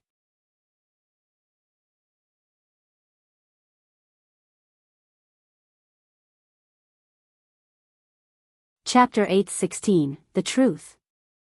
Young sat steadily on the tree trunk, using a brush to secure her long hair behind her head, revealing a face as clear and refined as a painting. Her long black hair instantly disappeared between her pale fingers, which surprised Mr. Du. A tiny brush, yet so magically effective. A strand of hair mischievously slid from her forehead, and Young casually swept it back and yawned. I'm so sleepy, I'm going to sleep now. Mr. Du, you should sleep early too. As she spoke, Young lay down on the tree trunk. Fortunately, she hadn't worn a cheongsam today, otherwise it would have been really inconvenient. Mr. Du sat under the tree, picking up a few dry branches and placing them on the blazing bonfire, the new wood causing sparks to fly. The two, one above and one below the tree, coexisted in extreme harmony. After a while, Yang's even breathing could be heard from above the tree. Actually, there were still many large wild animals in the mountains at this time, but because of the bonfire burning here, no wild animals dared to approach. Mr. Du lazily leaned against the tree trunk, half squinting his eyes, twirling Buddha beads in his hand. It was unclear whether he was asleep or not. Yet, the bonfire below the tree kept burning until daybreak.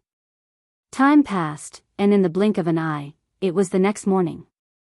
The golden morning sun shone through the gaps in the tree leaves, casting a misty golden light in the forest, giving a lively and vibrant feel.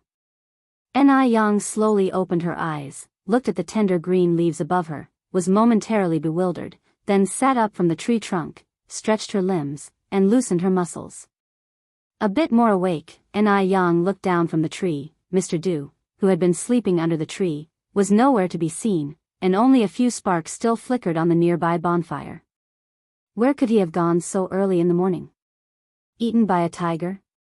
Young frowned slightly, and just then, Mr. Du came from not far away with 2 plump stream fish skewered on a branch he carried. So he wasn't eaten by a tiger after all. Young waved at him. Good morning. Morning. Mr. Du placed the stream fish down and then said, There are 2 small streams if you turn left not far from here. Do you want to go wash up? Really? Young jumped down from the tree trunk stably and landed firmly. Did you catch this fish?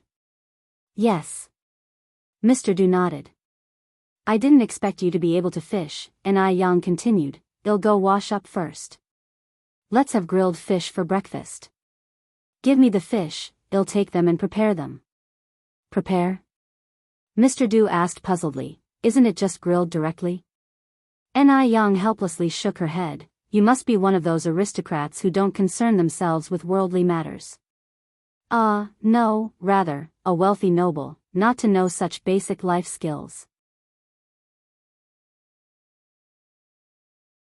Mr. Du, just as Mr. Du had said, to the left was a clear stream that was visible to the bottom, lined with a layer of pebbles, reflecting dazzling light under the sun, and some rainbow trout could be seen swimming in the stream. There were some copper coin grass and unidentified wild flowers growing by the stream, creating a beautiful scene that, in later generations, would definitely be a popular spot for photos.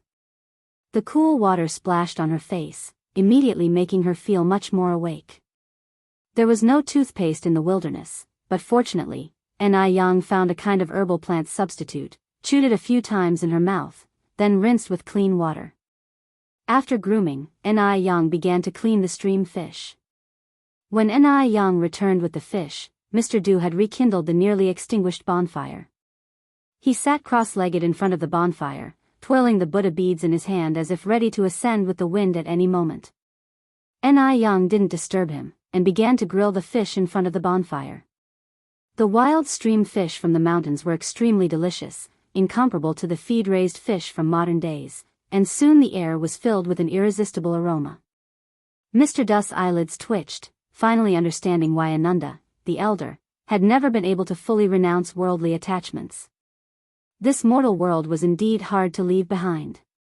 Seeing that the grilled fish seemed about done, Yang handed one to Mr. Du. "Try it and see how it tastes."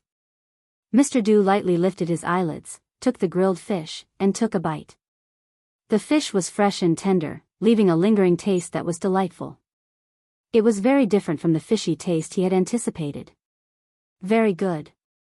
Yang also took a bite. Actually, this isn't even the best tasting grilled fish. The mountain lacks seasonings.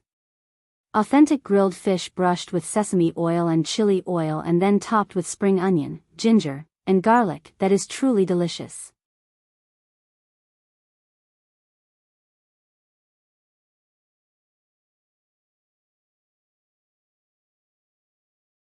Chapter 8:17, The Truth.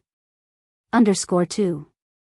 Talking and talking, Yang's eyes began to light up as if they were filled to the brim with stars. "Do you know a lot about food?"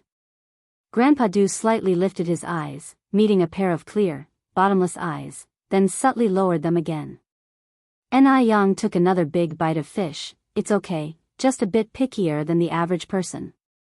Grandpa Du nodded. Yang continued, "What about you? I always see you with Buddha beads. Have you seen through the mundane world?" Grandpa Du smiled faintly. "I'm just a common man. Seeing through the mundane world isn't so easy." Yang nodded. "That makes sense.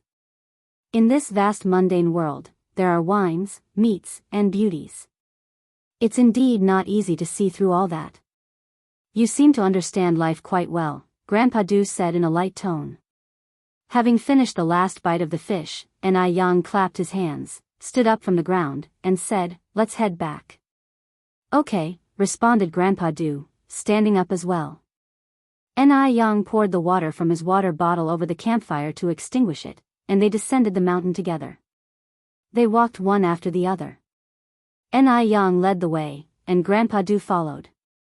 As they passed a slippery spot, Yang looked back to remind Grandpa Du, "There's water here, Mr. Du, be careful."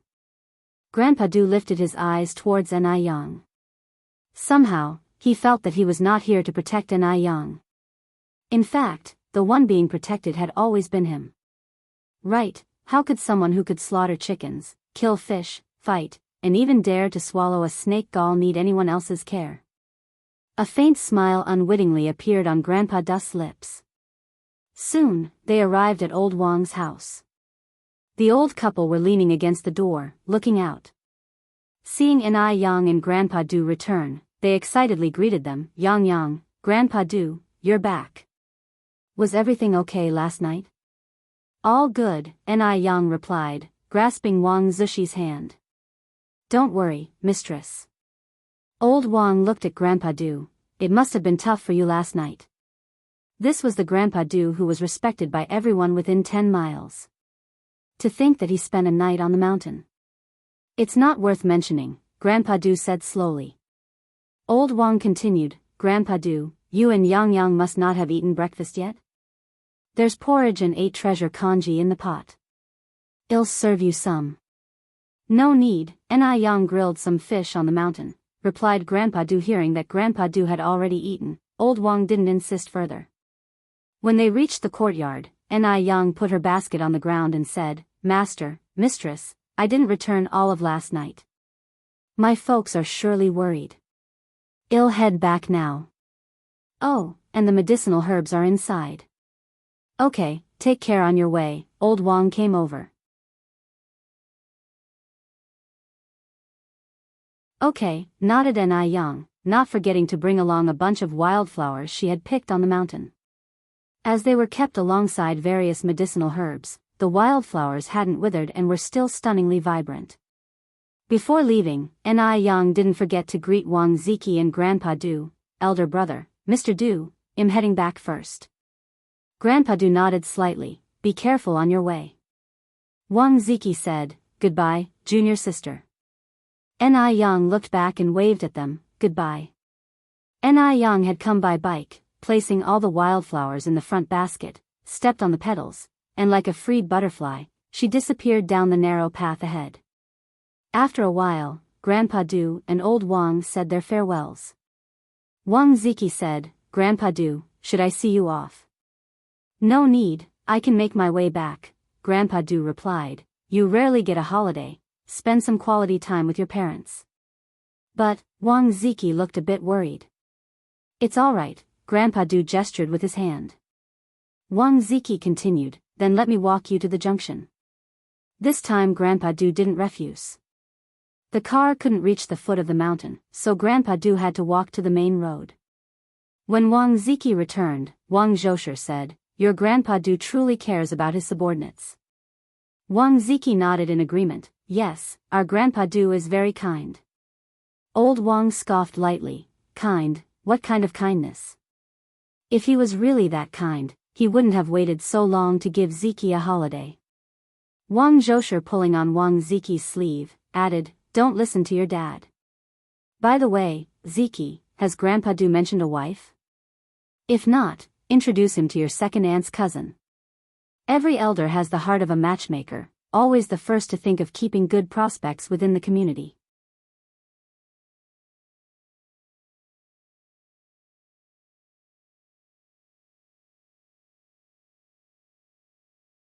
Chapter 8:18, The Truth. _3. Wang Zhosher said without speaking, "Do you really think things are that wonderful?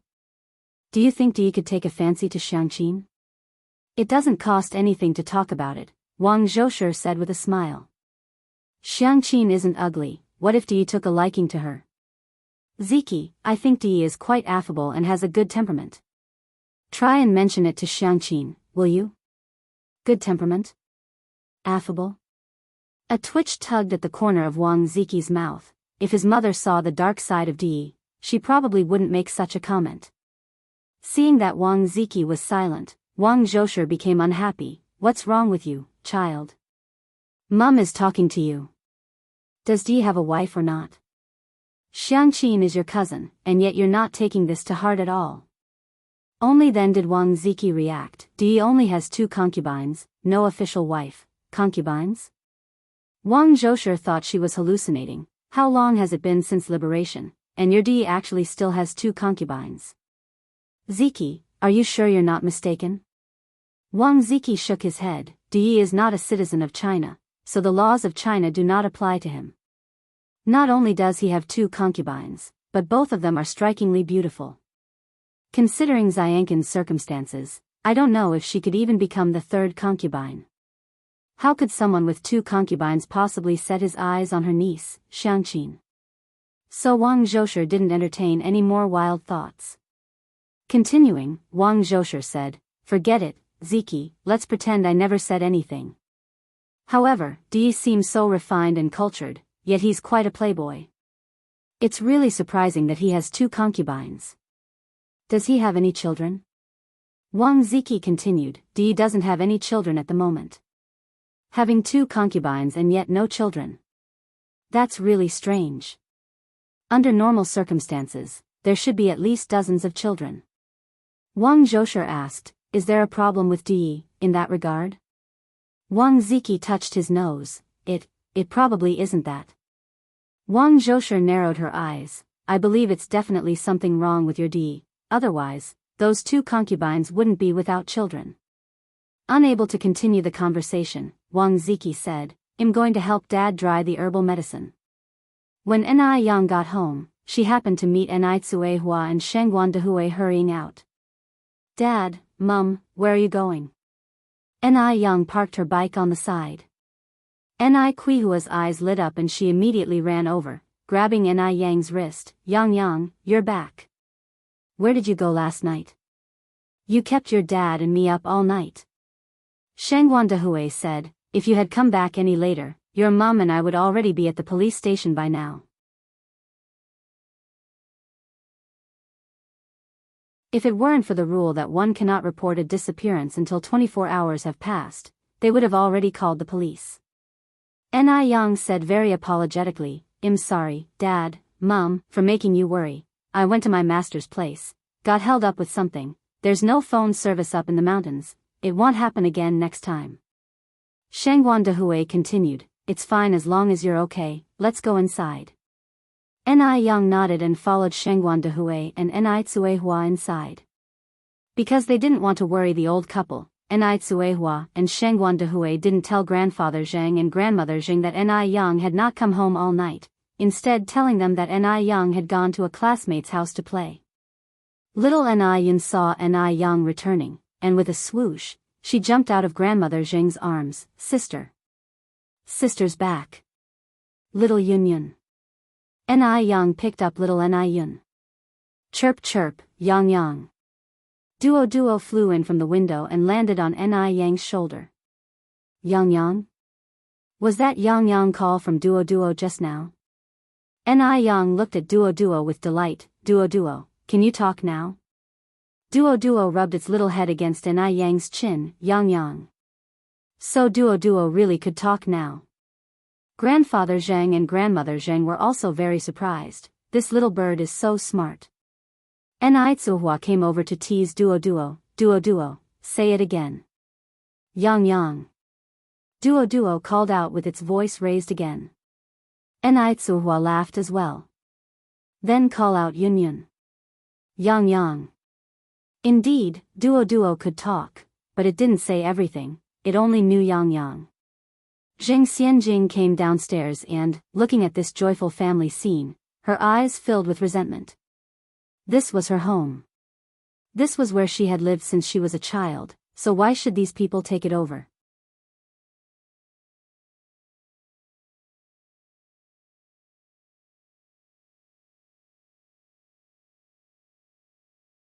Chapter 8:19, The Truth.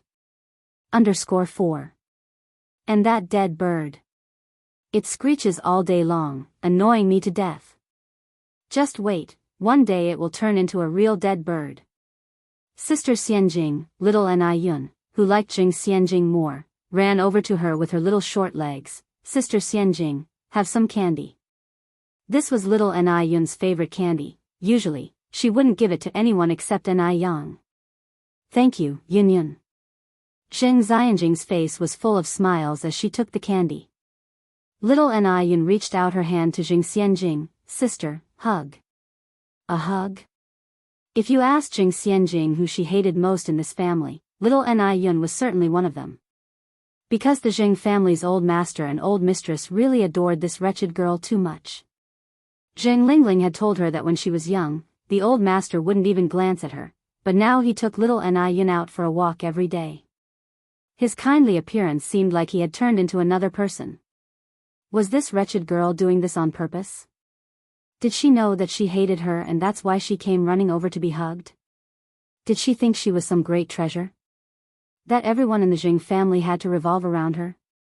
Zhang Xianjing suppressed the overwhelming jealousy and picked up little Ni Yun. Yun Yun is so cute. Although she called her cute, her eyes were filled with venom. Little Ni Yun looked at Zhang Xianjing, then struggled to get down. Let me down, I want down. Zhang Xianjing put down little Ni Yun. Little Ni Yun quickly ran over to Ni Yang. Sister, hug. Ni Yang bent down and picked up little Ni Yun. Little Ni Yun was so scared that she tightly wrapped her arms around Ni Yang's neck, whispering, Sister, I'm scared. Don't be afraid. Ni Yang soothed little Ni Yun gently. Little Ni Yun rested her head on Ni Yang's shoulder and dared not look at Zhang Xianjing again. Zhang Xianjing narrowed her eyes slightly. She just knew this wretched girl did it on purpose. She did it on purpose, making the old master and old mistress dislike her. Damn wretch. Zhang Xianjing clenched her fists, but a smile crept onto her face as she continued. Yang Yang is back. Last night you didn't come home, Auntie and Uncle were so worried. From now on you must let everyone know where you're going, otherwise, the family will be very anxious, won't they? Ni Yang nodded. Yes, you're right, Sister Xianjing. Seeing that the old master and old mistress had no reaction to this conversation, Zhang Xianjing became even more furious. If it had been her staying out all night, the old mistress would surely have scolded her. But now that it was Ni Yang, she had no reaction at all, not even pretending to care. That was the difference between a real granddaughter and an outsider. Ni Yang, not bothering with Xing Xianjing, went upstairs with little Ni Yun to see Jing Suyu. She had almost figured out the 13 ghost points, and the next task was to heal Jing Suyu, the only person who knew the truth. Ever since Wu Jinshu rejected Grandma Wu yesterday, she had fallen ill in bed today, huffing with anger. Wu Yenyun came to bring Grandma Wu lunch. "Grandma, time to eat." Seeing Wu Yenyun enter, Grandma Wu immediately turned around, her back facing Wu Yenyun. "I'm not hungry, take it back." She couldn't face Wu Yenyun right now. Seeing her made her think of that small Western-style house with a courtyard in front. That should be the Wu family's house, but now, others were living there. Grandma Wu felt her heart clenching in pain. Wu Yenyun sighed, "You should eat a little, otherwise, your body won't hold up." "You go out," Grandma Wu said. Just then, footsteps sounded outside. "Mom! Mom!" Hearing this voice, Grandma Wu suddenly forgot everything, sat up from the bed. Jean, I'm here." "In here." A neatly dressed middle-aged woman came in from outside. "Mom, why are you sleeping in the middle of the day?" This woman was Grandma Wu's younger daughter, Wu Jinjin. Wu Jinjin's fate was relatively good. She married a local man from Beijing, and their life was quite decent. Although their life was acceptable, they could only fend for themselves. Wu Jinjin was a filial daughter who often bought delicious foods to visit Grandma Wu. Wu Yenyun immediately politely greeted, "Hello, Aunt." Wu Jinjin nodded. "Yenyun." After speaking, she continued, "Yenyun, why don't you go out and play with your brothers? I'll take care of Grandma." "All right." Wu Yenyun nodded and walked towards the door.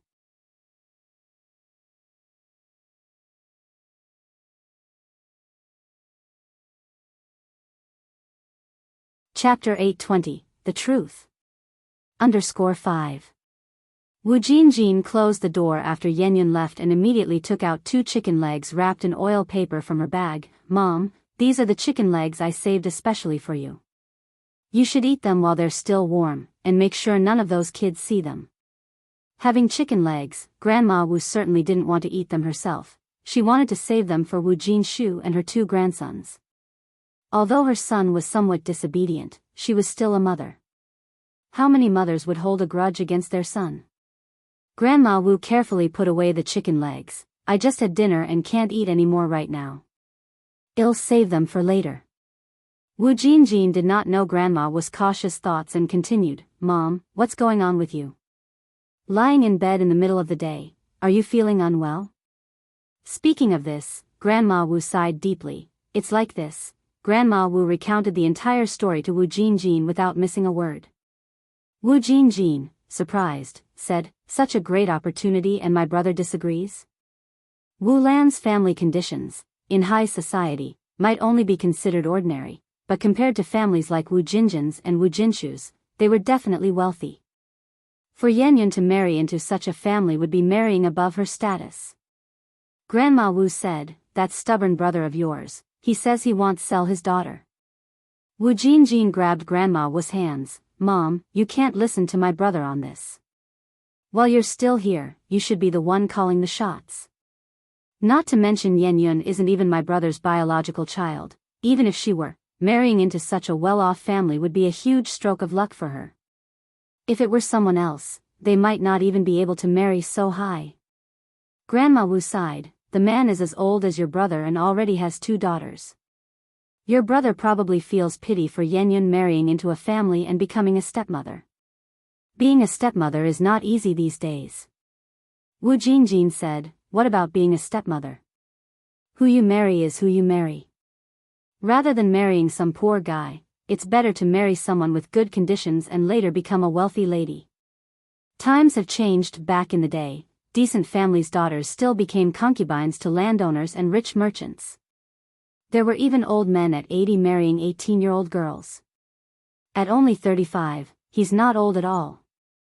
In Wu Jinjin's eyes, these weren't problems at all. If she hadn't married, she would have even considered marrying in place of Yenyun. She was sick of struggling through poverty, which is why she had promptly found a local man from Beijing to marry. Even the poorest local man from Beijing lived better than countryside folks. Grandma Wu holding onto Wu Jinjin's hand, if only your brother could think like you.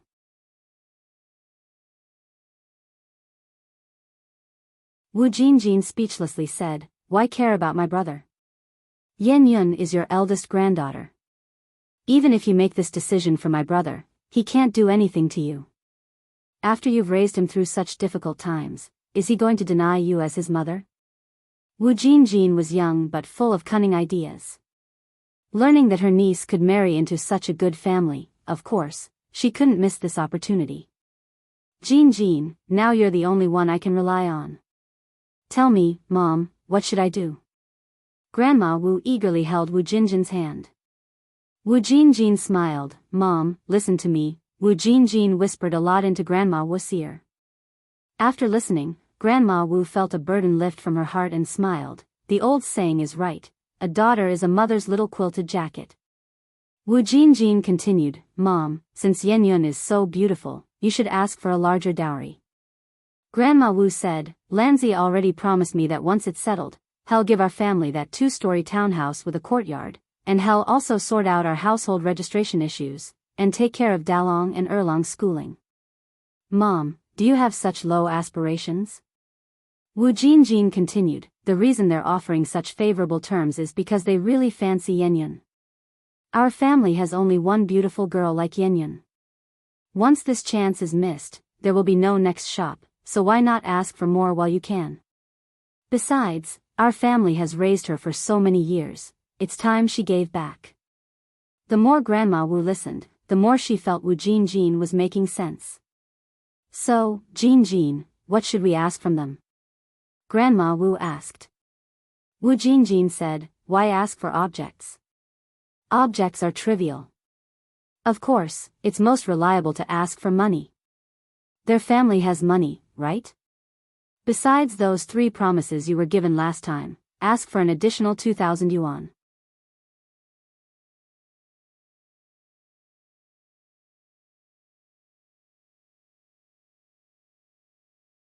Chapter 821, The Truth. _6. 2,000 yuan. At this time, an ordinary family would need about 10 years to earn 2,000 yuan. Grandma Wu got a fright. Will they give it? Wu Jinjin said, if they don't give it, then don't marry off. Anyway, my brother doesn't even want to marry Yan Yun off yet. Besides, Yan Yun is so beautiful, she might meet someone even better later on. In actuality, Wu Jinjin was well aware that since that household was willing to offer a house to take a bride, it meant they were not lacking those 2,000 yuan. 2,000 yuan was a huge amount for him, but for well-off families, it can be managed. Grandma Wu nodded, thinking Wu Jinjin made a lot of sense. Wu Jinjin continued, Mom, I'm Yan Yun's aunt, and I held her when she was little, you see. If this deal goes through, shouldn't you give me some benefit? Grandma Wu then said, isn't your family living quite well? Why care about such a little money? What well? Wu Jinjin said, my mother-in-law is totally unreasonable, plus since I come from another place, she looks down on me. She always gives me these looks. Also, when I got married back then, you asked for an 80 yuan bride price from their family, but didn't prepare even a basic dowry for me. My mother-in-law constantly uses that to mock me, mentioning how much dowry this or that family provided. Dowry items often included a wash basin, a comb, a mirror, and a chamber pot. In an age where flush toilets hadn't yet become common, chamber pots were a daily necessity. For ordinary families, even the poorest would prepare these essential dowry items. Slightly better off ones would even buy chests, nightstands, and dressing tables as dowry. But the Wu family was too poor, and as Wu Jinshu was not well, Grandma Wu, after asking for the hefty bride price of 80 yuan, hadn't prepared any dowry items for Wu Jinjin. Knowing she hadn't handled things properly back then, Grandma Wu sighed and said, Jinjin, you've suffered a lot at the Li family over these years, but I had no choice, you know our situation, let's not talk about the past. Wu Jinjin said, Mom, this time you have to support me in front of my in-laws. Don't worry, I won't ask for too much. Recalling her daughter's suffering at her in-laws' house over the years, Grandma Wu nodded firmly. Okay. Jean, how much money do you want? Wu Jean said, actually, I don't really want money. I just hope you can buy me a bicycle, and also, I want a sewing machine. At that time, a bicycle alone cost nearly 300 yuan, and a sewing machine would cost even more. Grandma Wu was really reluctant, but thinking of Wu Jinjin's sufferings at her in-laws, she gritted her teeth and agreed. Just a bicycle and a sewing machine? Even if both items together cost 1,000 yuan, she would still have 1,000 left.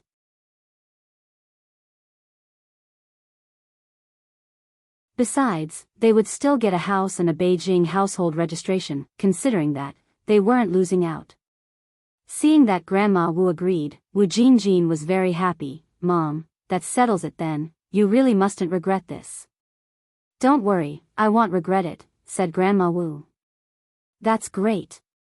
Wu Jinjin said, let's get going. We will visit Wu Lan's place now. Why are we going to Wu Lan's? Asked Grandma Wu. Since the matter is settled, it's time to finalize the wedding date. Wu Lan replied, sooner rather than later. What if someone gets ahead of us? Wu Lan's brother is such a catch, I'm sure many people have their eyes on him. Hearing this, Grandma Wu quickly got out of bed.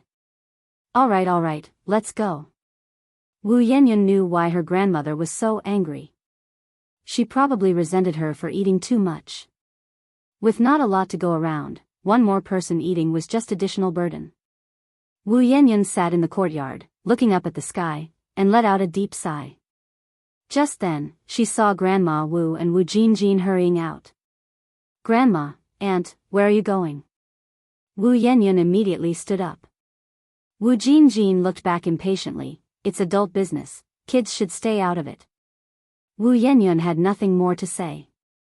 She arrived at Wu Lan's house. Wu Lan welcomed Grandma Wu and Wu Jinjin with her usual warmth. Wu Jinjin, who was eloquent, clarified the purpose of their visit in just a few words. On hearing this, Wu Lan said, getting a daughter-in-law for my brother isn't something to be taken lightly, and since you've already given it some thought, let's set a time for the young people to meet. Whether this works out still depends on my brother. Grandma Wu didn't say anything, and Wu Jinjin asked, what about tomorrow, does tomorrow work? Such matters were of course better settled sooner rather than later to avoid unnecessary complications. Wu Lan nodded, fine, let's make it tomorrow morning at 10 o'clock, and we'll meet at my place. If my brother takes a liking to Yanyan, our two families can sit down and discuss other issues thoroughly. Although Wu Lan thought Wu Yanyan was very attractive, it all depended on Wu Chang's own wishes. Wu Jinjin hurriedly nodded, yes, that works. After leaving Wu Lan's house, Wu Jinjin felt uneasy. Mom, what if they don't like Yanyan? Didn't you say this deal was certain? Why do we have to meet first? If they didn't approve of Wu Yanyan, wouldn't she lose a bicycle? How could Wu Jinjin not worry? She dreamt of owning a bicycle and a sewing machine. With those two possessions, would her cruel mother-in-law dare to look down on her? Grandma Wu said, don't worry about that. With Yanyan's looks, you won't find another like her in 10 villages. Wu Yanyan's beauty was undeniable as she was not from the Wu family. Wu Jinjin said, hopefully. We'll meet at 10 tomorrow morning. I'll come over at 8:30. By then, will my brother and sister-in-law have gone to work? This matter could not yet be disclosed to Wu Jinshu and Yan Erju.